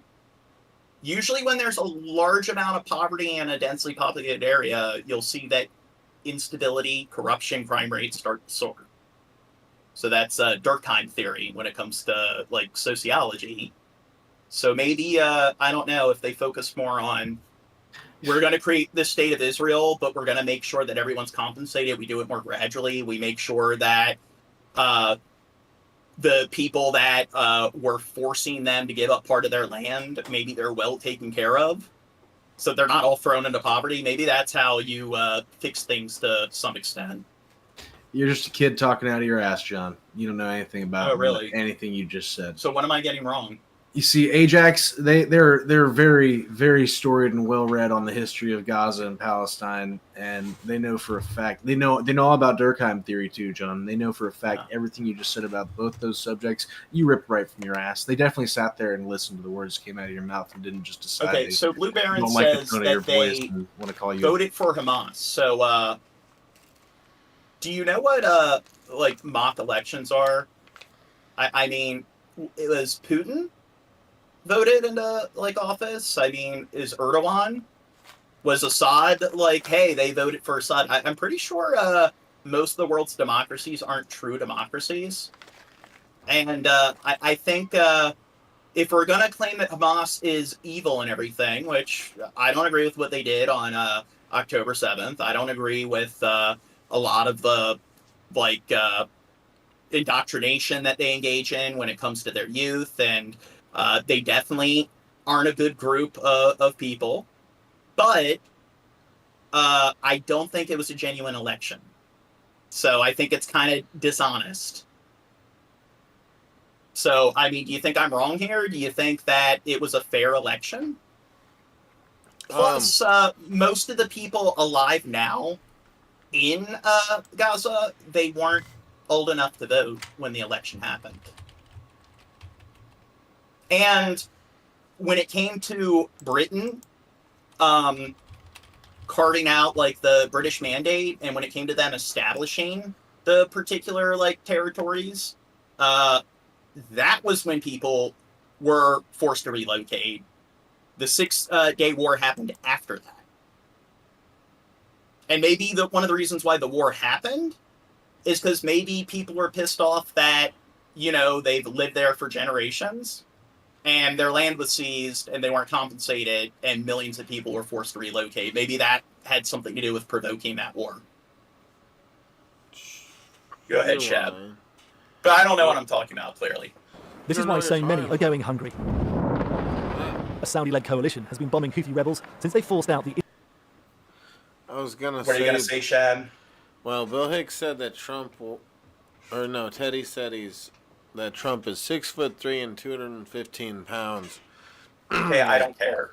We've run this joke into the dirt. Internationally recognized president in 2015. You did? The fighting has severely limited food... Well, Crow already went on his drunk. Well, Luke yeah, joke. but he's not as funny as me. Crow is plumb tuckered out after talking about Trump like that. More than half of Yemen's 28 million population are going... He's so tired. Back on topic. Hungry. All sides are accused of limiting aid deliveries, but the UN now says the Saudis and their allies are blocking fuel for cargo aircraft trying to deliver supplies. The war has also created a breeding ground for disease, in particular cholera. It spreads when water is contaminated with sewage. The outbreak has rapidly spread because most sanitation services are destroyed. Hundreds of thousands already suffering from malnutrition, further weakened by severe diarrhea. They're seeking treatment from a health system that has practically collapsed. I got up in the morning suffering from vomiting, diarrhea, and severe... Now, I would say that Saudi Arabia deserves most of the blame here. Because, again, they've been cutting off trade to Yemen. Yemen is enclaved by Saudi Arabia. So people, don't have any, fucking food or resources. And then what happens when you completely destabilize a region?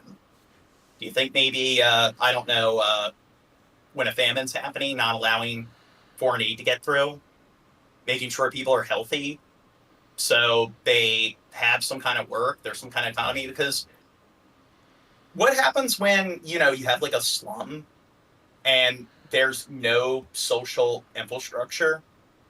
There's a lack of any sort of job market. what usually happens? Isn't it like criminal organizations start to surface, and then the biggest gang in town, the biggest criminal organization, starts to kind of fill that power vacuum, and they kind of appoint themselves as the government? Isn't that sort of a common pattern? So maybe if you stop that from happening, you can fix the problem. But I think airstrikes and obstructing foreign aid and sanctions, that's how you fix it. A pain in my stomach. They brought me to hospital for treatment, but I still have stomach pain. The UN calls this a man-made disaster. Poverty was already... Yes, bottom left fell asleep. He's drunk. Widespread. He's here for comic relief.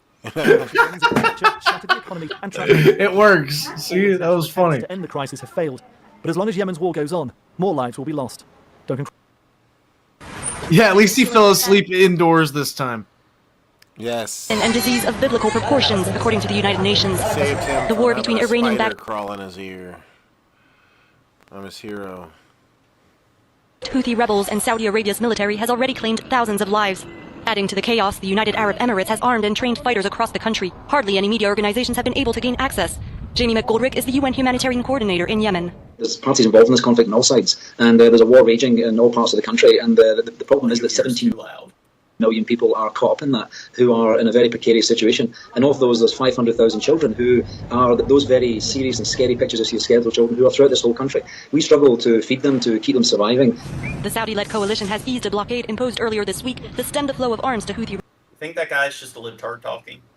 Yeah, he looks like it. rebels, but the UN is calling for... And people argue, it's like when it comes to trying to stabilize a region, it's like, okay, well, it's like if the United States is going to get involved with its military, and in which people will support that. It's like, what else are you supposed to do?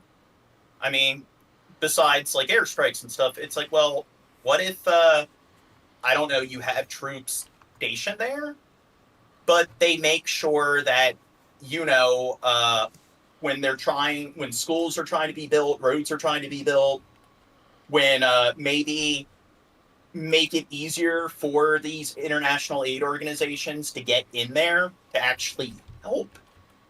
And then maybe the troops can just be there to make sure that these particular groups aren't bombing the schools that are being built.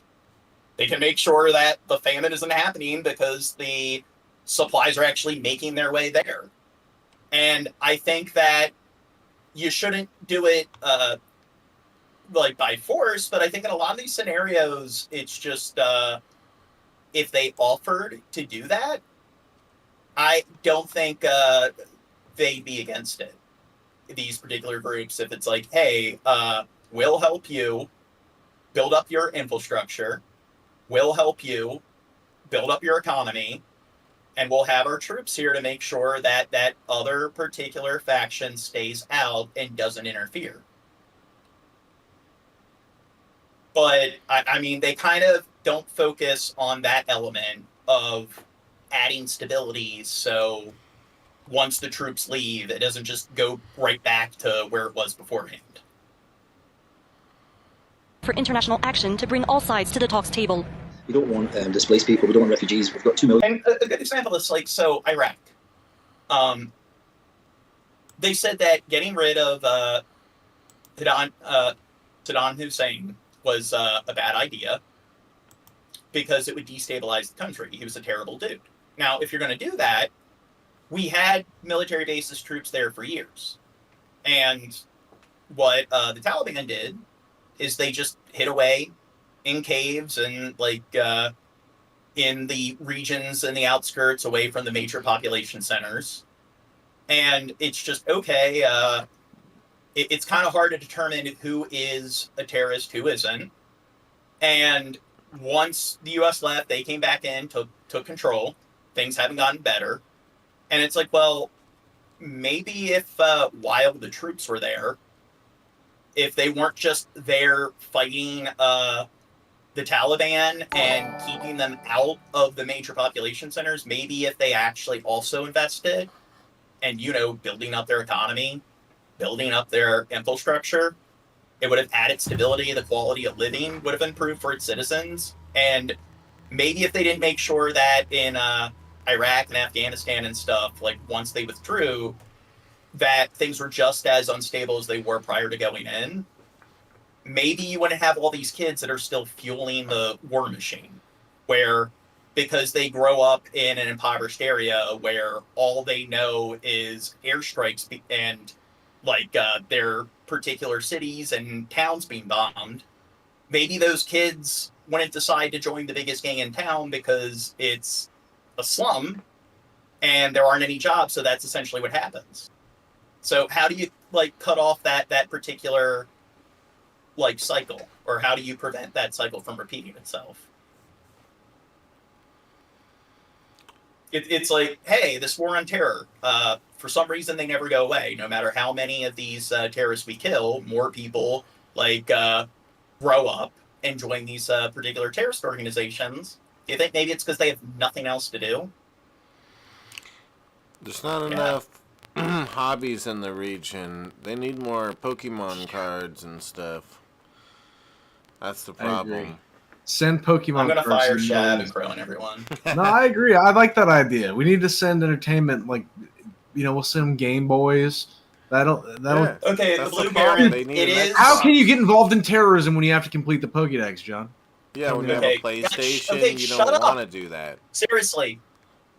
So, you don't like me? The Blue Baron says, that was Iraq, or that was Afghanistan, not Iraq. Okay, it's 4 o'clock in the morning where I am. It's 4 a.m. So, yep, that was a flub, and I realized that halfway through talking. So, but it wasn't just Afghanistan. We kind of did the same thing in Iraq as well. So, the same problem, you saw the same kind of issue in both countries. People displaced inside the country. We want them to go back, and they have to go back and start their lives and creating some normality for themselves. And unfortunately, this conflict has put them back decades in terms of development.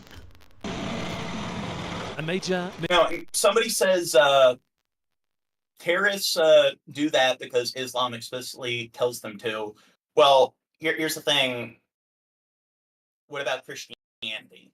Because if you read the Bible, there's a lot of really fucked up things that happen in the Bible. The Bible condones things like rape and slavery. It condones a lot of really terrible, unethical things. So when people are just like, hey, let's treat everyone that associates with Islam like they're just a board, like it's a monolith and everything, and it's just it's pure evil. Well, the difference is that in more developed parts of the world, there's this thing known as secular. They're more secular. So people play the stupid cult of the blank page thing where they interpret the Bible however they want, and separation of church and state and so forth. So one of the issues is that when, again, there's a lack of stability, one of the things you'll see is, it becomes more authoritarian. Whoever the biggest gang in town that controls things, a lot of times they do want to indoctrinate people to join their cause because bombs keep being dropped on the country and so forth. And if you're a kid in one of these countries, so it's like, let's say you're in some slum in Honduras. You're a 13-year-old kid. Let's say all you know is gang violence, gang warfare. The area is completely unstable. There are particular towns, even cities that are completely controlled by gangs. It's like, what is a boy gonna do when he gets older? Seems like the only thing there is to do is join that gang. So in the Middle East, let's say you grow up in this impoverished, war-torn area. All you know is war. And what are you going to do when you get older? It seems like the only thing to do is join this particular terrorist organization. And I mean, call it a gang, call it a terrorist group, call it a militia. They're all the same thing. And the problem is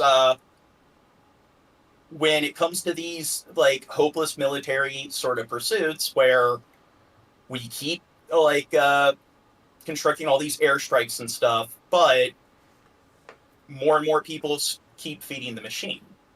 So what keeps creating that supply of recruits that keep being, I don't know, fed into this organization?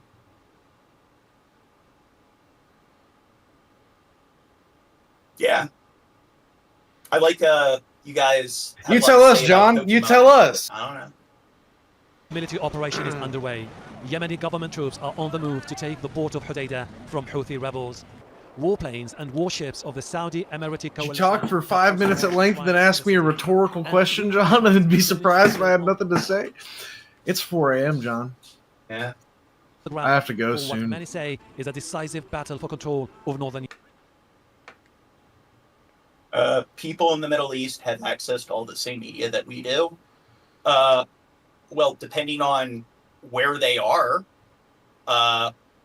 And the thing is, you're right. So here's a good example in Iran. So when people like to talk about how they like to generalize and be like, hey, like all of the Middle East is radical. Every person who associates with Islam in the Middle East, they all like believe that women should be like second-class citizens and that anyone else should be murdered. In Iran, which they're currently controlled by a dictator, and their government is pretty fucked up, there are a large amount of protests against their government. So when the police brutalized that young woman because she wasn't wearing the hijab, it seems like most of the country, when it comes to the people, not the government, aren't too happy with that. And they seem to support women having more rights. But hey, even though they're protesting, and unlike in certain parts of the globe where they don't have to be afraid of being locked up and sent to prison for protesting, they still choose to go out and put their, like, they risk their freedom, they risk being locked up to call out the government. And they're living in a dictatorship that doesn't allow freedom of speech. But hey, they're all a bunch of brainwashed radical Muslims. There's no nuance. They're all just evil, because it's not like there's plenty of examples that show the exception to the rule. In Yemen. What if instead of saying 100% of them are radicalists, what if you just say 90%? Is that wrong? And here's the other thing. So when it comes to when you look at people questioning the government, one of the things with Iran is that it's much more developed overall in terms of its economy, its infrastructure, compared to a country like Afghanistan. And the person mentioned that, Curtis in the chat, that they have access to all the media we do. It's almost like when you have a population of people that are like just more literate, they tend to, you have a lot more white collar workers, so you have much more of like a more stable economy because you have a large amount of people that work those kind of jobs and contribute to the country in that manner. And it's almost like when you have a society of people that have access to the internet and can find things out for themselves, you have more people questioning the government. You have more opposition. People are more likely to take issue with what the government is doing. And it seems like maybe that's one of the reasons why authoritarian governments don't like it when people have access to the internet. They don't like it when they kind of want to, eliminate any sort of opposition whatsoever. And it's kind of odd where when you have more stability and you have some kind of dictator, one of the problems is if they don't, if they decide to obstruct the middle class too much, they'll lose that middle class. There's more of liability there. There's more of a cost. So they want their economy to stay at that particular level. They don't want the economy to collapse because they actually have more of an economy. So when you have like a more well-educated, middle-class sort of society, there's more at risk if you are too authoritarian. And when there's less stability, less education, there's like less of an economy or a job market, there's much less to lose. So they care a lot less about, building up the country or giving people more rights. So you do see that gradual shift. And in a way, it does create a system of checks and balances, because even though the vote doesn't go that far, they know that they have to keep the people happy. And the more people there are in the system, the more people there are that, I guess, can question others. The less totalitarian it will be. And then it's gradual, so things aren't going to improve overnight, but when you gradually add stability, you're going to see that there's going to be a gradual increase. On our way to Hodeidah, and we will liberate it from the Houthi. We are determined to celebrate Eid and mark the end of Ramadan there. Hodeidah's seaport is a vital lifeline for the Houthis. The Saudis say that's where the Shia rebels get weapons smuggled in from Iran. That's denied by both Tehran and the Houthis. The United Nations, fearing what has... I like how they just want to spam sleeping emojis instead of give any sort of argument or explain how what I'm saying is... I agree with them. A bloodbath. They're just talking to Crow. And didn't they say the person spamming the Z emojis and so forth? Aren't they the same person that claimed that France was not involved in Vietnam at all, but yet we're the ones that don't know our history or know what we're talking about? Some forces had proposed a new deal that would see Houthis... Yeah, he's okay, Kevin. He's just sleeping. But that wasn't accepted. Yeah, we just also a drugged vital him and we're lifeline going for to take millions of advantage civilians of him caught up after in the the war. stream. And 8 agencies... It's fine. Don't mind him. Are now warning of a humanitarian catastrophe. They say supply routes for urgently needed aid will be cut, and more than 250,000 lives. I don't know, John. Did you ever say you wanted to talk to this person from chat, John? Was that something you discussed, or did that just happen? What's that? I think it was Bill Hicks's idea. Oh, okay. He's being a silly rabbit. Well, Ahmed, I've got to go. I don't know how long these fellows are going to go. Keep in touch. Stay active in the community in the Discord, and if you want to come talk about Yemen someday, I'm sure we'd appreciate that. But I don't know. And where's Ahmed from? He said they were a Yemeni American. I don't know if they were born in Yemen or their family from Yemen. Yeah. Do they agree with what we're saying so far, or were they one of the people blaming that? Here, let's get to the last story that's in the title. 17-year-old Tracy Haynes Jr. surrendered to police hours after he allegedly went on a shooting rampage at a Dallas high school. You don't talk to nobody. Shocking new surveillance video showing the moment investigators say Haynes opened fire. According to an arrest affidavit, an unidentified student let the suspect into the school through an unsecured door around 1 p.m. Tuesday. The affidavit says Haynes struck multiple students, adding he approached one student and appeared to take a point-blank shot. The teenager booked on a... So this is another thing. So we'll point out that, hey, look at these terrorists and stuff. They ended up killing, the Houthis. So far, they've killed 3 people, at least what their support for Israel, or their support for Palestine. How many school shootings happen, on average, every month in America?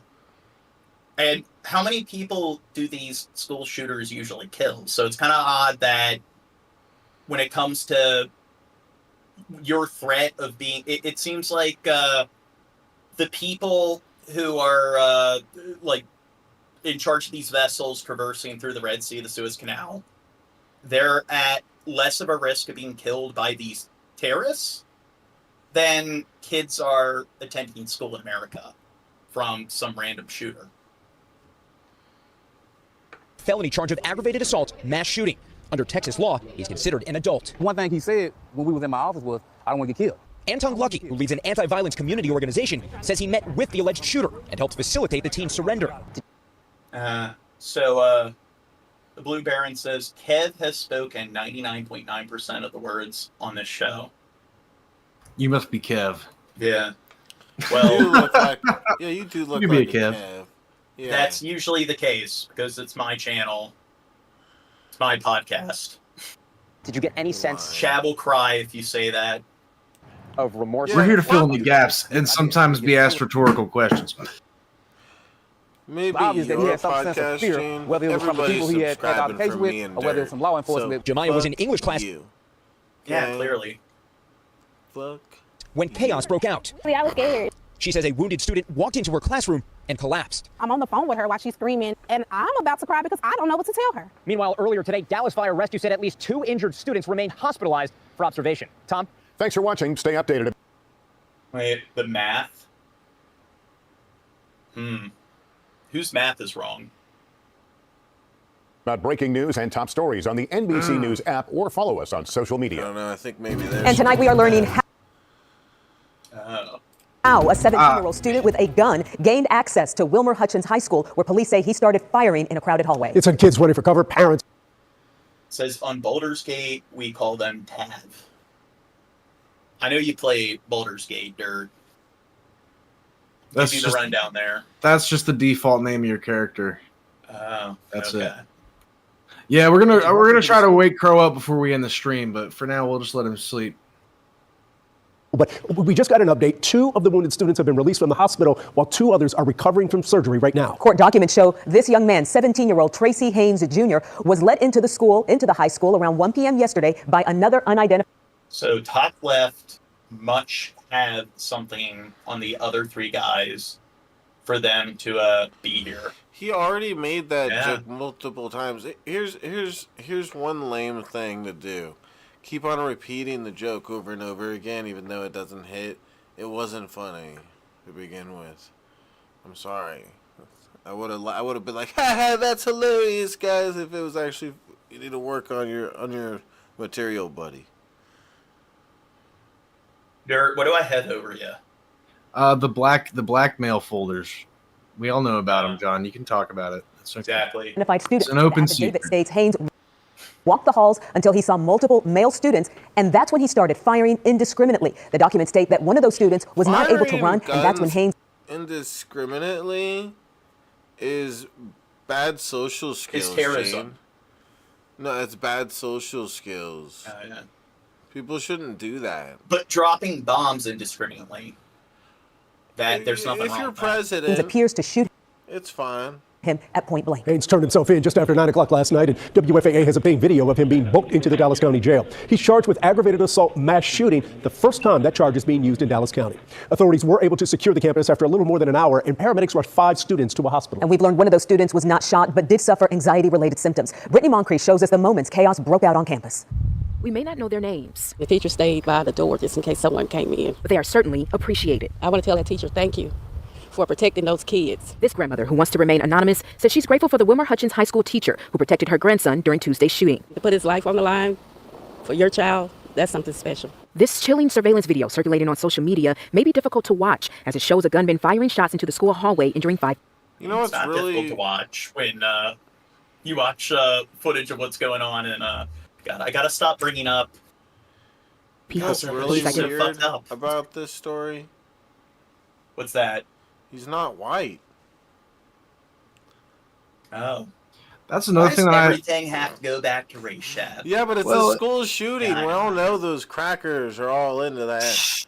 To be fair, one of the big reasons for that is white people are the majority.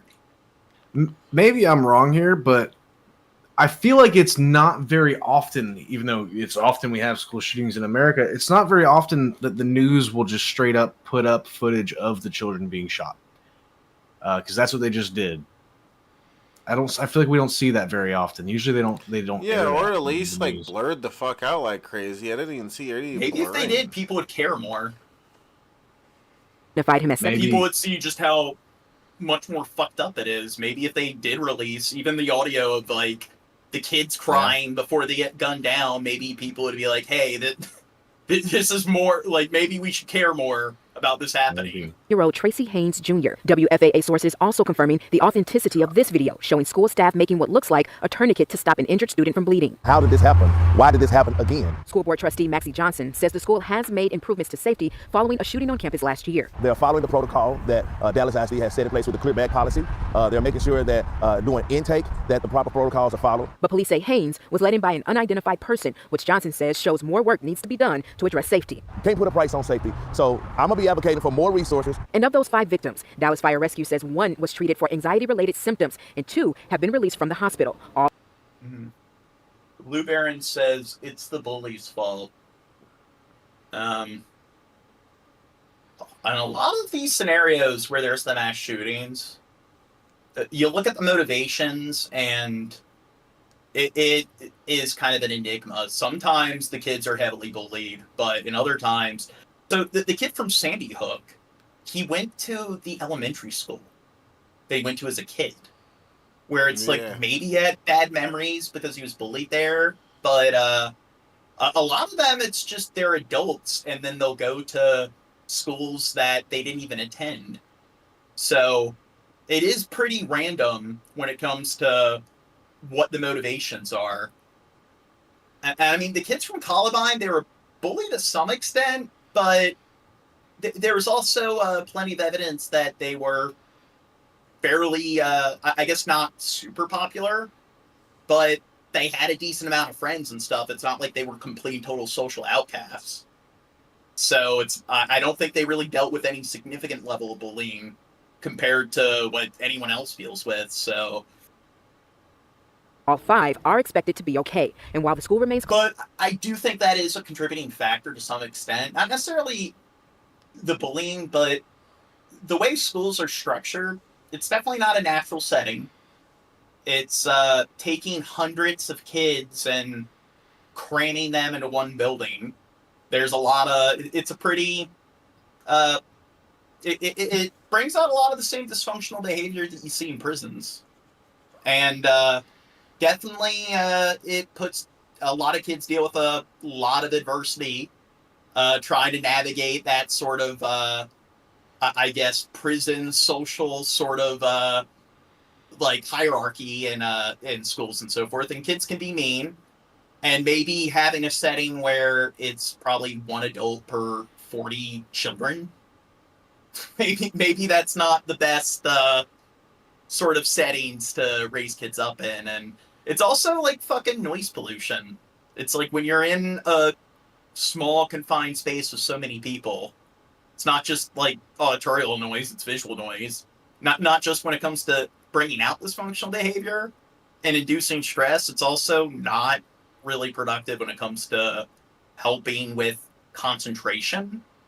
It's probably interferes with them being able to pay attention when they're studying or like reading through their books and doing paperwork and everything. So I think that maybe that has something to do with it. I think a lot of kids just can't manage it and so forth. And if somebody is very mentally unstable and they have to check into this kind of environment every day, they need to clock into their daily prison, it might push them over the edge. Closed and the fear still lingering. This grandmother, my grandson told me, he said, thanks the teacher, he wants them to be safe. They got their whole life in front of them. For keeping her grandson safe. That was something wonderful to say to the kids. In Dallas, I'm Brittany Moncrief. What a brave teacher, reminding the students that they were his priority. The aggravated assault mass shooting charge. Oh, somebody says, do I need an invite to join on Discord? Put a link in the chat. We do. That is Ahmed. That's the person who's been in waiting for a while. Yes, Ahmed, we will have to drag you in, but it probably will not happen this time. Again, like I said, hang around. Maybe next stream. Like I said. Wait. If they're here, they can pop in. So, Dirk, why don't you go in and talk to them? So you want me to screen them? Yeah, and then right. You get good vibes, bring them in. Okay. Haynes faces did not exist 2 years ago. The changes were a result of a bill passed through the Texas legislature in 2023. The mass shooting charge makes this case a first-degree felony, which is punishable by 5 to 99 years in prison or life. This will be especially important when the case heads to trial. It can prevent the multiple aggravated assault offenses from being tried separately. You can read up on the entire history of this law and how it can be used by the district attorney's office. The full explanation is available right now. Wait, so that's Blue Baron put the British flag, Canadian flag. Is that Australia, New Zealand? New Zealand and Australia, their flags are too similar. On WFAA. Yeah, so our buddy Ahmed here, he was born in America. His parents are from Yemen, but he thinks he got a couple of facts wrong. Oh shit! Man, Verification. so you can see I'm a real person. So, what are some of the things you think we need to be informed of? So somebody did say that in the chat that Saudi's really hurting Yemen, and that's also true. And a lot of the famine, a lot of the strife. But there's an arms agreement. It's about the military war complex. It's about the military industry of Saudi promised to buy like $80 billion in weapons, but they have to use those weapons. But even if they don't pay for them, they could pay for them later with interest. It was a deal that Saudi made with Trump when he was touching the globe. I don't know if you remember that. It was, and he even bragged about how much money that they just agreed to spend. It was all military money. So the bombs that are hitting Yemen are from Saudi Arabia, but they do come from the United States. The reason why Saudi does that, instability in Yemen, this is historically known amongst all Yemenis, instability in Yemen is good for Saudi Arabia. There's three areas in the north, Jazan, Nasran, and Asir. Hard to say for you guys, but they have a lot of oil there in the north of Yemen. And in Madib, there's a lot of oil, and there's natural gas in abundance. And sort of like Libya, Yemen oil is so fine that you could filter it with a coffee filter, man. It's pure. It's not crude like Canadian oil or northern U.S. oil. For the longest time, they used to give money to the old president, Ali Abdullah Saleh, and he used to take hundreds of millions, but they used to take billions in oil. So they pay him, and he'd allow them to take it. But since he was, exiled, came back, then blew up and killed and stuff when the Houthis took over, instability is where they get their control from. In that situation where there's no leadership, it allowed the UAE to come take a lot of oil from them. And the borders, they actually control the harbor of Aden. That's why it's not being bombed. Only Hodeidah is being bombed, the Red Sea border, not the Indian Ocean one. And Qatar, they're rich off of natural gas. Russia is #1 producer of natural gas. Qatar, that small little country, is #2 in the world. You can look this up. They're interested in natural gas in Yemen, and they went in there. Hey, we'll support your rebellion, but you got to give us your natural gas. They also took this beautiful island called Socotra for 100 years, and they start pulling these beautiful trees out there that don't grow nowhere else. They're called dragon trees. All of this is reputable source. You could look it up. So everybody's taking from Yemen. That whole time that this is happening, Houthi is feeding off of the anger and frustration of the Yemenis. They have no opportunity. So, yeah, I mean, they'll go there. But if you give any of those loyalist Houthis a green card and a trip to America, they'll be the best citizen ever because they really have no options. That's the thing. When somebody did say, see, I'm a Muslim American, I'm actually, I follow all the tenets and everything. There is not one verse that says to terrorize, kill innocents, kill civilians. Most of the terrorism that happens is against Muslims. Like ISIS killed more Muslims than anything.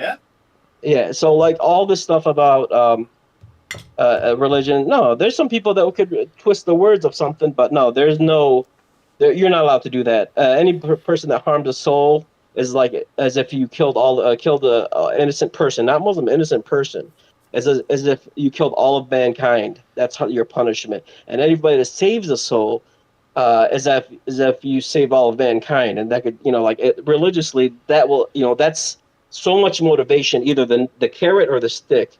Either going to hell for killing all of mankind, you don't want that carrot, a stick. You'd rather have the carrot of heaven, and by, saving one person, you save all of mankind. I apologize if I went on a tangent. I tried to cover everybody's questions, but that's what it is. I go on tangents all the time. It's good to have somebody else talk. I tried to turn on my video. It's not turning on. This you're on. You're on when it was on before. Okay. Yeah, we see now. I'll say that I do appreciate you clarifying that, because I'll say this: we tend to just give, in general, religion a pretty bad rap on this channel, because it does honestly on a global scale lead to such, hey man, there's argument these there. confrontations. Now, but I will say this: I get yes. So I think that was John's major point, was the hypocrisy of it, because there's violence involved in basically all religions, at least when it comes to Christianity, and so it's one of those things where at least it is used to justify violence. But that being said, I appreciate you coming in and speaking from your perspective where it does not, because I know Muslim people who there's not a violent bone in their body, and it is a peaceful religion in their interpretation and their practice. So yeah, I think religion does get a bad rap on this channel often, but I don't speak up against it, because oftentimes there's a point. Well, let me tell you something, man. I'll defend my Christian and Jewish brothers and sisters that I don't think it's religion. I think that people use religion to mobilize people. But when it comes to non-religions, the biggest wars ever, I mean, the biggest tyrants ever were not religion. They were not religious. They're Mao, you have Stalin. I mean, they killed more people than both world wars all together, and that's just recent. I think people do, you're correct, they do use religion to mobilize people. No, not cool. But if you look at... to be religion. Yeah, you're right. It could be poverty, like I said in Yemen. Yeah. It could be socioeconomic. It could be last resort. It could be grooming, but let me tell you something. The highest concentration of people in the Middle East, outside the Middle East, that are Muslim is in where I live, in the Metro Detroit area. I don't give a shit if people know where I live. I'm old. I don't know, track me or not. But anyways, there's not been one terrorist incident ever here. We're actually good neighbors. A lot of people leave the doors unlocked, which I don't agree with. But there's not one school shooting here, thank God. Or if you don't thank God, it is. Yeah. But there hasn't been any of that stuff, man. We love people over here. If anything, my ma will probably feed you to death. But there's no, and they're not supposed to be compulsion in religion. That's a main tenet of our religion. You can't. It's not. And I'm willing to talk to anybody about this, but I can't sit there and say, there isn't Christianity. Nah. The people are different from governments. My cat's terrorizing me right now, but people are different than I have atheist friends, I have Christian friends, man. They're all welcome in my home, bro. Yeah, but hey, anybody trying to say that Trump did this, Trump did that, all of them are against Gaza, man. Obama bombed Yemen too. Trump bombed Yemen. If you listen to some Dave Smith, he's actually atheist. He was on Rogan. And I know if you don't like Rogan, I mean, it's not a big deal. I don't care what you guys like. But he was there, and he described stuff. He's actually atheist. But, killing babies is wrong in any belief, Bill Burr said it in his last stand-up, man. You can't just punch through somebody to get to the guy behind them. What if those babies voted for Hamas, though? Oh, yeah. Okay, so, yeah. So that vote was a small majority. Happened years ago, and most of the population wasn't even born then. Somebody did state that. One of you guys stated it. Most of the population wasn't born then.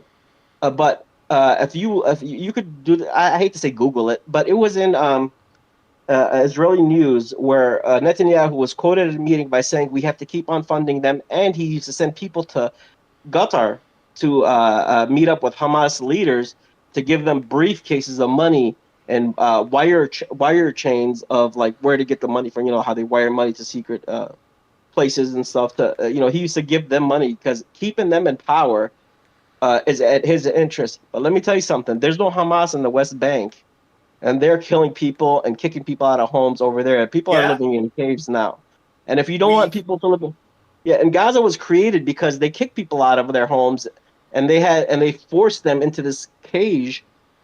With walls around it, and then that's where they are because of that. And they're gonna vote for somebody that fights for them. And since Hamas was getting all this money and they were propped up with power to go against the PLO and Mahmoud Abbas over there in the West Bank, then they have two different governments. So but in this situation they're actually united. They're like, hey, you're killing us and them. There's no Hamas in West Bank, but They're doing the same thing there, bro. Smaller scale. Yeah. And they got all the illegal settlements and we have gone over all the things you've discussed. We had Jews in Yemen. They live peacefully in our village. Actually, they're called Yemenites, not Yemenis. They're Yemenites. They're Jewish Yemenis. And yeah, man. Like I said, I love my Jewish brothers, man. My best friends I have a lot of great Jewish friends. And if you go to the rallies here, most of them are organized because, man, Arabs aren't organized, bro. But the American Jews, man. When I went to a protest in D.C., which is really American, protesting, not getting out. I mean, but anyways, when we went there, man, there was all Jews there, Christians, atheists, a whole bunch of people all over. There was like 500,000 people, I think, on January 17th last year. So yeah, man. Yeah, that's it. This is my first Discord, man. You guys popped my cherry. Yeah. And, well, welcome aboard, man. Thanks for coming to discussing check us out. Saudi Arabia, we did go over that, where the United States constantly fueling that machine. They support Saudi Arabia heavily, and yet look at what they're doing in Yemen. And it's very similar to what Israel's doing to Gaza.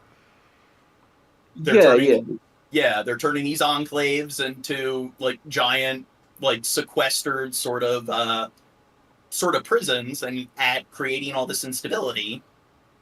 And then they don't do anything to try to, get rid of the instability. It's just beyond military force. Look, my friend, October 7th, Egypt, which is 100% with Israel, they warned Israel about a pending attack.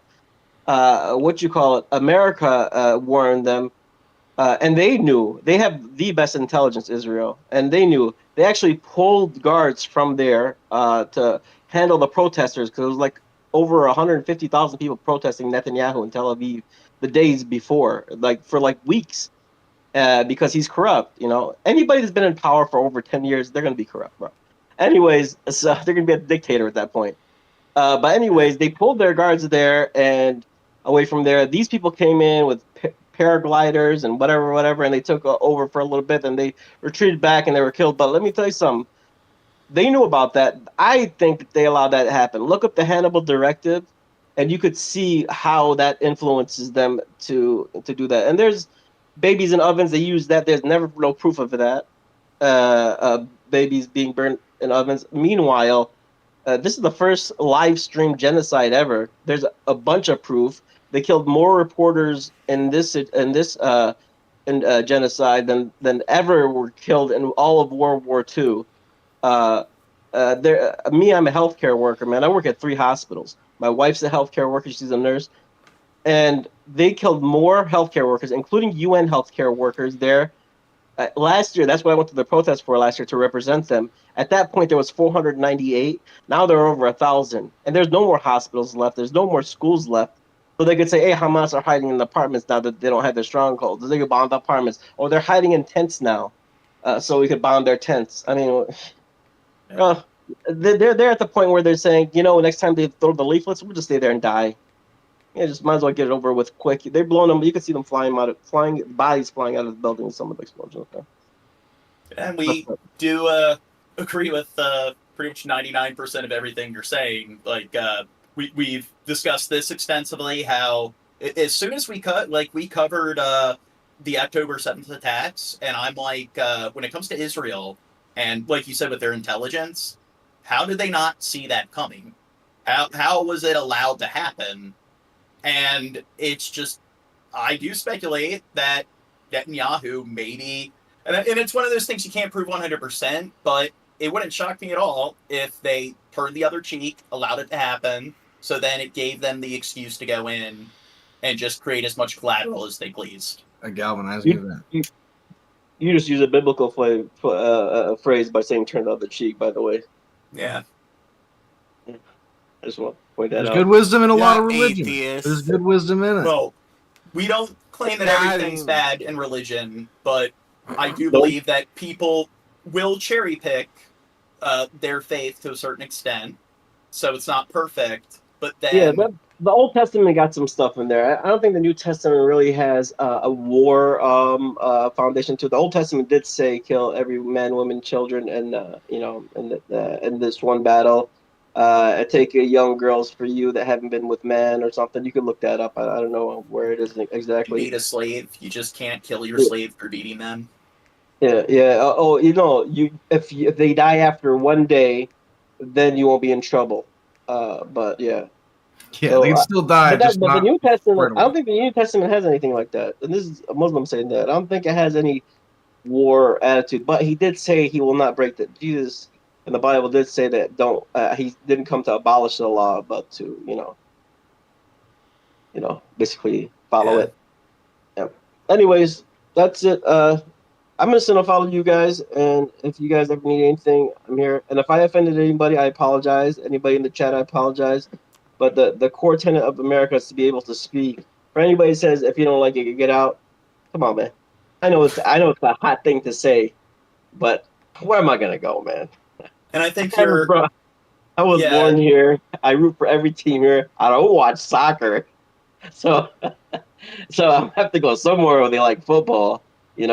I'll go to Aruba maybe. And I do think you've been very respectful and you've been formal. So you're like, I hope I didn't offend anybody. And we got a lot of people in the chat where you're coming in, they're not arguing against your points, and they're just throwing a bunch of ad homs and insults. So, yeah, I'm sorry. I'm sorry, everybody in the chat. If you guys hate me, this is my first time. If you have something to say that here, I can't even see the chat, bro. I don't know how to use Discord at all, man. Oh yeah, you'd have to switch over to the YouTube app. You'd have to look out on. The live chat. That's okay. It's all right. I'm an old guy, man. People want to yell at me. Man, if they kick out every immigrant from the hospitals I work at, there'd probably be like 2 employees there. What the hell? I got a buddy who's a nurse, man. It's like that. You clock out, you get home, and they're already calling you back. Yeah. Shit, man. My job technically pays around $40 an hour, right? But because they're in such high demand, because there's no employees working, I mean, it's so hard. They're offering incentive pay of $150 an hour for me to go cover a shift somewhere. Yeah. Plus, I'll turn around and come back and clock in. Hell yeah. Yeah. Plus your hourly pay, plus your shift premium. Damn. So I mean, yeah, man. Good gig again. At least you're doing some good with it, man. But damn, that's some burnout. But yeah. Good luck with it, man. Do you guys support like this? Are you guys Second Amendmenters? Or are you guys like pro anti-abortion? Pro? How do you guys feel about that? Yeah. So I'm glad you asked, because I was going to ask if you had any questions for us, where we lie. Why not? We get to know each other. Now, me personally, when it comes to weapons, I think maybe we need some more restrictions. But I do believe in an age of weapons. In other words, you can't put that genie back in the bottle. There will always be a bad guy with a gun. In the event where there's a guy with a gun, you might as well be a guy with a gun too. That's my personal opinion. Now, if you prove that you cannot be trusted with a gun, then maybe you should have restricted access to one. Abortion, I think that's also a freedom that someone should have if they decide. Yeah. Do you guys all agree about things, or is everybody like? Do you guys have anybody with differing views? To be honest, I'm sure there's like varying. I'm sure there's varying things that we would defer, like minor disagreements, but we probably pretty much all skew to the left on shit like that. Okay. And I'm not too much of a gun advocate, but I do think in a lot of these mass shootings, there are 1,000,001 signs that this person was going to commit a shooting, and they didn't intervene. And there's so many red flags and so forth. And I think we definitely need tighter restrictions. Like, there are scenarios where they have red flag laws, and a person will have their gun seized from them 3 or 4 times. And then the 4th time they're giving their guns back, they commit a shooting. It's like, maybe after we need they've to have triggered stricter laws, when it comes to guns.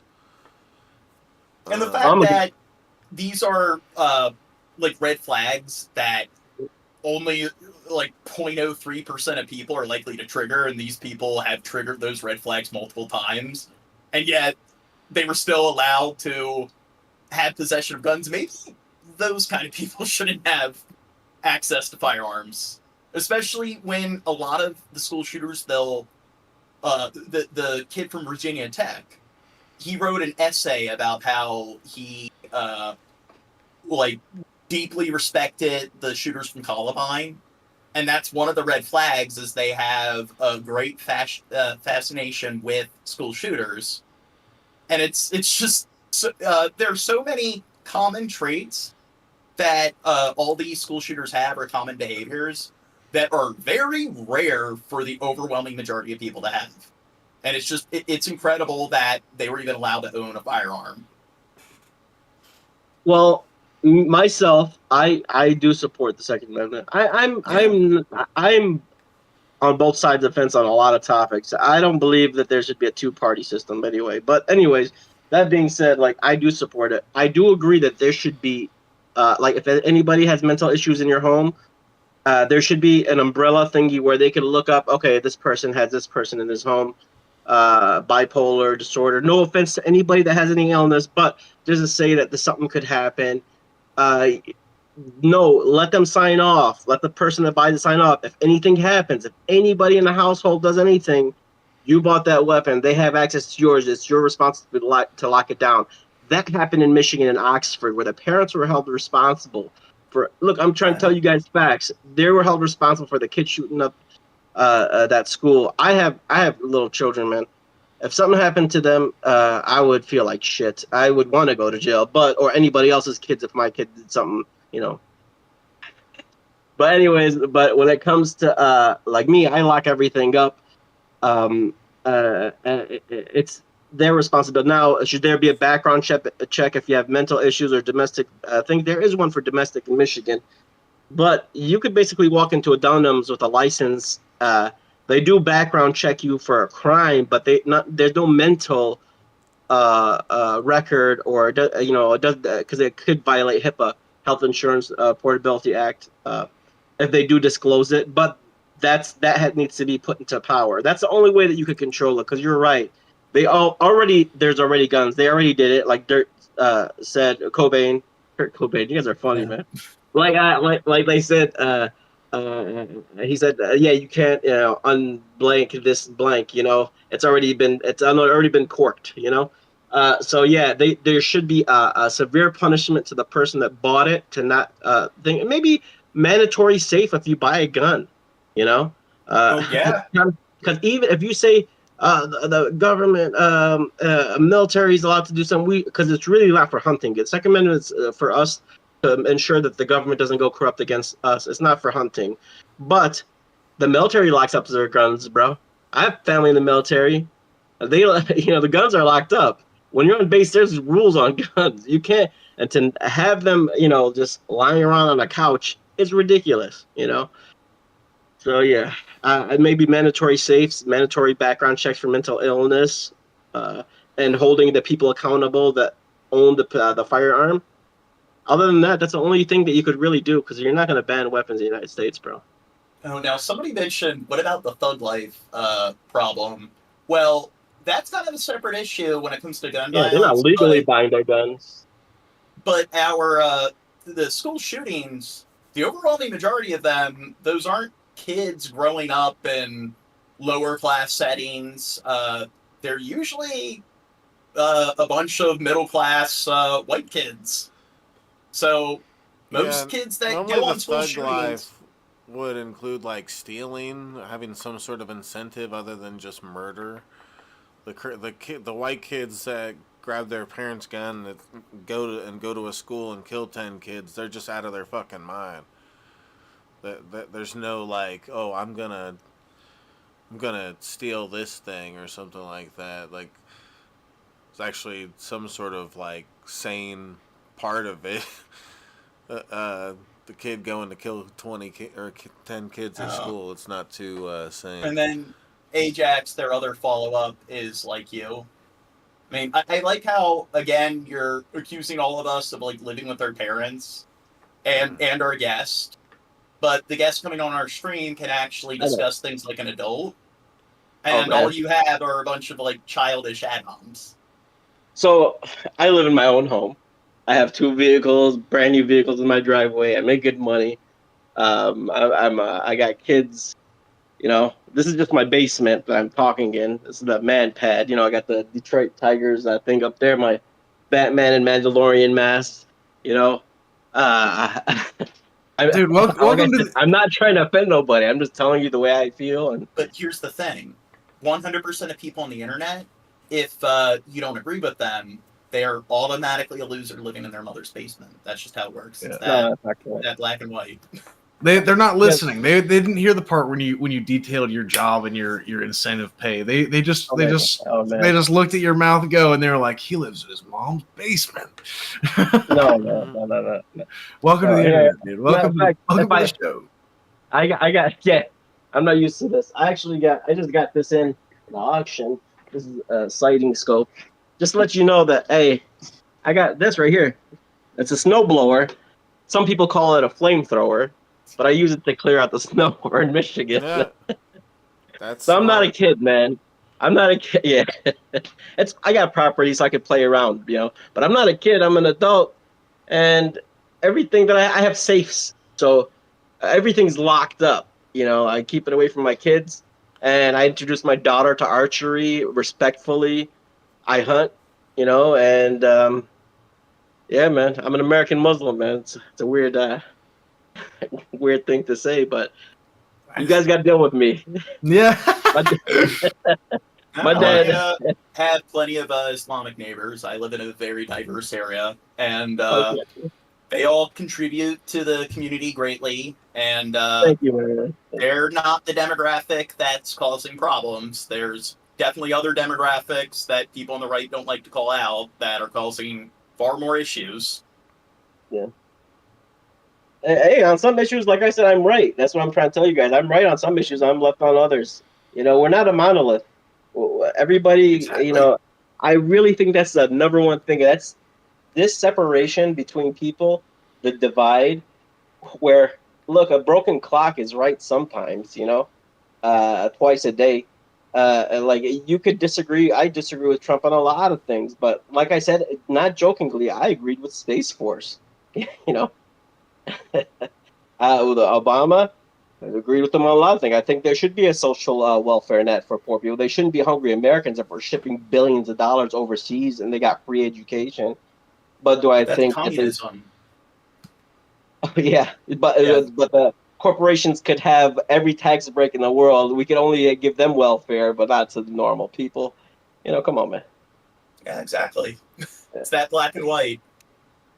If everybody pays their fair share, we wouldn't have to worry about shit. And Space Force, that's another thing. Now, I don't think Trump necessarily was the one that came up with it, but a lot of people don't know exactly what the purpose of the Space Force is, and it has a lot to do with the satellite communications. A lot of people think, oh, Space Force, that's stupid, like Star Wars, and it has to do with making sure all the satellites are working because of communications. And meteor watching, man. We have one coming at us 2036 or something like that. I know it's only like a 1% chance it's going to hit us. But, you know, what if we're around for 200 years and maybe another one comes by? 13,000 years ago during the driest period or whatever, we had one that hit us. So they say that we're due for another one. They also watch for shift poles, the poles shifting and other things too. But yeah, I just think it's cool. Yeah, if you're not gonna fund NASA, you gotta do your own thing. You know, have Space Force. Go ahead. I don't care. I like it. Yeah, we need SpaceX to take care of things. No, look, man. He was loved by the left. Now he's loved by the right. Then he's hated by the right.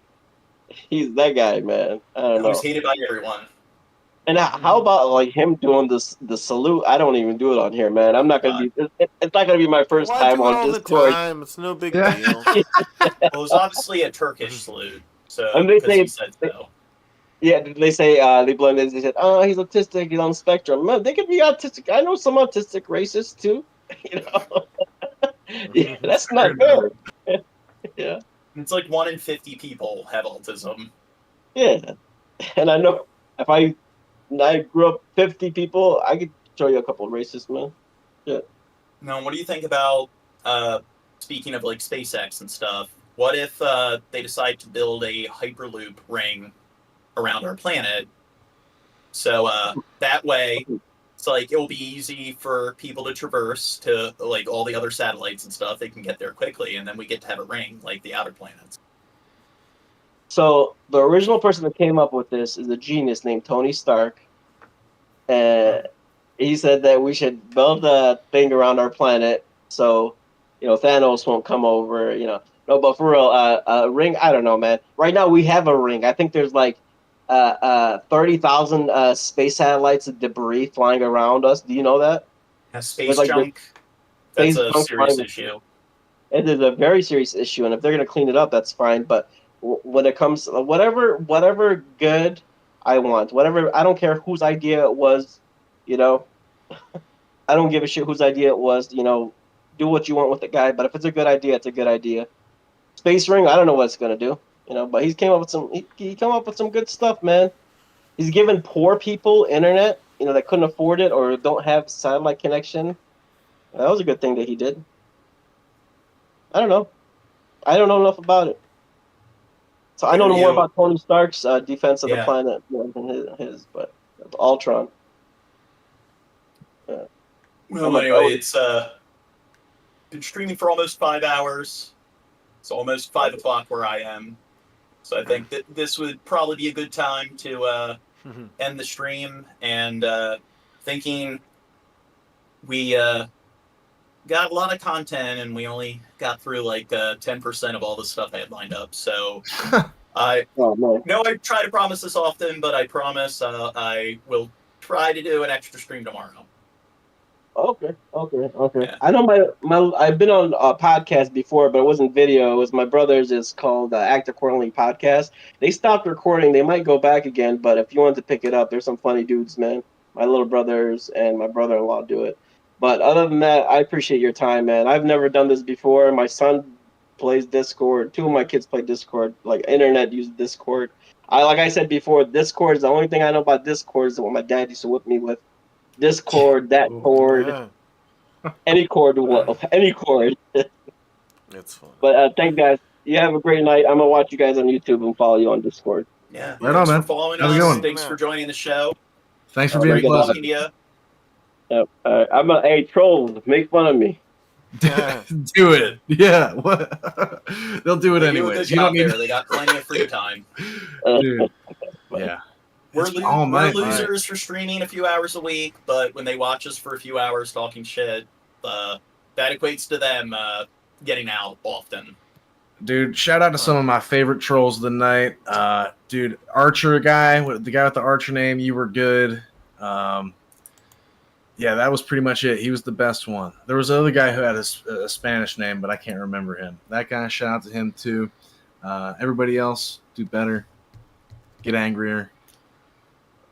All right. And if you want to come in here and argue with us, as long as you're civil, even if you have completely opposing views, we wouldn't mind bringing you in to have some discourse. But hey, clearly we're all about creating an echo chamber here. Yeah. All right. Click the But anyway, subscribe peace button, out. guys.